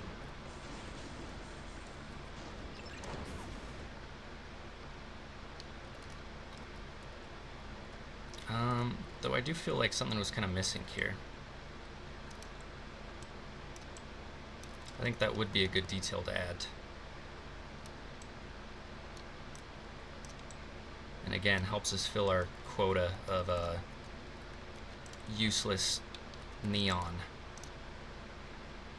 that's gonna make this thing feel like it's actually cyberpunk. Sometimes this happens where the grid's not totally aligned with what you want. In that case, I'll just cut out the parts that don't fit and replace it with a texture that looks like this or something.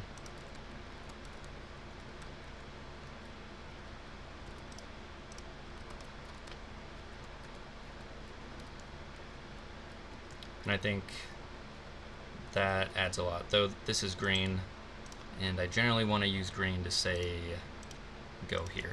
So we'll use a more neutral color. Maybe we could find a yellow to match the yellow over there.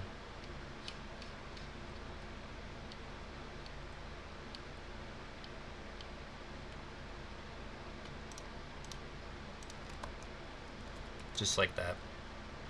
I like it if I'm using one color somewhere. I kind of use it as a theme. Try and use it throughout the room. Let's see a good example. I don't know if there's any good examples in this map per se. Great minds think alike, that's right.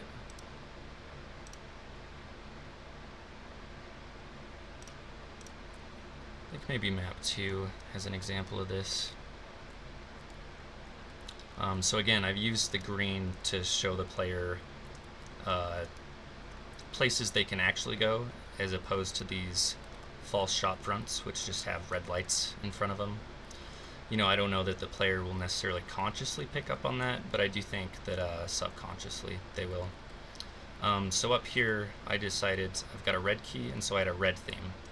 I have this these red lights, the red trim, this red stuff, sort of reddish orange light, and the Chinese lanterns. And of course there's the tan also, but this tan and red combo, that makes this area feel distinct from other areas. And this one, you know, has its own color scheme.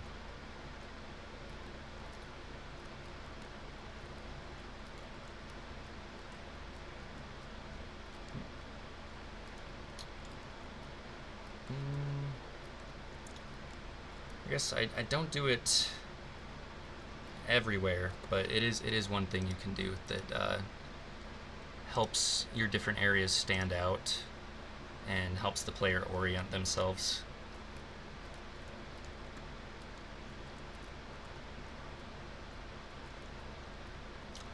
Or like here I used green and pink together to denote the carnival rides in this map. So they're sort of, they have a relationship with one another. And again, it's something that people might not, probably won't even consciously notice, but I do think it's something you subconsciously pick up on.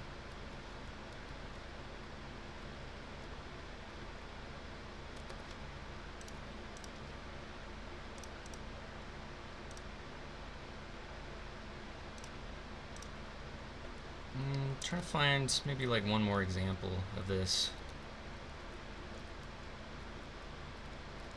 This kitchen over here has like a red and blue theme, which makes it stand out from the rest of the room.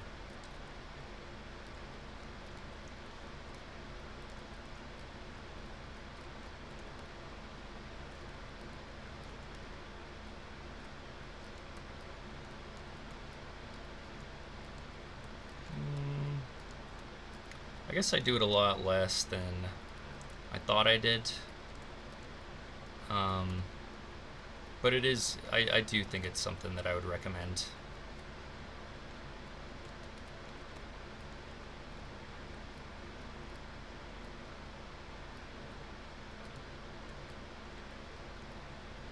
I guess I use a lot of green and pink lights in the main area of this place. Of course I use other lights, but there's a lot of green and pink.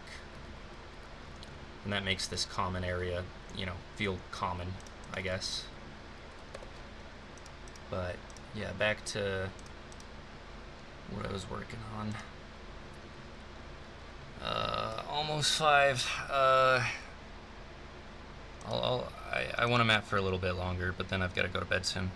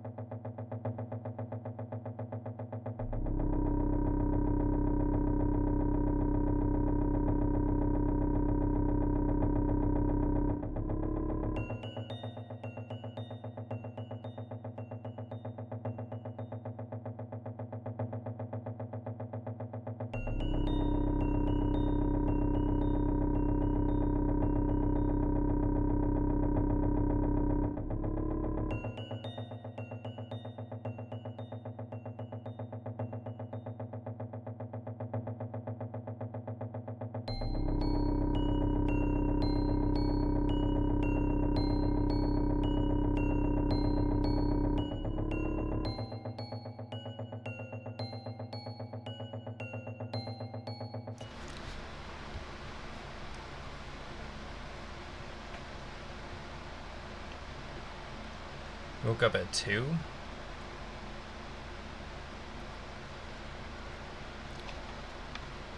Last night I fell asleep at 2 and then woke up at 4. Couldn't go back to sleep till like noon. So my sleep schedule's already fucked. I don't even know if they did that. Oh, medieval people. Yeah, I'm definitely a night owl. And I work graveyard sometimes, so I don't know. On days where I'm not working in graveyard, a lot of times I'll try to get to bed like around midnight, but it doesn't always happen.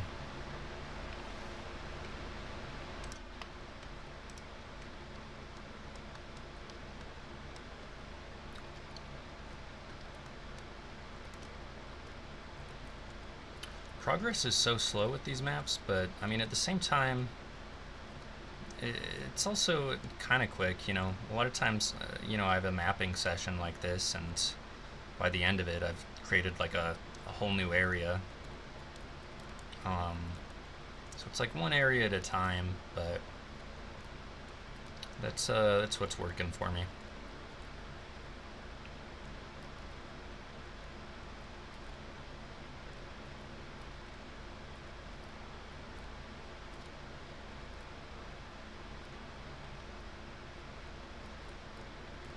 I don't want this to just be a building. I really hate when I see people who have maps where all of their walls go right up to the skybox, because then you can just tell that you're just in a room. I like tricking people with the skybox, like this, like making it look like certain buildings are taller than others, and you can create like a skyline. It really doesn't take that much work. You just gotta, stick one of these at the edges. Just a thin sector where you can pull the skybox down behind everything.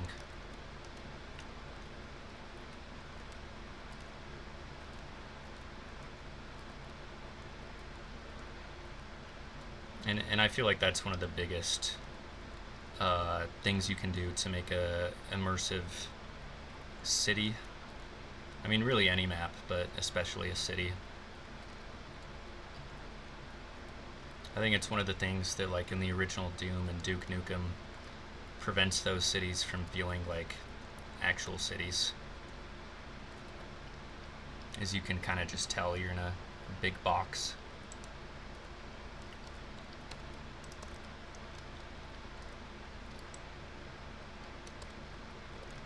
I'm gonna copy paste this over here, but I'm gonna make it so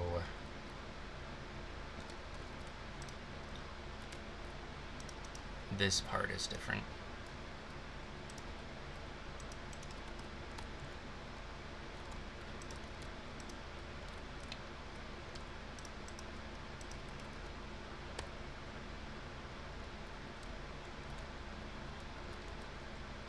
Now that looks a lot better. That looks a lot more realistic. I might have to do that more places. I haven't done that a ton. Most places I've just let, you know, icicles just stretch all the way across. But when I was doing this, I didn't want to interrupt Doom Cute stuff. Like, I've got a lot of lines here, and I didn't want to interrupt that, so I left some space. And I decided I liked how that looked with little bits of space open. Just looks a little more real.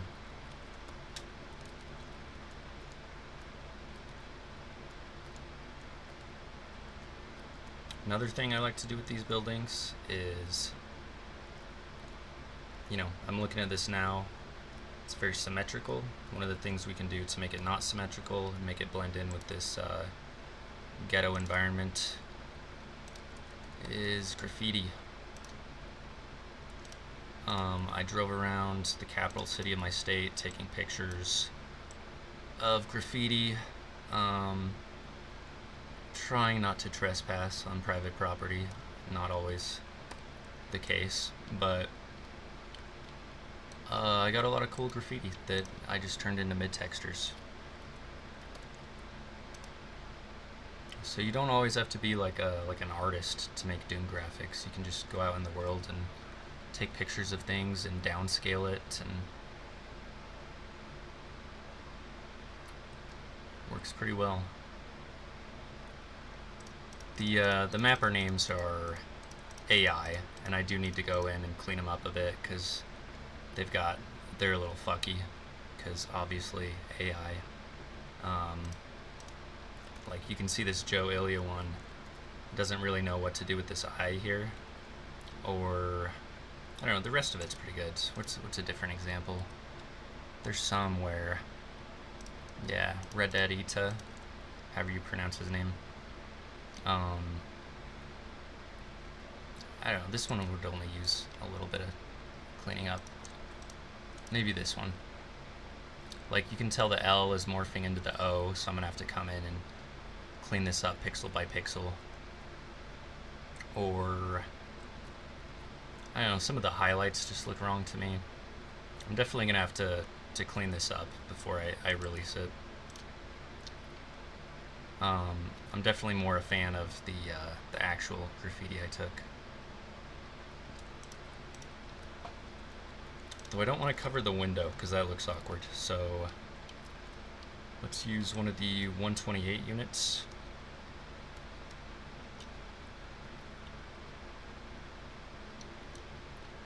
Which gives us less options. Because a lot of the graffiti is so dense that I wanted it as big as possible at like 256. Stuff that's like 128, there's some good stuff. I like this one just because it's so nondescript that it just blends right in. Like something like the pumpkin, you're gonna notice the pumpkin every time you see it. But something like this just kind of blends into the world and you don't even like really notice how many times you've seen it. So ideally I'd like to find more generic graffiti like this one.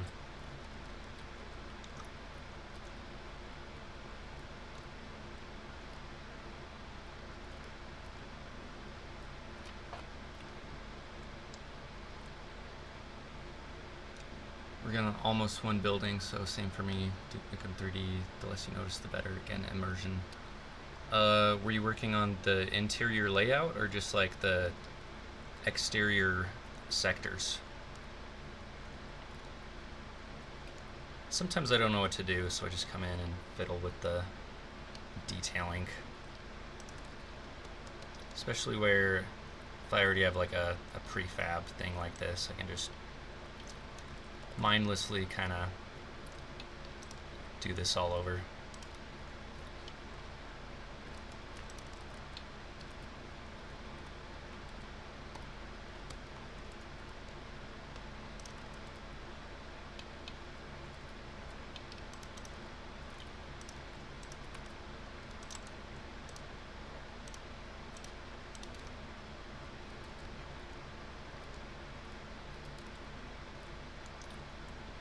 This one looks a little bit too much like it's cut off. Let's find a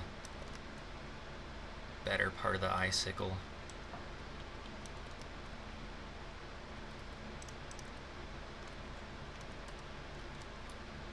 We don't want to obstruct the window either.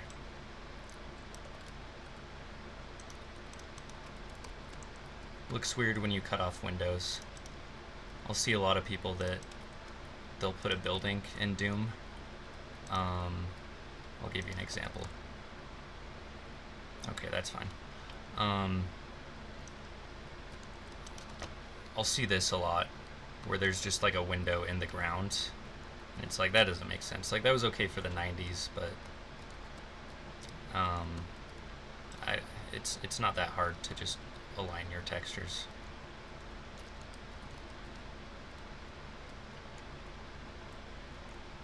I probably sound like a snob, but I'm just trying to give like advice to people that might not think about that sort of thing.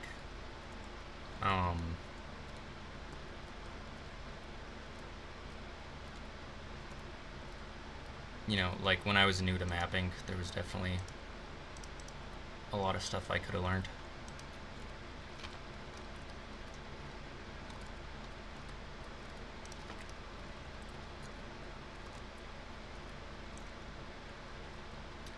These windows aren't evenly spaced, but they don't need to be.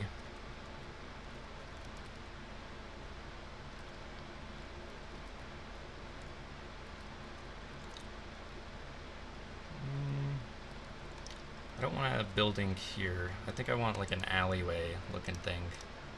So I can just stick a sector like this.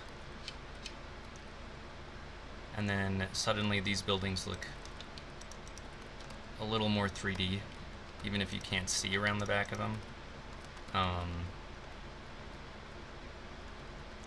Just because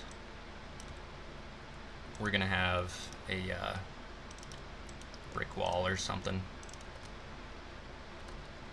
But we do want to make sure they can't see the player can't see the ends of it, because that'll kind of shatter the illusion. Extend it as far as you need so that the player can't see it from any angle.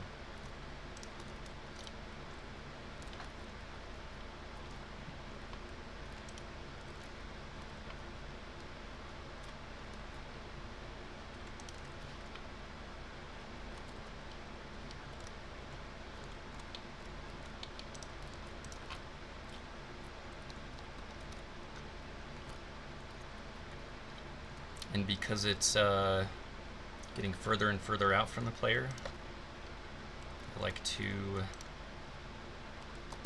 use lighting to show that.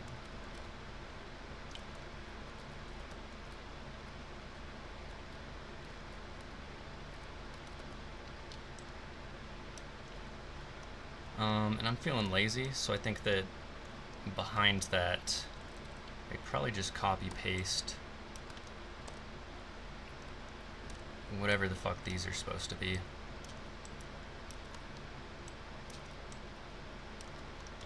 They're just things I saw like in Cyberpunk. I never know what these things are actually supposed to be.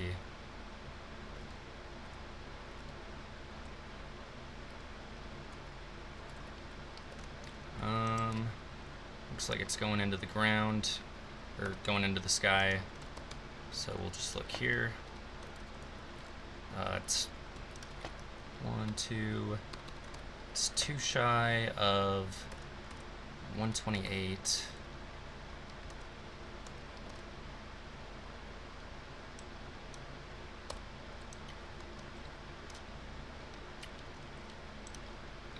Which is what? I am really bad at math. 128 minus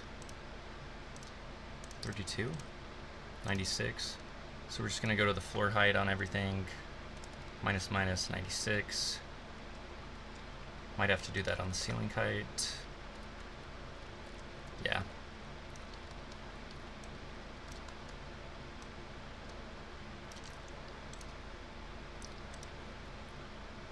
Minus is super helpful because it just, you know, it'll do every sector goes down by that much.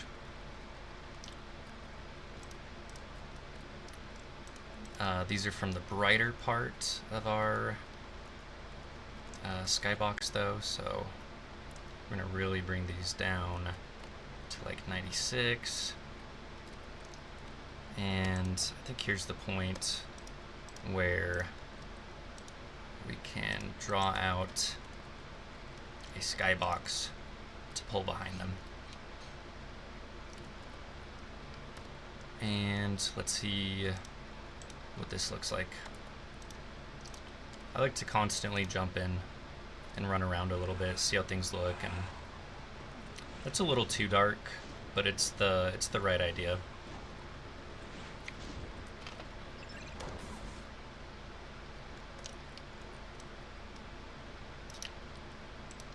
So now we can go to brightness and plus 32,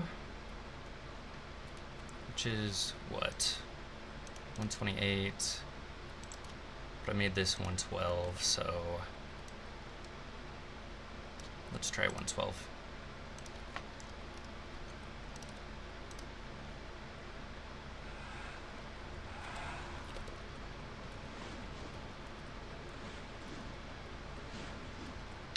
That's okay, especially because I'm recycling assets and the darkness kind of hides that.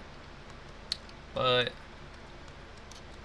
I think it would probably be best to make it 128. Anything below 128 is pretty dark.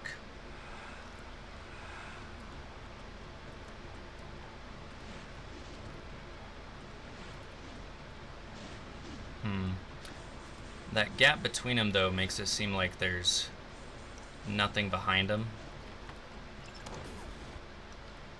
So I think I can drag this out just a little further.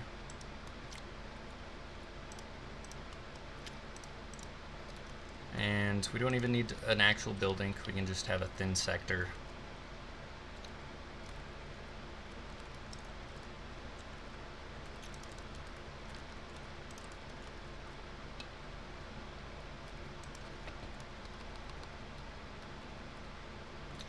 Doesn't matter that the window's in the floor because you can't see it.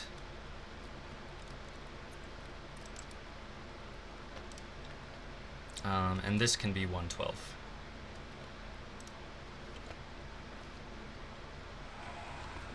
Yeah, that looks great. So we have this whole area just kind of receding into darkness, making it clear that this is just background noise. It's not lit up. The stuff that's lit up is going to be what's important. It's not always the case, but it's just what I'm doing with this specific map.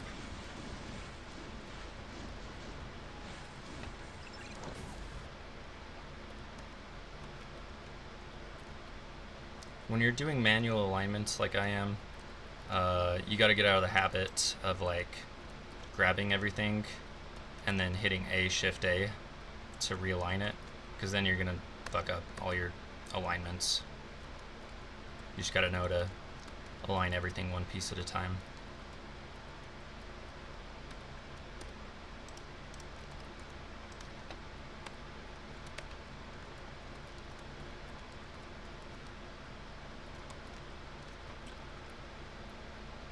Interior, now exterior, interior. Oh shit, hold on, I missed. Interior and now exterior. Yeah, that's good. It's good to do the interior first. I learned that if you do the exterior first, you're really limiting what you can do inside. But you do the interior first, and then you just draw a line around it. Cut off bricks also kind of jump out at me. Very particular about my bricks. Yeah, edges, I notice edges. I don't know if people besides us notice like edges, but for me it's very important. You can do math in UDB, by the way, not just... I like that, yeah. I really like that for into the background scenery. It makes the city looks like it stretches on forever. Yeah, that's what you gotta do, because otherwise, like, and there were a couple maps in Augur Zenith that pulled this off, but otherwise the way people are gonna make a city map is like this, where they're gonna try to make an actual city, where it's just blocks, and you know, like, this is not the most fun to play in, so you really got to disguise like how abstract your city is, and part of that is you focus on a small area like an alleyway, but then your background looks like it goes out really, really far. And that gives the person the sense that they're in a city.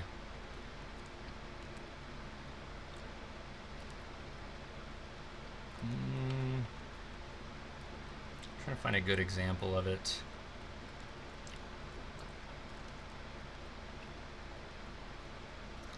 I mean, there's the opening shot here. I like working with scale a lot to really make the player think that they're in like a big city. Like at the beginning of this map. And this does take up like a lot of space in Doom Builder, but you know, you do something like this because the rest of the map takes place inside that dome, and so they don't feel like they're in the city. But if you show them the city first, then they feel like they're in the city, even if they didn't get to interact with any of this. It gives them the sense of being in the city. A lot of times you're really just trying to cheat them. Like here, this place doesn't make any sense. It's like a alleyway on a rooftop or something. It doesn't really totally make sense, but you have things like this freeway overpass, like extending as if it extends further out. You can imagine it extending further out, but it doesn't, you know. It's an illusion. Or like the fact that you can see the freeway from over here, even though it's an illusion. It's really not a part of the other thing. Or like this, I only let you see briefly before you exit, but I don't know, the fact that you saw it briefly, it just makes you think that you're actually in the city, even though I kept you in a shopping mall for most of the time. I'm really cheating the player in a lot of ways, but hoping that they don't notice that. Hoping that the background information is enough to make them feel like they're living in this world.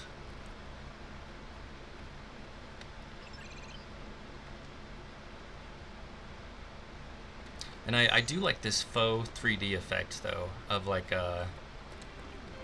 you can see that overpass from this side, and you can see it from this side, so it makes it seem like it's actually real and exists. Oh, I was going to show the beach map, because I do the same thing with the beach map, where you've got this pier,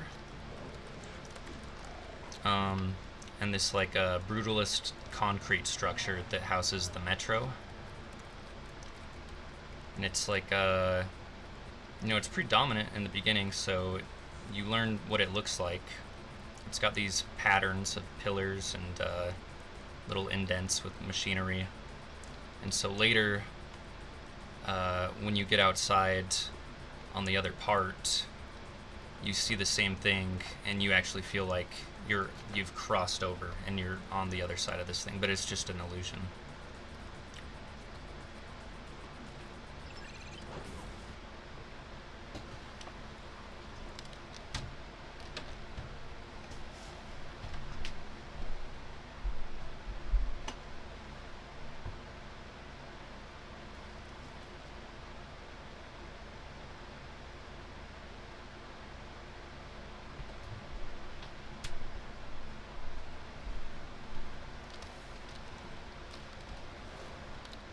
I think I learned that trick from 40 ounce. He had a great thing like that at the beginning of one of his Augur Zenith maps.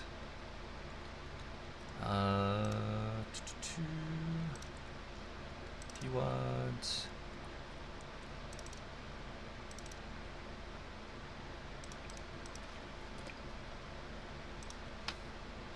Yeah, the player does absolutely buy it. I love this beginning. He plays a lot with scale here. Like, I remember playing this for the first time and thinking that pyramid building was huge. But if you id clip over to it, you see it's really not that big. But 40 ounce did this really well. What map was it? It's the nightclub map.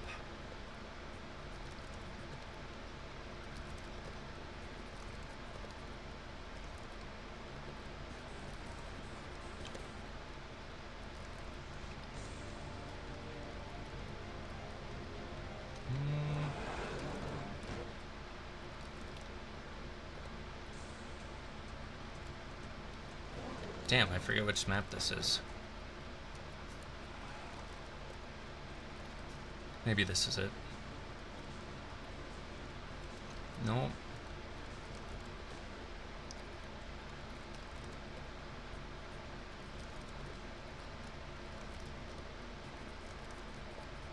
I feel like I'm losing my mind.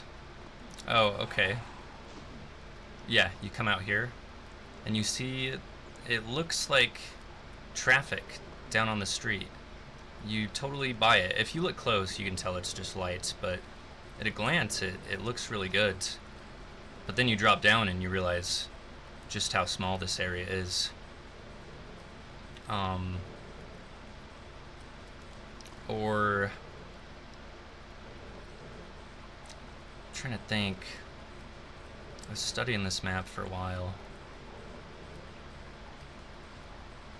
I don't know, these window textures are so small that also makes things look far away. And that is a reason I don't like to use them up close. I only use them on far away buildings. And then I did something on this map that I thought was pretty clever at the time. I'm sure people have done this before, but so there's these crates that you can see here, and they look small because you're kind of far away. And then up here, there's these even smaller crates. And it doesn't really translate as much as I thought it did, but if you're playing GZ Doom, I think you can see it better. But the fact that you see crates up close and then far away and they're smaller, it makes it look further away.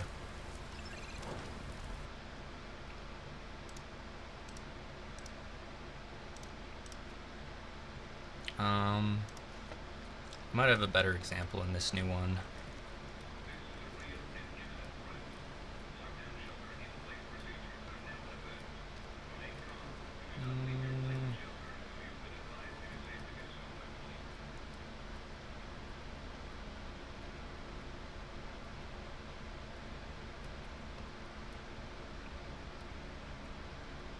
Damn, I'm not seeing what I saw before. What I thought I had done, which would have been good, is to use this big texture of the fan up close, and then somewhere far away, like further away than wherever this was over here. There's like a smaller version of it.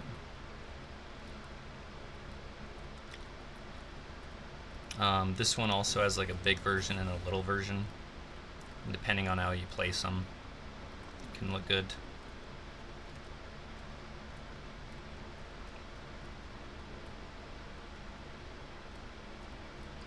Damn, I really thought I incorporated that into this scene, but I guess not. Something I learned from Cuppy's first map that I liked, though, is that on these faraway buildings, you can give them like any texture you want. It doesn't matter. From that far away, it looks like a building.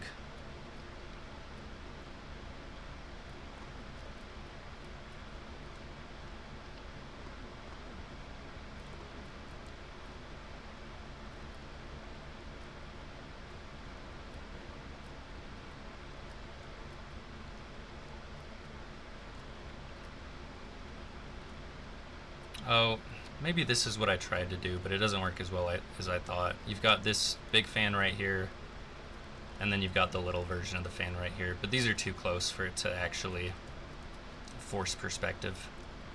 But you get the idea. You could, you know, now that you get the idea, you could do it.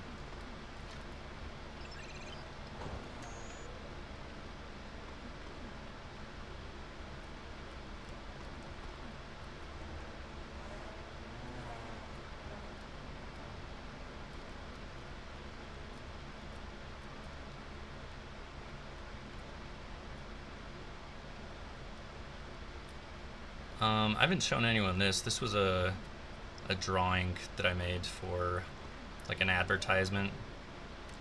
It's like a guy in prison, like it's a vacation poster. It says voluntary confinement, own nothing, be happy.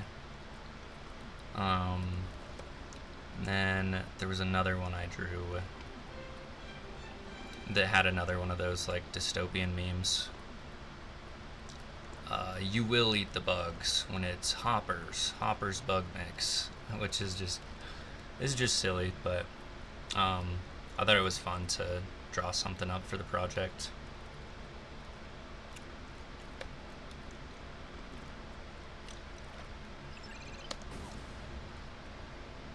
Make things smaller to make them look further away than they are. Yeah.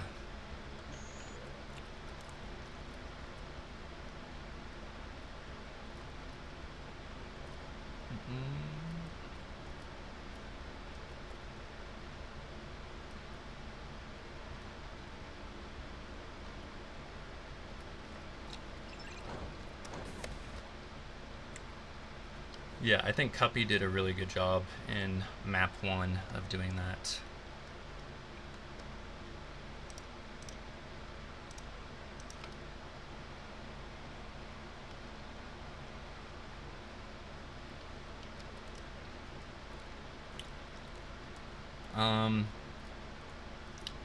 This also doesn't look great right now. This will eventually look like this, where I've got like the snow and the transition snow textures. But you just want to do everything else first, because otherwise it's a hassle to work around.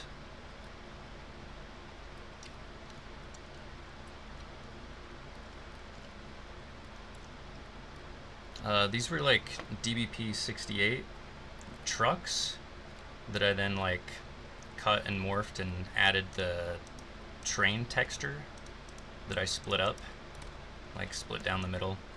Now it looks like a semi-truck. Liked the look of that.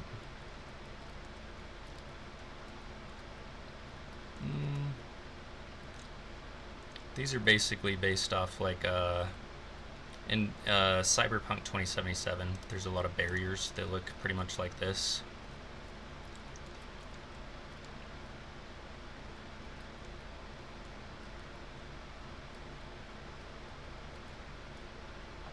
Oh, this is another mid-texture. Like, instead of just the graffiti, using this as a mid-texture, the icicle mid-texture. There's so many mid-textures. It's just, like, such a pain in the ass, but it is fun.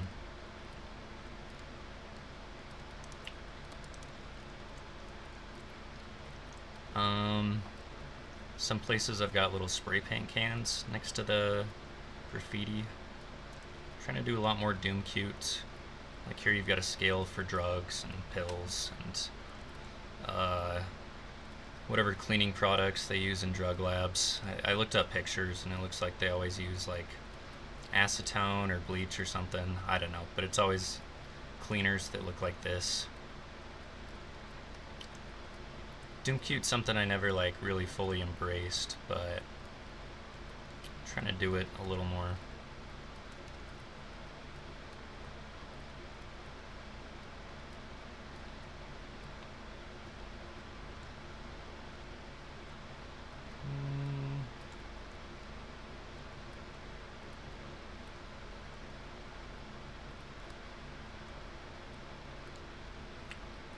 I guess that's about it for just showing off a little bullshit. Oh, I thought these little sector boards added a lot of character to this space. And that was just something I stole. This whole area, there's a level in the new RoboCop game where you spawn in an area that looks basically just like this.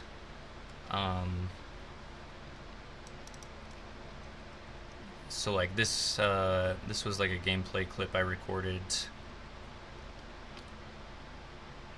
and I tried to just like emulate this as closely as I could.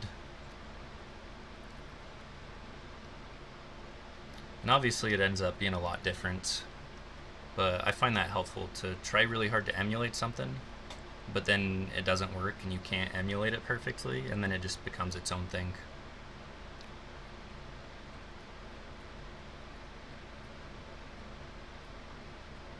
But I found this game, even if it wasn't like a super fun game, it was really good for research, I thought.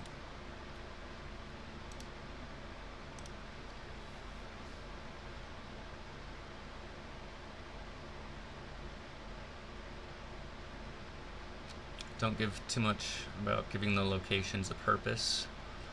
Yeah, I don't usually either, but starting with the Mad Max DBP, well, not even starting with that. Starting with this project, I really did want to try to make something that actually makes sense. Like when I look back at the Augur Zenith subway that I made, let's find that. I did not like how abstract it was. Like the entrance to this place, like this is a cool room, but like the entrance is somehow through a sewer or a magical door. Like it just, like, it doesn't make any sense. So like I tried to rectify that in a lot of ways, and in this new project I'm trying to do things that are more like making dioramas rather than making good Doom levels.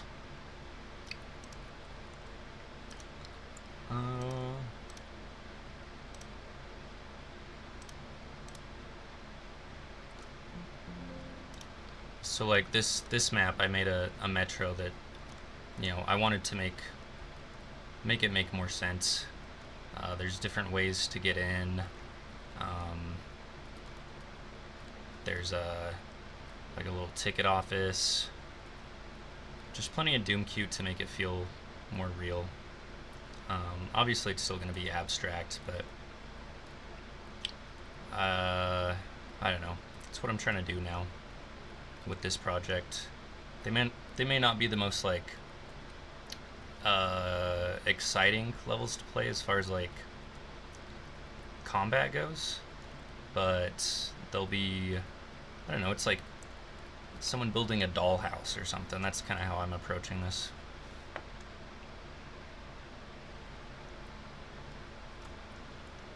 Yeah, you kind of buy it in the moment, but I this time I want to try as hard as I can to make the player actually buy it a lot more. And it's still very abstract. Like, you know, this doesn't look like anything. Poison sewer hallway. But then, you know, you've also got like food courts and things that make it feel a little more real. Or like, I like this mop closet with the sector mop bucket. This was a lot of fun to make. It's got like a calendar for like signing off chores. Just trying to do things that feel a little more realistic.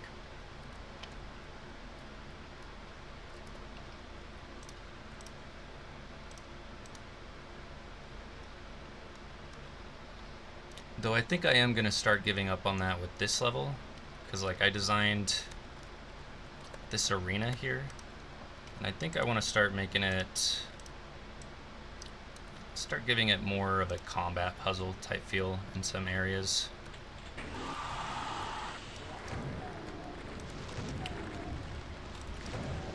Like this is obviously a very abstract arena.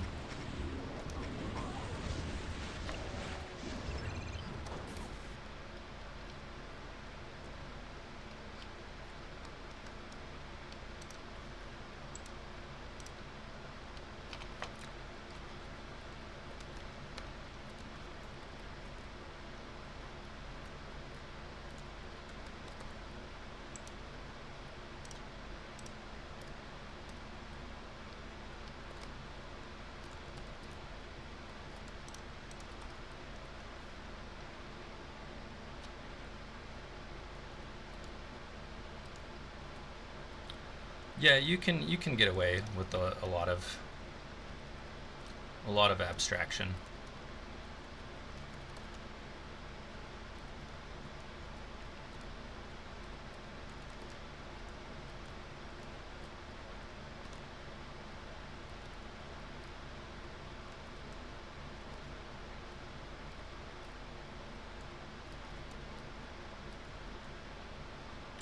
An engine room of some sort?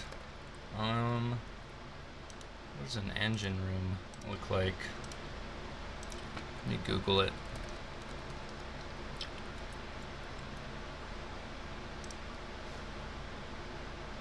Okay.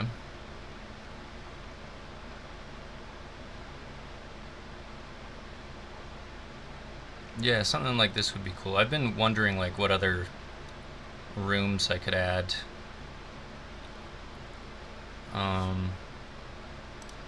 Oh, I like this. Let me switch the screen.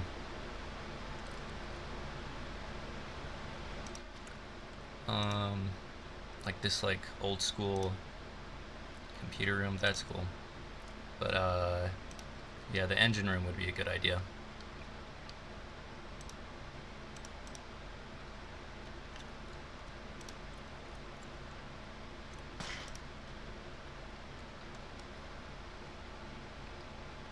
Powering something in the map. There's a map if you were to think about it.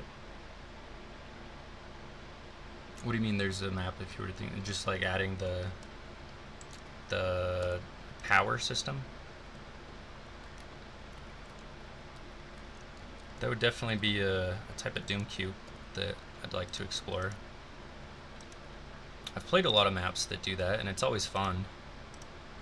It's basically a key door, but you know, instead of a key, you're pretending like you're powering something.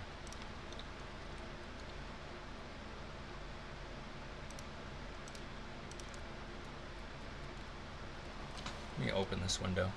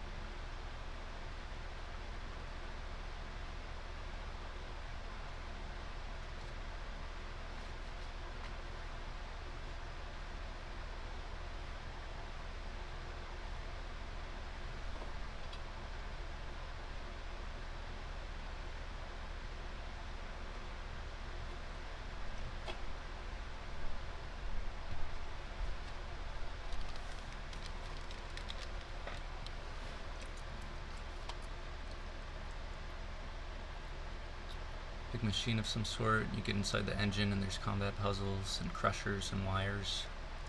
Yeah, that could be cool.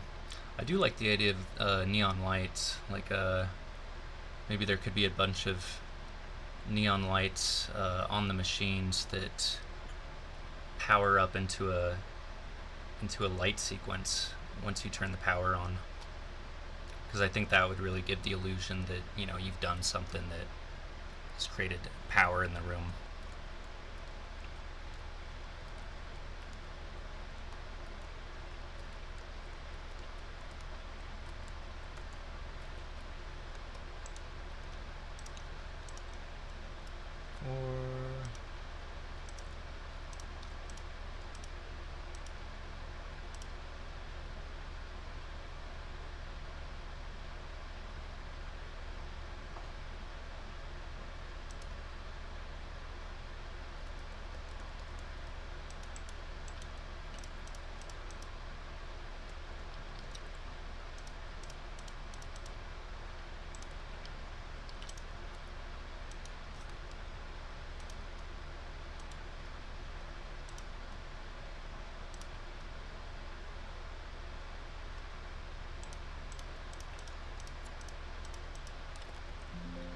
Uh-oh. I don't know why that happens sometimes when you draw lines and they just immediately show up as like impassable. What did you say to do? Run the... what do you run?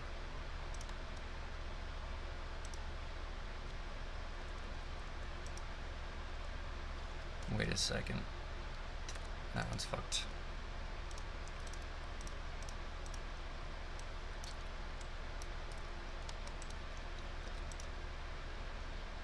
It's weird because sometimes you can just redo it and then it's fine.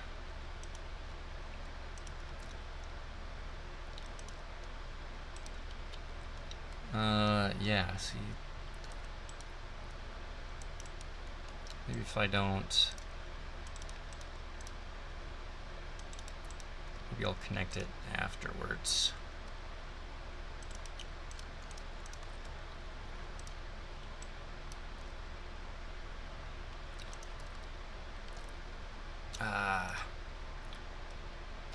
That happens, you've got an unclosed sector somewhere, potentially. F4.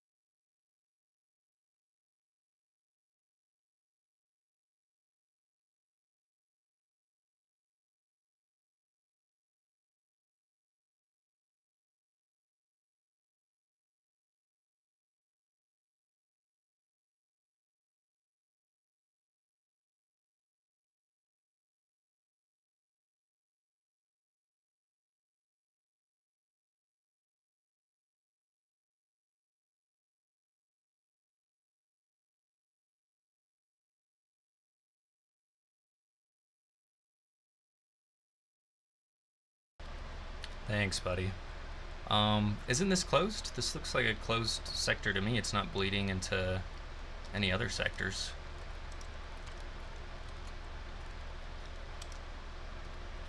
Just delete it and redraw it, maybe?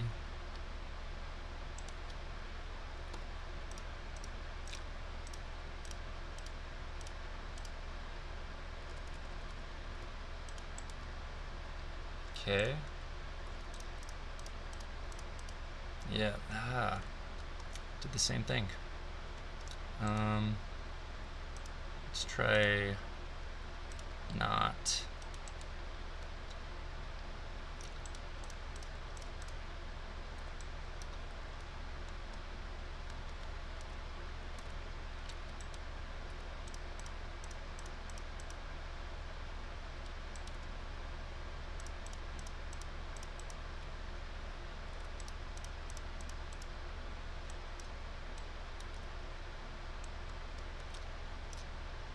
Very bizarre. I have not had this specific problem before.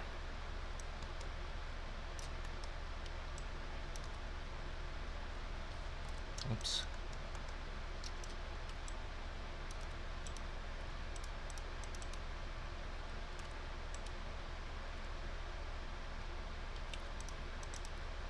Maybe close it off over there.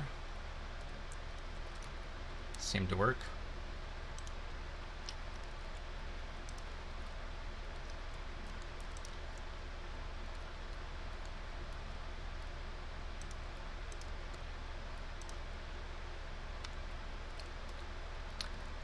Yeah, I always just get so stressed with that stuff, because normally when it happens once, it starts happening again.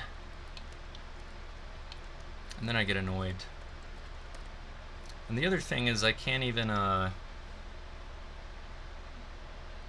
do nodes viewer mode. It just says ZD BSP compressed nodes are currently not supported, no matter what node builder I use. Like here, let's go to DBSP. Click this. Oh, now that I do it in front of people,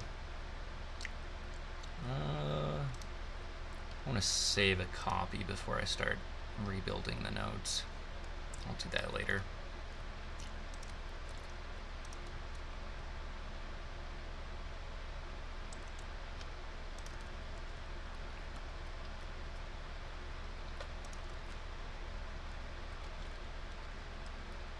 It's the best node builder. I know it's the best node builder, but I did have a problem the other day, and I had to revert to an old save. But I could have possibly had Doom Builder and Slate open at the same time. I'm thinking maybe that was it. I don't know if I did, but that's the only thing I can think of. Because then I started like walking through walls, and no line defs were triggering. It was really bizarre.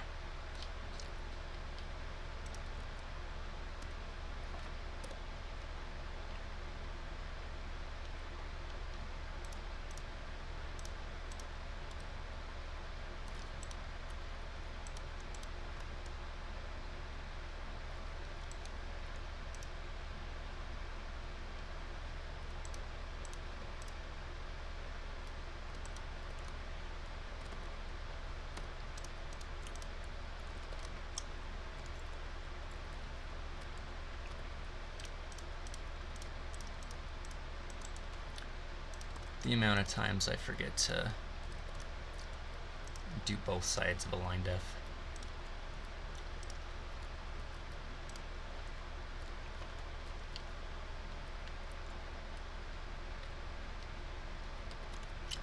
I really like this texture because it was just like a Frankenstein of like the Augur Zenith signs, and I think the steampunk ones, the Zeppelin Armada, but I made it look like the Cyberpunk 2066 stuff.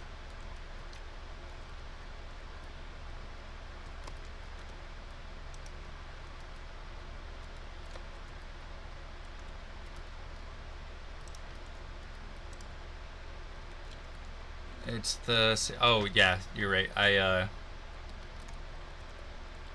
had totally forgot that I had changed it.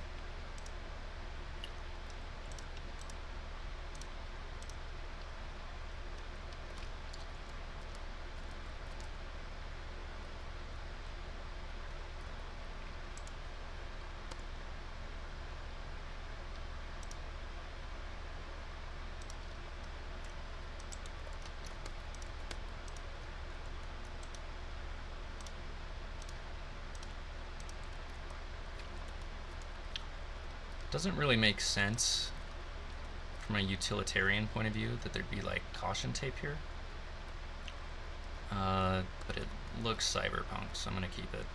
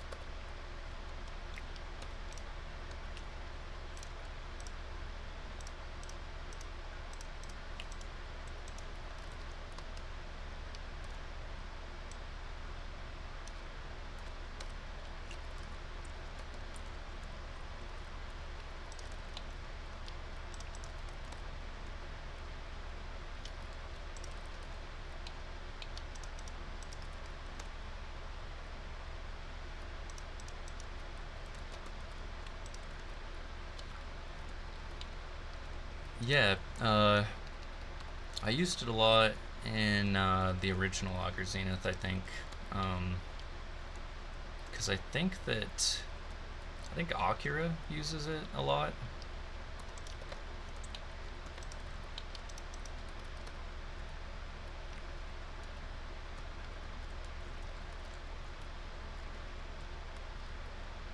This year I've watched pretty much like every cyberpunk movie there is to do like research for this. But I rewatched Akira the other day, and it definitely holds up.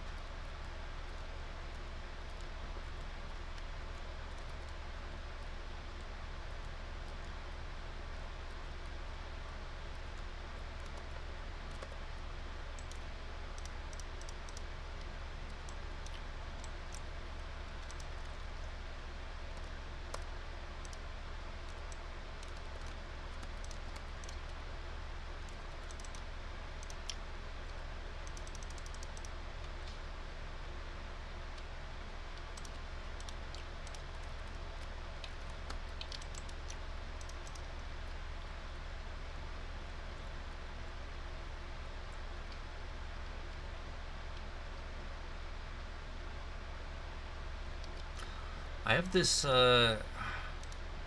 one neon sign that I really want to use, but I don't know if it's against like Doom standards to do this. But it's like where is this? Can't even find it. It's like a 7-Eleven advertisement, and I don't know if I can do that or if I have to like make it a parody of 7-Eleven in order for it to fly.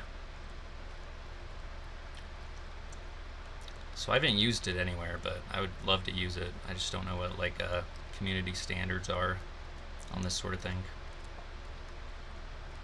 Because I know people have done the Kako Cola,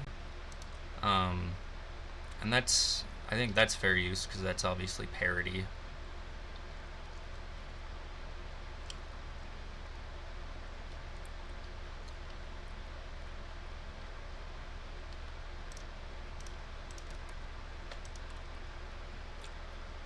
I think no one cares, but it's safer to parody things.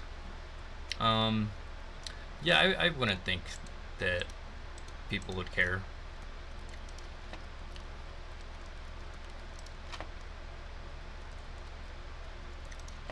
But yeah, it's probably just saves a headache to find some parody for it. I just couldn't think of like a cyberpunk parody of 7-Eleven.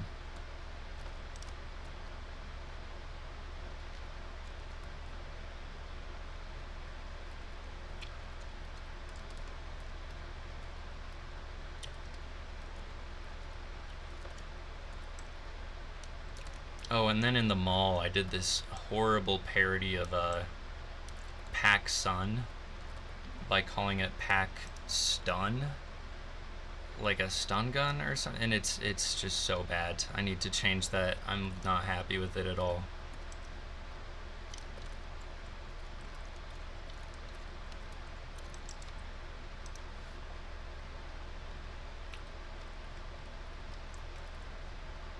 Necessarily funnier than something that already exists. Yeah, for me it was just funny in like a Andy Warhol sort of way, just blatant pop culture bullshit. But yeah, I should probably find something else.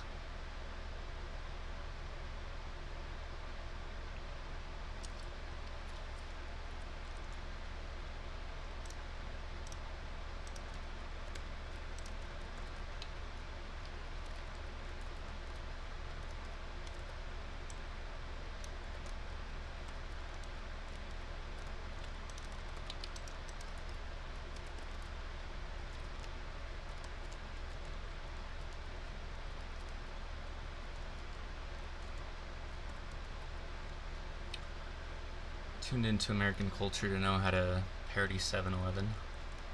I mean, I think it's Japanese culture too. I think they have like boss 7-Elevens over there. Their 7-Elevens are like full-on supermarkets.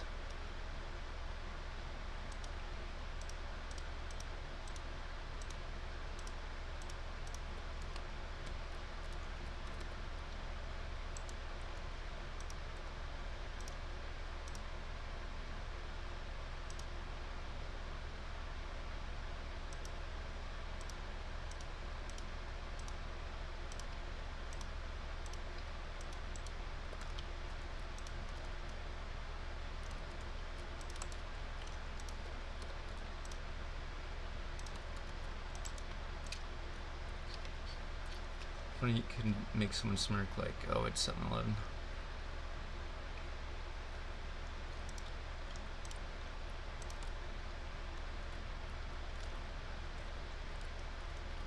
Yeah, the only thing I can think of is like 9/11 jokes, which I don't know, probably just like aren't funny enough to go through the bother of doing it.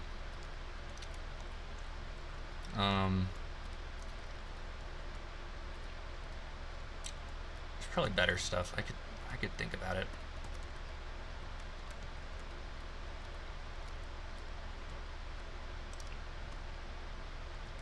I'll have to get my brother on board to get him to think about it. He's a pretty funny guy.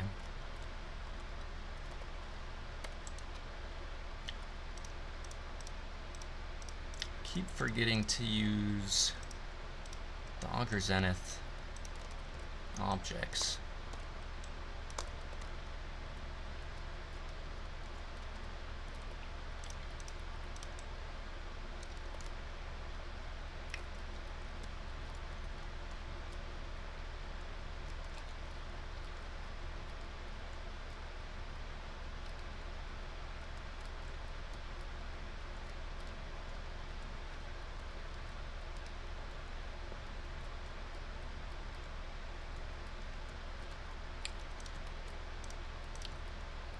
Oh yeah, I want these objects to be darker, so they recede into the background. Speaking of which, anytime I have an overhang, I like it to... Oh, actually, I already did make it darker. Okay.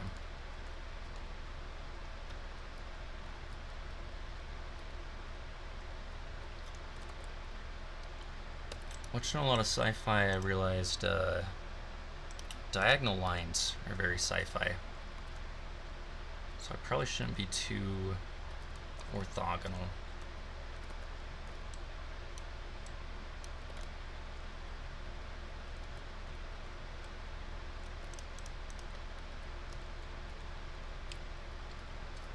Like, somehow I understood that better with Augur Zenith.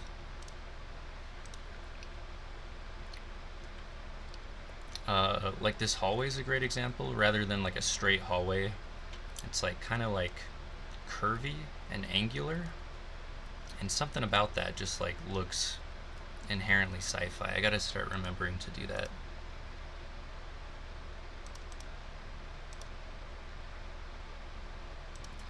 I feel like there's some things I used to just like be better at with mapping, or just like I think I'm a better mapper now, but I feel like I'm also just like lazier in some ways. Like more likely to fall into like formulas. Most square map ever. It's not about making everything square and lifelike. Making it look lifelike. I think it works for your map though.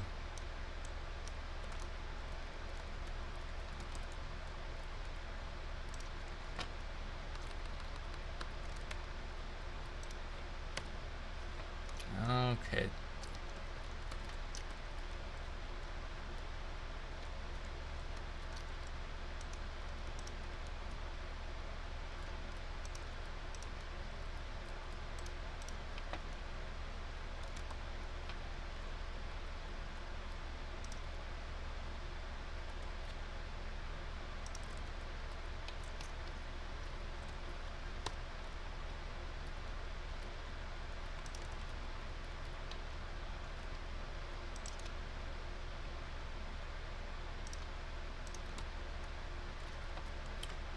Just make a life-size apartment. It's the worst gameplay ever because it sucks to move around, so you're always finding a balance between reality and the game.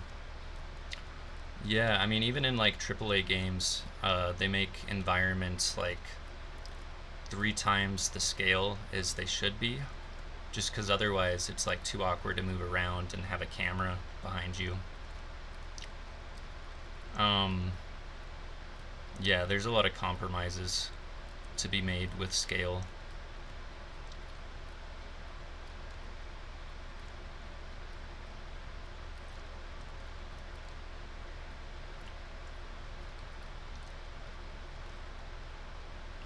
I feel like I had an example of that, but I don't think so. I did completely redo these like car textures and like bus textures in DBP68 because I always felt like the sector cars people use are like really not to scale and too small.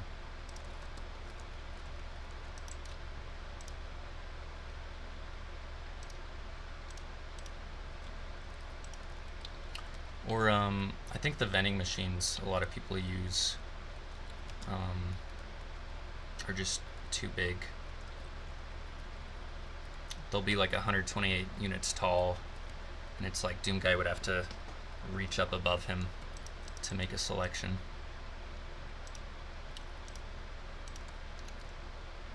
I used to not notice it because it's really not a big deal, but now I notice it a lot more.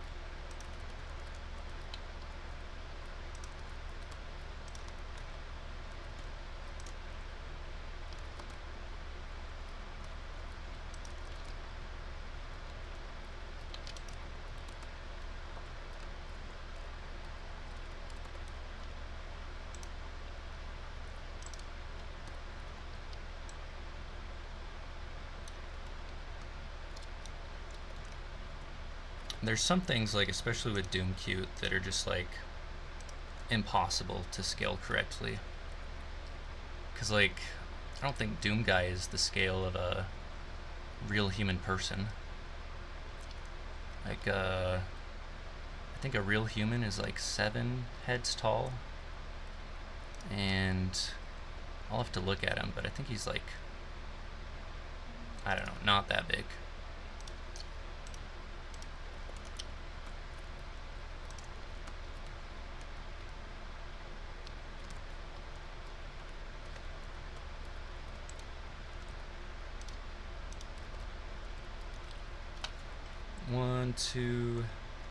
He's like 3.5 or 4 heads tall, which is honestly, I think that's like how you draw a 12-year-old. I have a book right here. Let's check it out.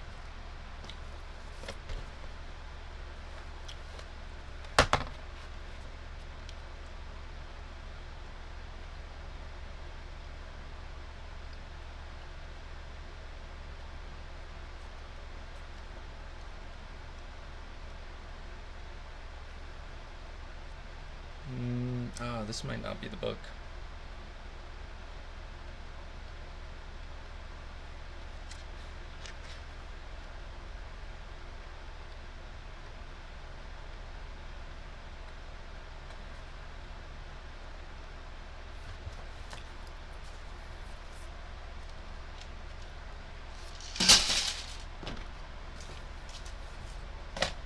It's not important at all, but now I want to know.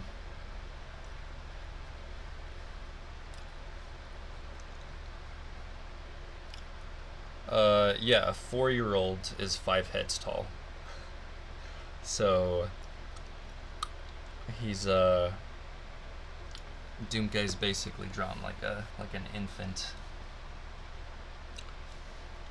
What's up, Napsom?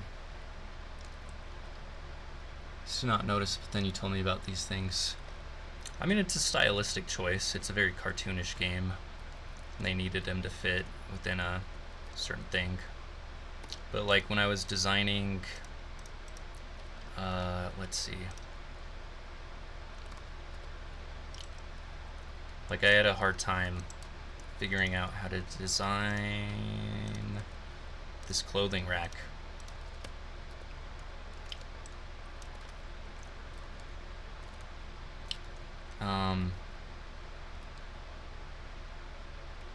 It's okay, but nothing quite fits. Like these shirts are like as big as him.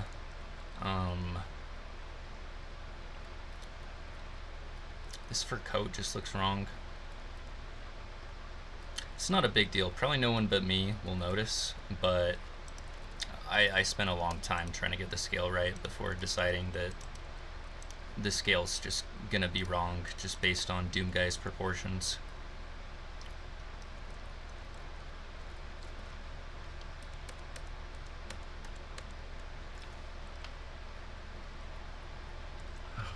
What you doing, Napsom? Just waking up? Or actually, you're British, aren't you? Probably going to bed.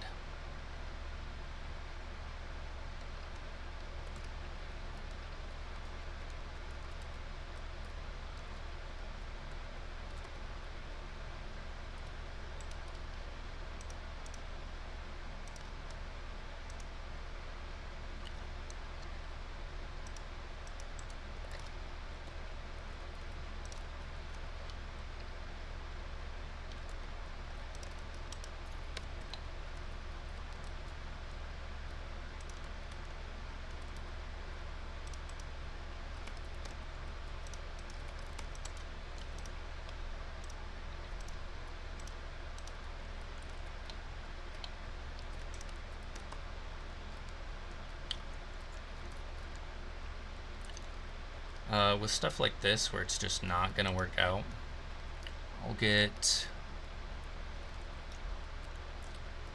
as close as I can to making it work.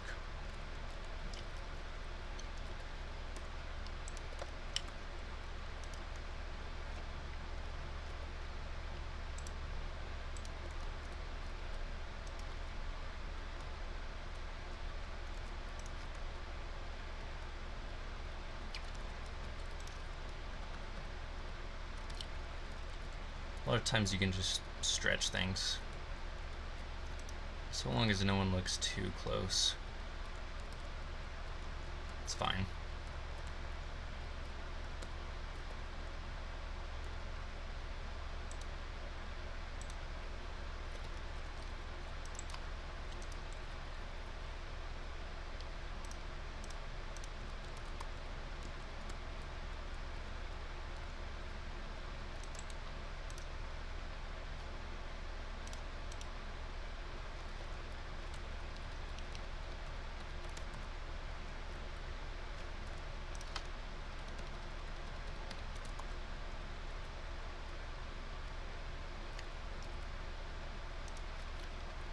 It helps that we have this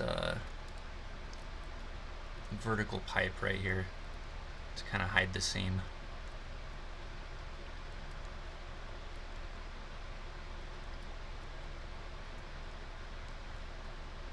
I really like tricks like that.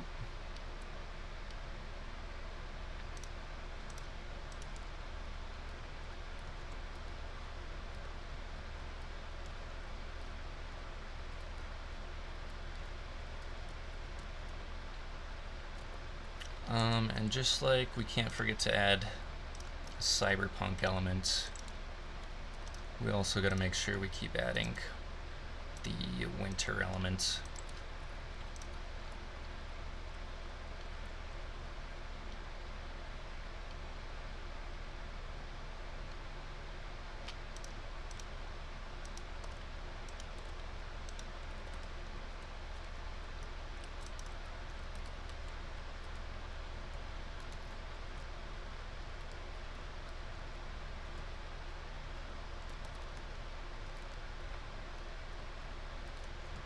with big open spaces like this, I don't like that. You want to add like as much cover as you can for both enemies and Doom Guy.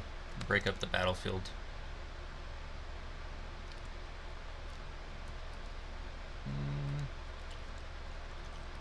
I don't want these guys to step onto this though, so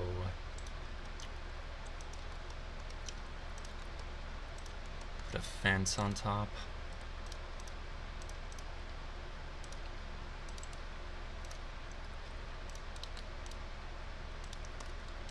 In the past, I've abused crates to make obstacles, and I don't know, with this project I'm using a lot of full-on like shipping crates.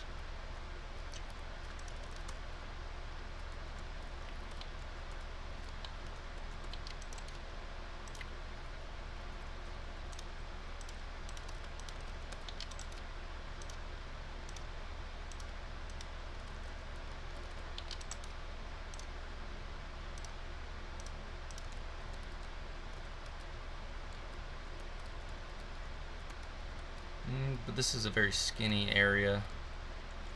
It's not quite worth it to set aside, so maybe let's make this area a little bigger.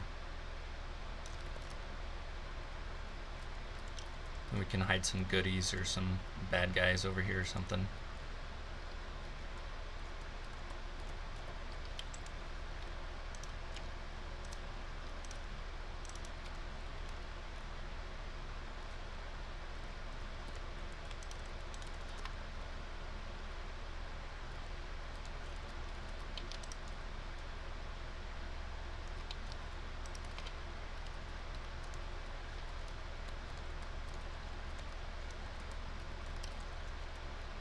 I always like to try to find another way besides crates to block up space, but they are just kind of like universally kind of the way to go sometimes.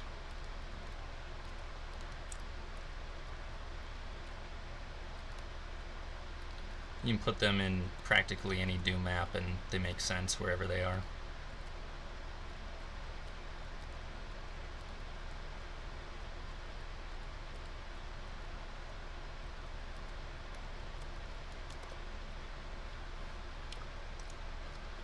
Find generic obstacles that aren't crates. Yeah. Yeah, I realized with the Road Warrior DBP just like how much I came to rely on crates. And probably other people don't like notice it as much, but it started to really bother me.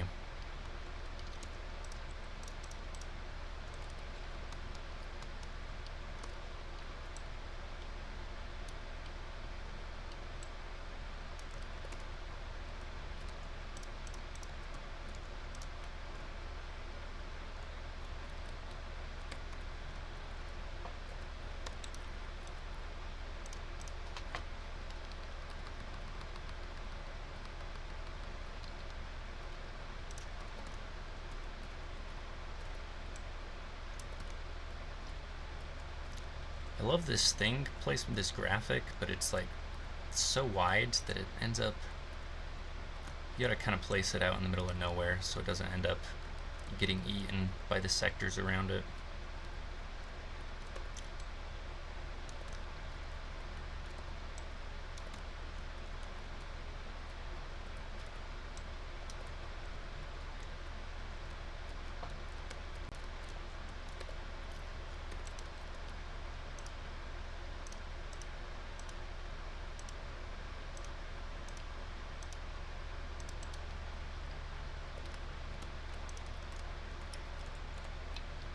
I think this trash texture, I don't know where it came from. I first saw it in Augur Zenith. I think this is like one of the best ways to make a city feel lived in, is just kind of spam this everywhere, honestly.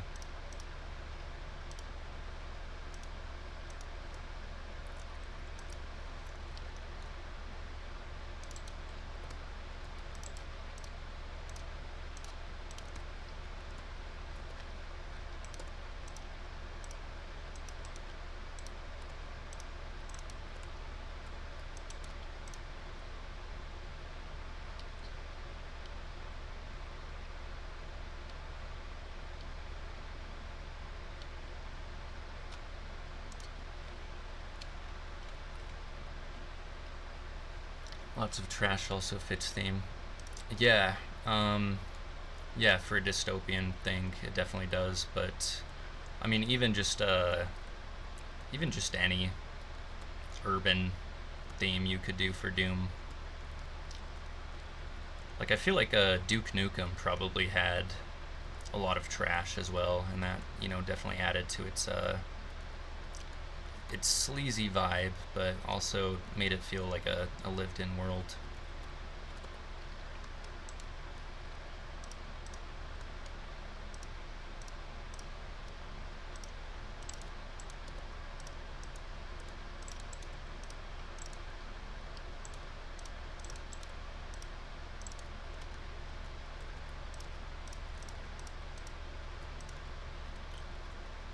I want to be able to protect some of the enemies hiding over here from the other route. So I'm going to put like a wall here that blocks off some, but not all. You could see through the fence over here.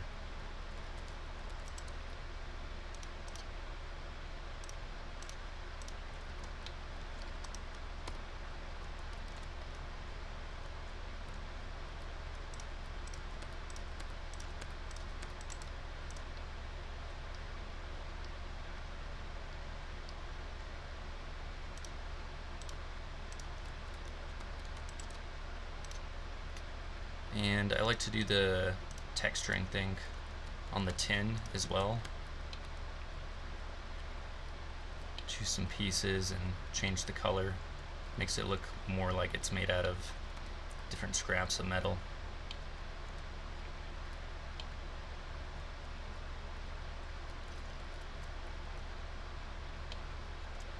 I recommend the texturing thing for a lot of different situations. Like I didn't realize how helpful it was. Filling everything with trash being realistic feels like somewhat sad social commentary, but it's also true. That's if you've ever played Cyberpunk 2077, one of my favorite places in the game is the landfill, because it takes up literally almost a quarter of the map is just dedicated to the landfill, and as you move through it, like, it's just overwhelming, and you realize just like how unsustainable that society is, and it's really funny that they dedicated that much space of the world to just, there's not even anything to do there. It's just garbage. There's like 1 or 2 missions there.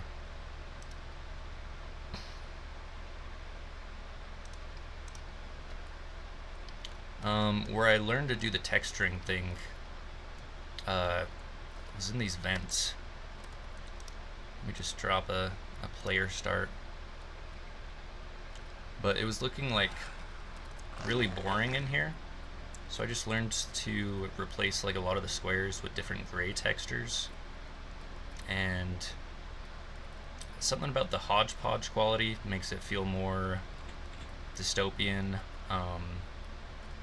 just more interesting. It also helps you orient yourself. Even though this is just like a loop, sometimes players can get stuck in like places where all the textures are the same.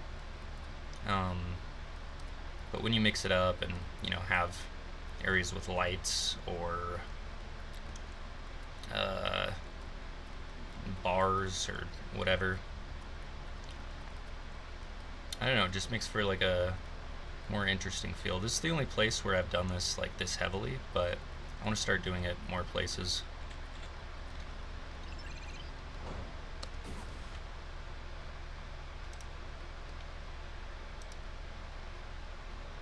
Yeah, I learned that from like watching YouTube videos of people that are like hardcore into Minecraft, like the people that basically get like paid to play Minecraft. They do a lot of that stuff.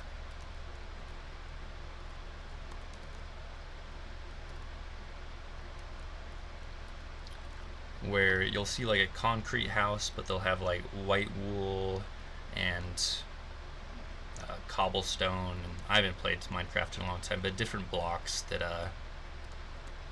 just give it texture.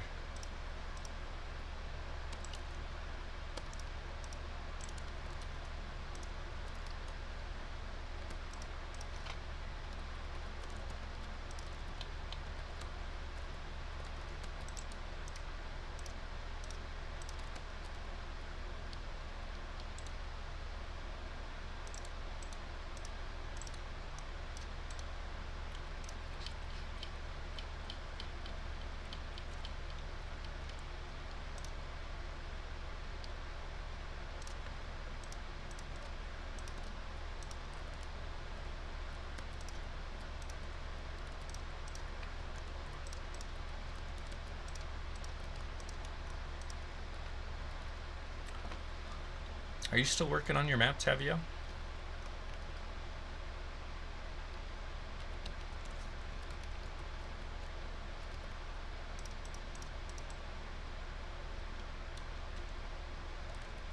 Did you get the exterior done?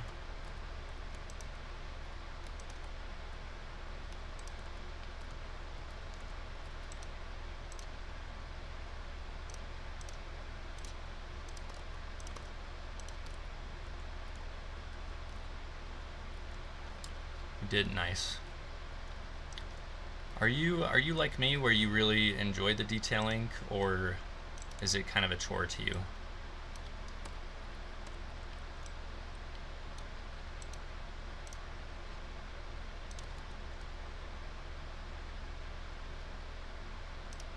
I enjoy it. Okay, yeah, I couldn't remember if you had mentioned that earlier, what you said about it. Enjoy it as much for this map because I felt lost for a long time. A lot of times that's why I enjoy detailing. Like right now, I don't know where this building's gonna lead. I don't know how I'm gonna connect these two routes. But by just like focusing on the detailing out here, I'm still getting stuff done. And slowly, you know, as I like move around in 3D space, I start thinking a little bit more about what could happen. And then by the time I'm done detailing, usually I have like an inkling of a plan.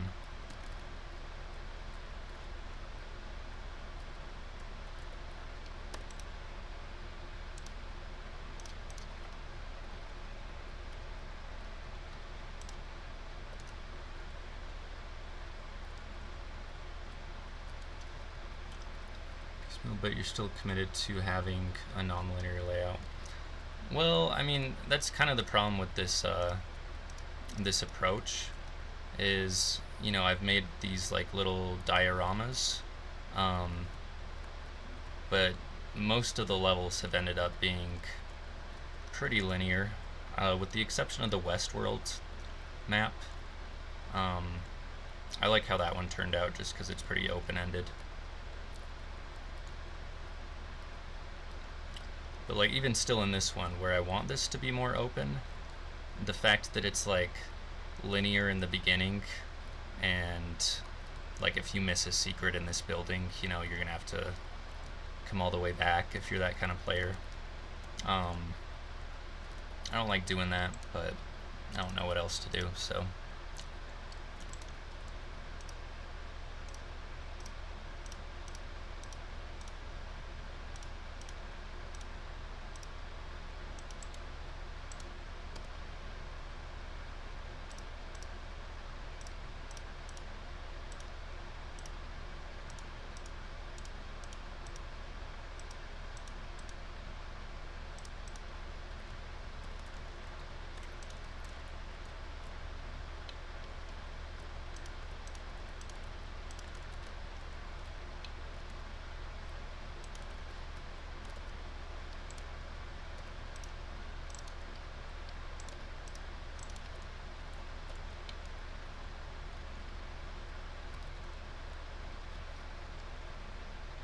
I'm gonna do layout first. I think I'm just bad at it. You can try to work your way back to that room from another side. I think the best approach I had for designing a layout was Jaded, where I drew all the different parts separately, like all the different arenas. Like I just did the interiors where, you know, like I'd have stuff like this, and then eventually I'd draw like an exterior for it and just slap it somewhere, slap another one another place, and then I connected them via routes. And I think for me that's the best way that I could do it. But that type of map is going to be a lot more abstract than this one, I think. These more realistic looking maps, I think it's harder to work that way. For me at least.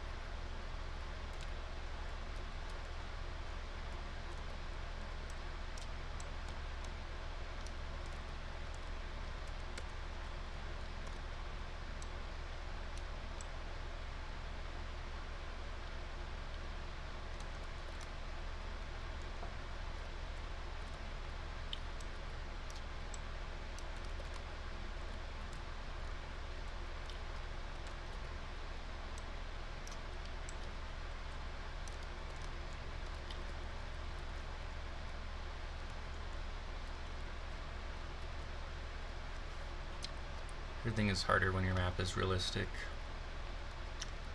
In some ways, I mean, you can get away with like your map not being as fun, honestly.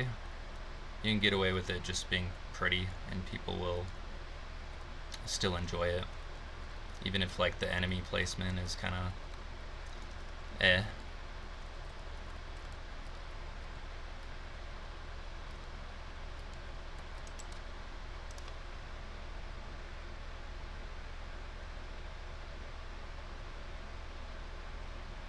Like, I think some of my favorite Augur Zenith maps are like not necessarily the ones with the best layouts, but they're the ones that are just like that most evoke a time and place.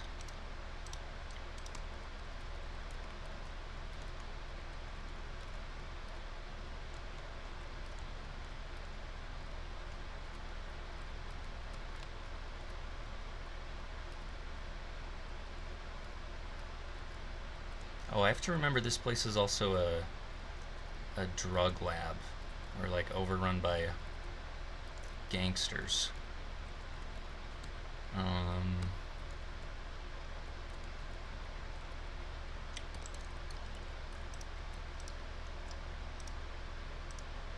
Maybe there's turf warfare, and we've got like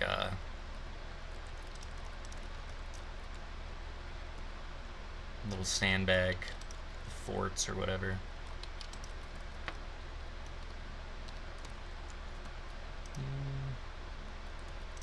One, two, three, four.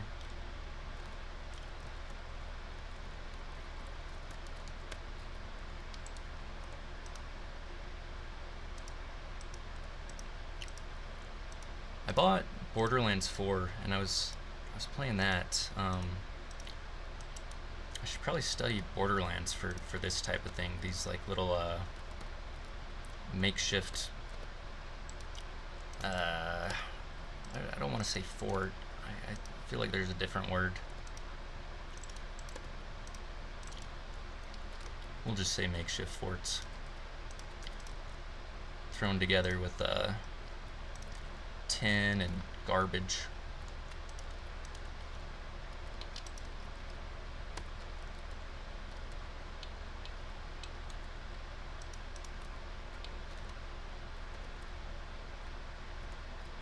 I think it's good to have lots of high objects like this,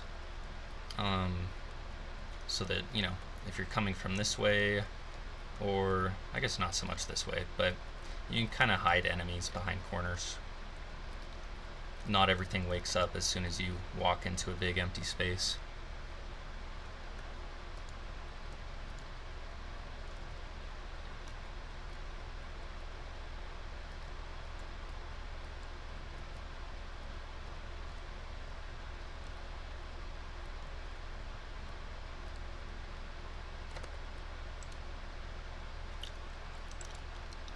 I've been wanting to add neons, but it doesn't make sense for like a district like this, but maybe I could get away with one or two.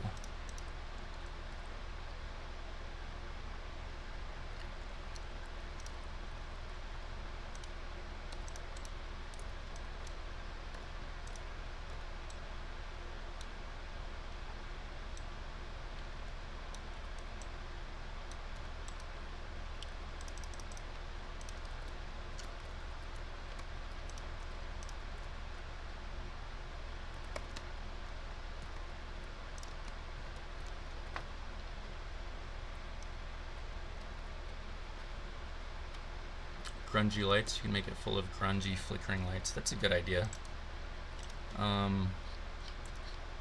Like I stole one of 40's grungy lights from his newest DBP. I stole a few textures from there. This one, I think this one is a fantastic texture. I think there's a lot of great textures in the new DBP.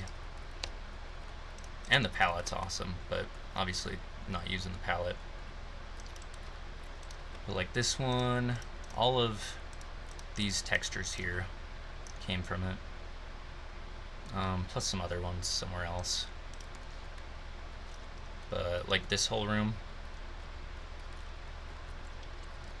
I really like the metal with like the red lights. I think this really works for like industrial cyberpunk.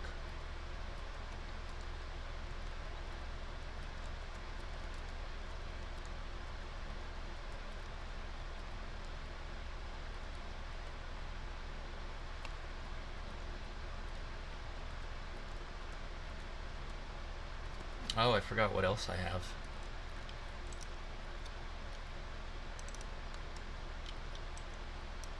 Mid textures are what's gonna save this WAD. I think this is cool to board up like one of the windows, because then you're breaking up the monotony of all the different windows where you have one boarded up. Makes it seem more natural that they're not all the exact same kind of window.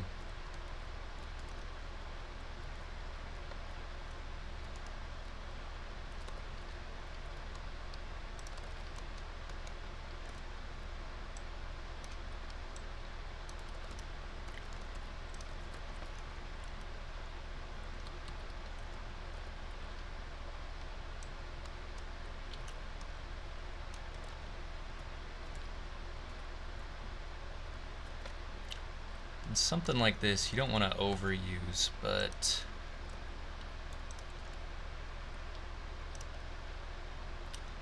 I don't know, sometimes you can use it like right next to each other in a space.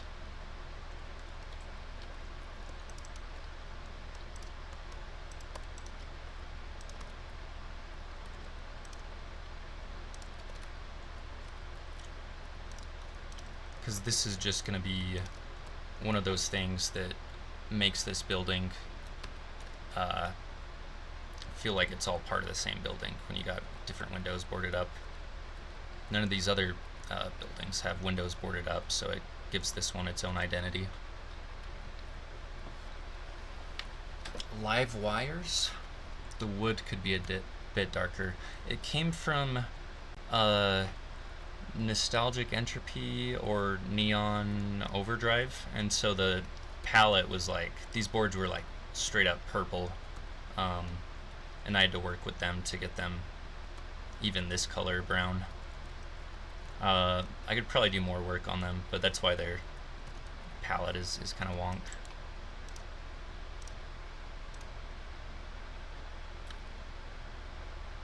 What do you mean? How would I depict live wires? Like a sector wire? I don't know how I would make it like spark or anything.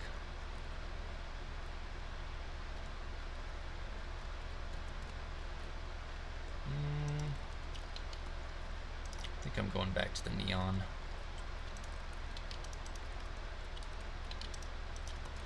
At least for the lights outside the door, just to draw the player to the door. Somewhere like this, the grungy lights work better.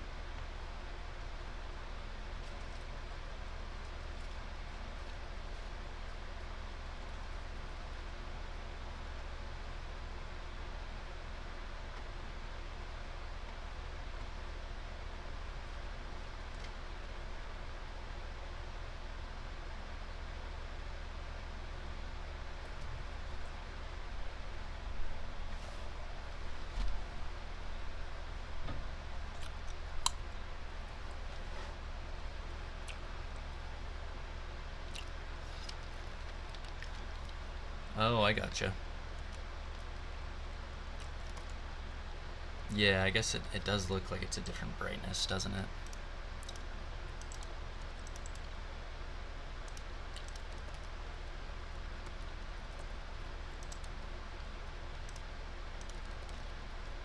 Okay, we've got the control and our new boards. Okay, that one's too dark. Try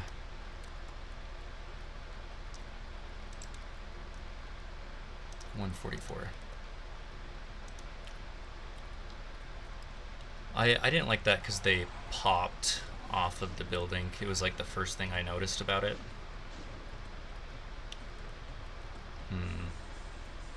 I think I like this one, at least for the light level I have outside. Just because that one blends in to where even I don't notice it, really, and I know that it's there. And this one kind of pops. It is the same color as the bricks, which is unfortunate, but it does pop. But I think if I were to do it like indoors, I think that would, let's try it indoors where it's like brighter.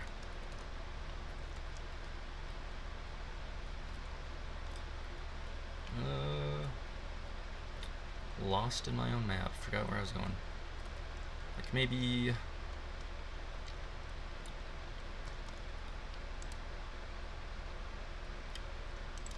64 WD boards. Oh, this lighting is only 176 too. What about, need a brighter window.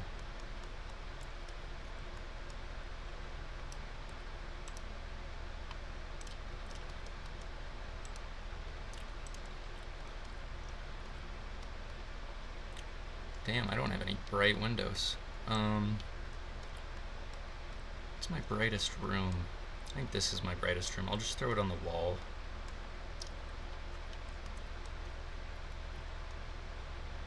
Somewhere where there's not already a mid texture.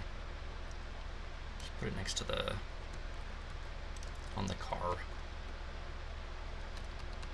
Just for testing.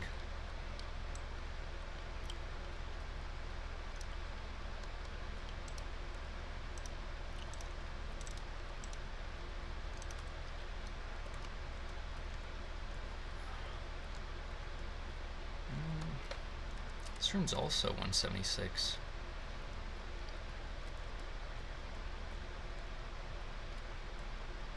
really need to use some brighter lighting in some of these rooms, huh? They're like all the same light value.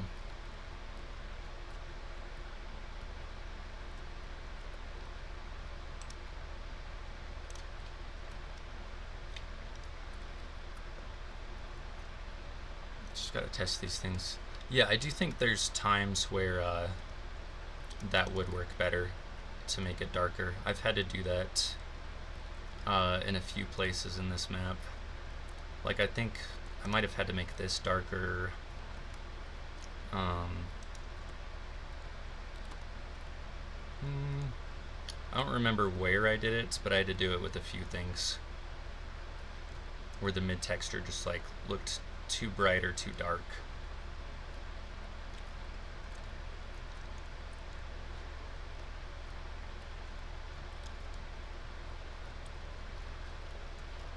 Don't remember where right now, but it definitely happened. Oh, I think these shelves, the items on the shelves look too bright, and to make it so that it just kind of blends in the background, I think I had to make those darker.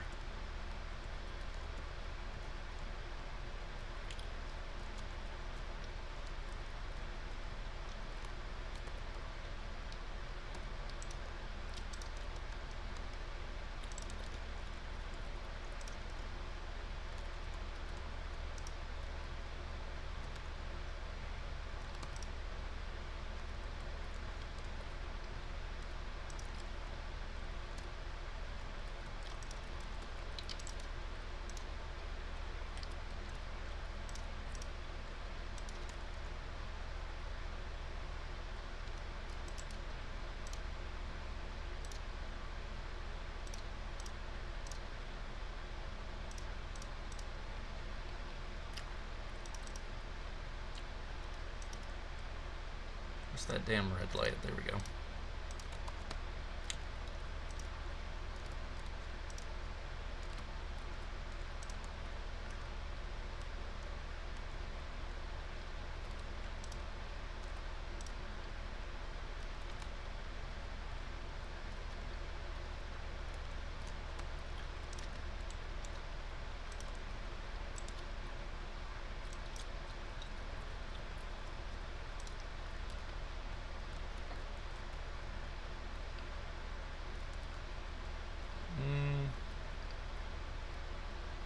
It's an area where I don't like having color coordination.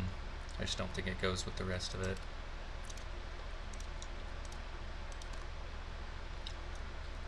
I think the yellow works because we've got the yellow here. And kind of just works for this whole outside area.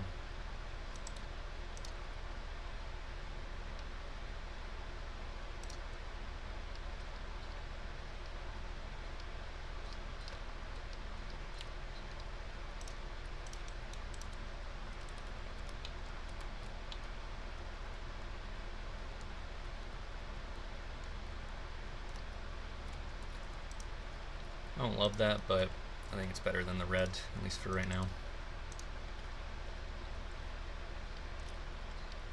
It can stay till I decide I hate it.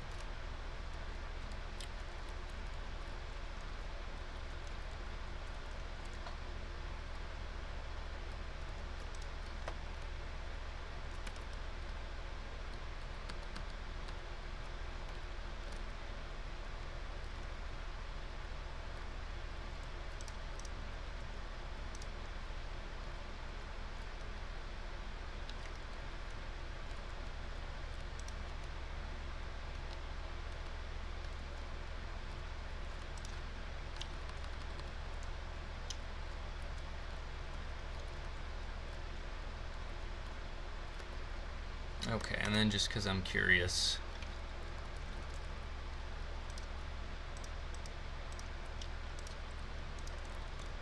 real quick, I just want to see, I want to get a glimpse of what it's going to look like with all the snow.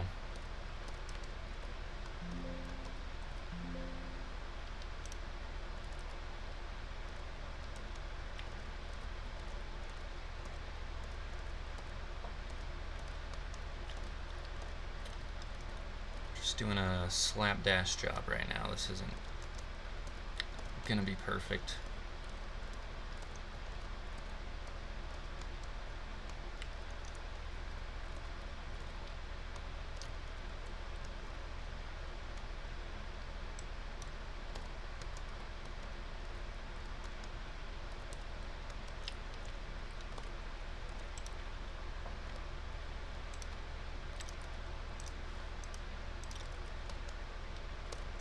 And then I replaced the rain ambience with like a low wind whistle, which I might have to change the volume on. It might be too quiet, but sometimes with multiples it looks okay.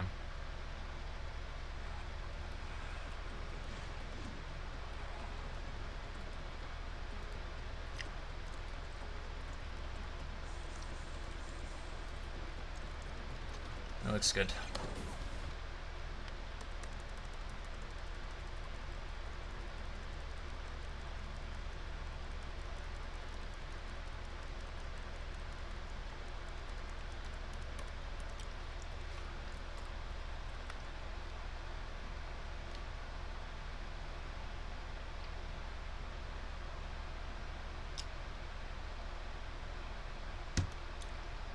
Holy fuck, man. How do I always end up streaming for like 6 hours in a row?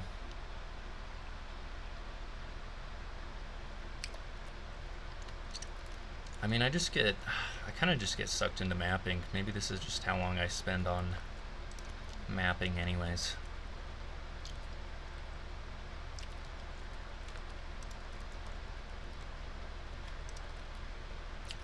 It is fun. You get to build your own world.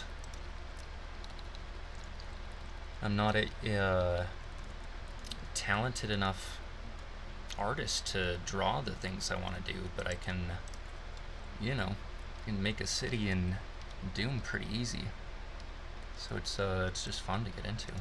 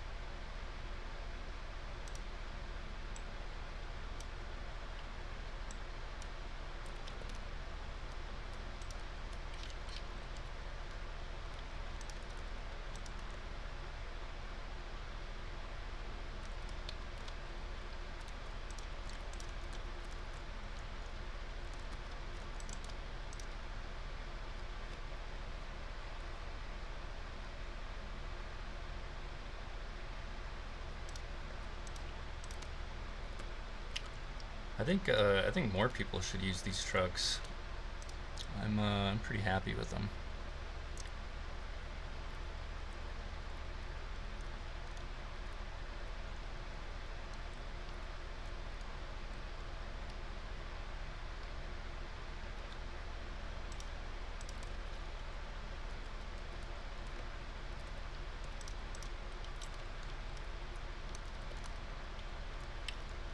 I like using the Road Warrior textures in this set because it's one of the things that I think makes it stand apart from the original Augur Zenith.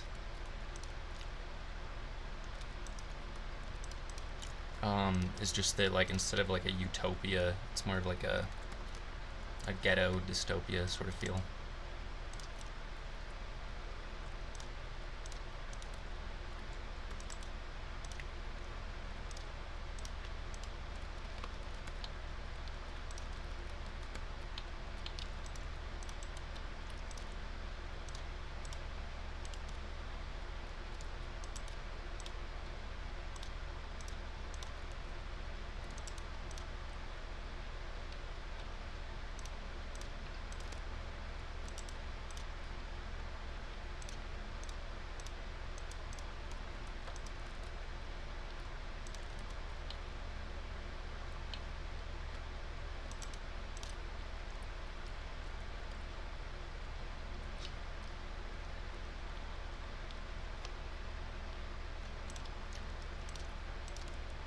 Might need to find more flats though. Sometimes I feel like I can't quite find the color I want. I just don't know where else I would rip flats from that I haven't already pillaged.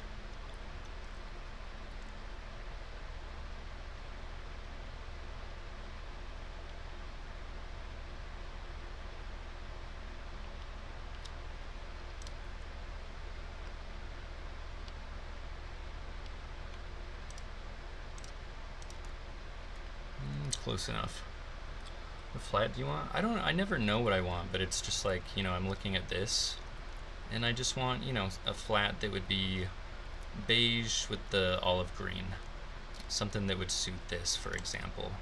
And I feel like I can't really find that in here. And I find myself in that situation with quite a few of these textures, is that nothing quite works right.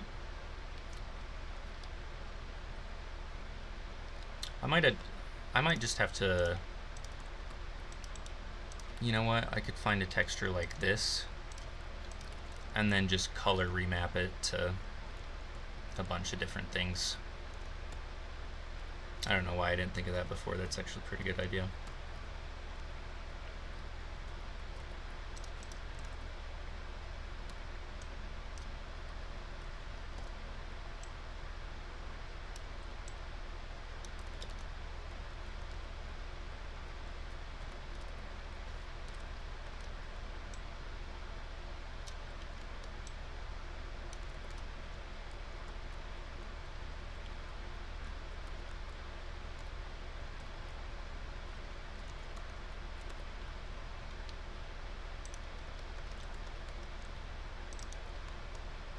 I wish there was a good barbed wire mid-texture. I think that the Call of Duty DBP had a barbed wire, but I don't think like it. I think there was a problem with the way that it tiled or something. It was just off.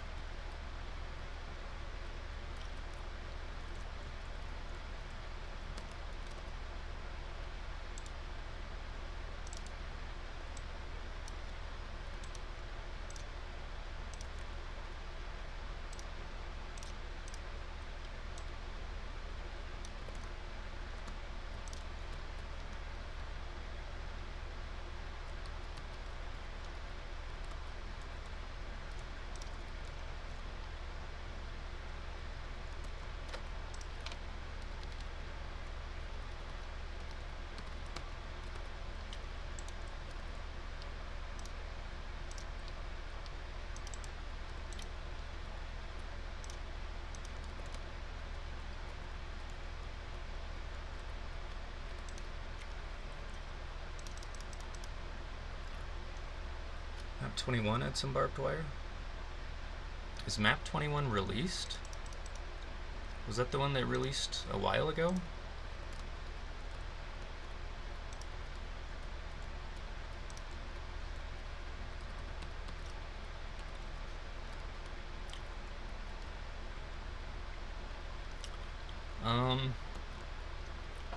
I feel like the text file says he doesn't give permissions for the textures. Like of the ones that he's created, and I don't know if that just referred to as illustrations. But because of that, I never pillaged Sunder. There's permissions for everything, even the maps.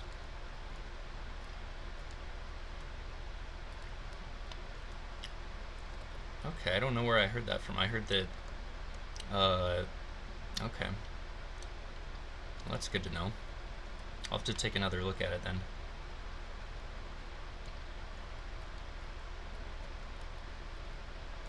I feel like sometimes, though, you gotta be careful with mixing OTEX with more classical textures. Sometimes it can look wonky, sometimes it can look really good, but like Ad Mortem did a really good job of mixing it.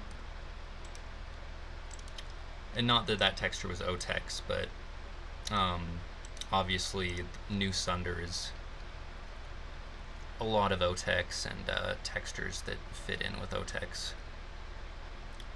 These are from Silent Hill or something. Like he just took a screen cap.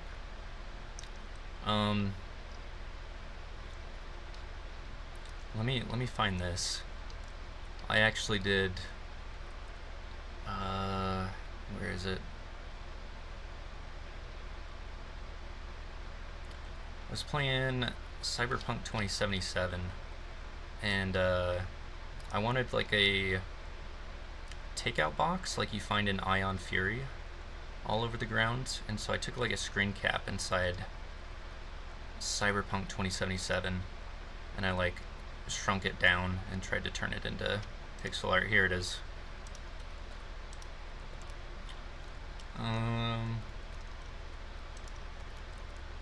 Needs to be cleaned up, but yeah, that was just a very cheap way to do it. Probably unethical.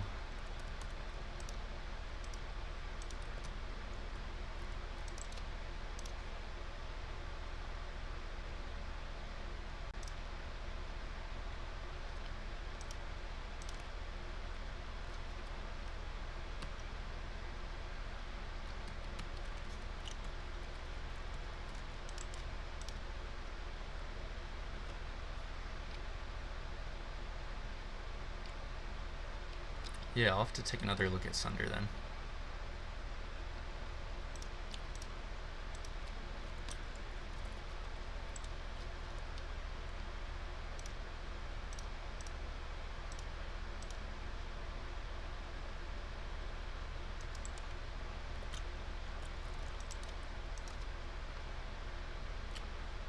Oh, okay, so this isn't the old one. This is a new one. Yeah, I didn't realize that had come out. I still need to finish map 20, but I've been looking forward to 21. I've really liked the look of it from the screenshots I've seen.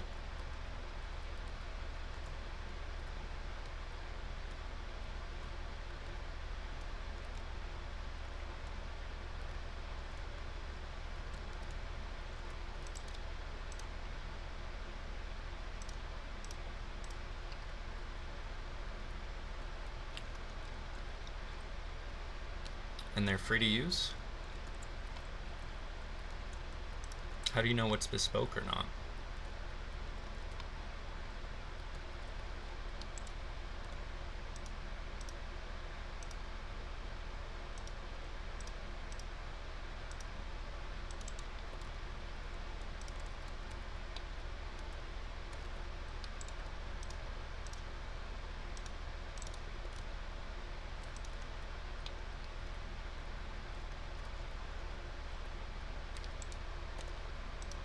Does it say in the texture name that it's bespoke?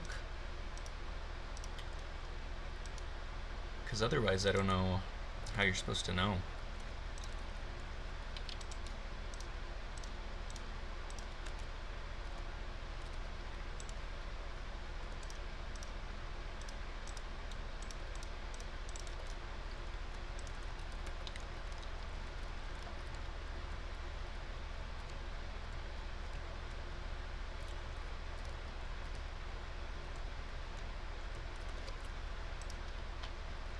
A lot of red vines and grasses are bespoke. Okay. I'll have to wait until I know what's good to take and what's not.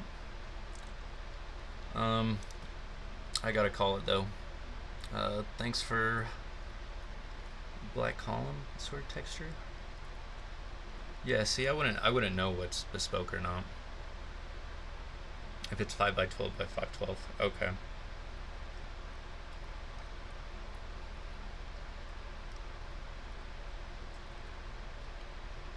Okay, I'm definitely gonna have to check it out.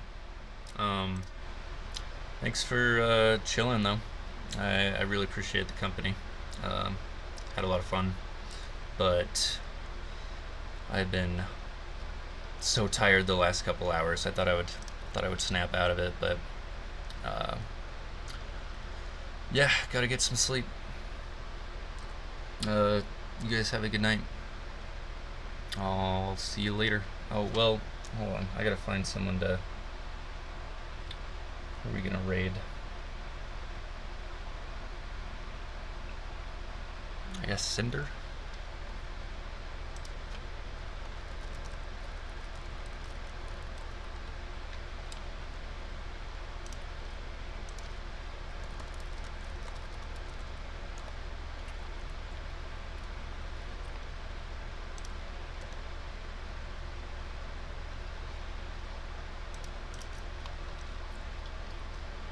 Good night, good morning. Good morning, good night.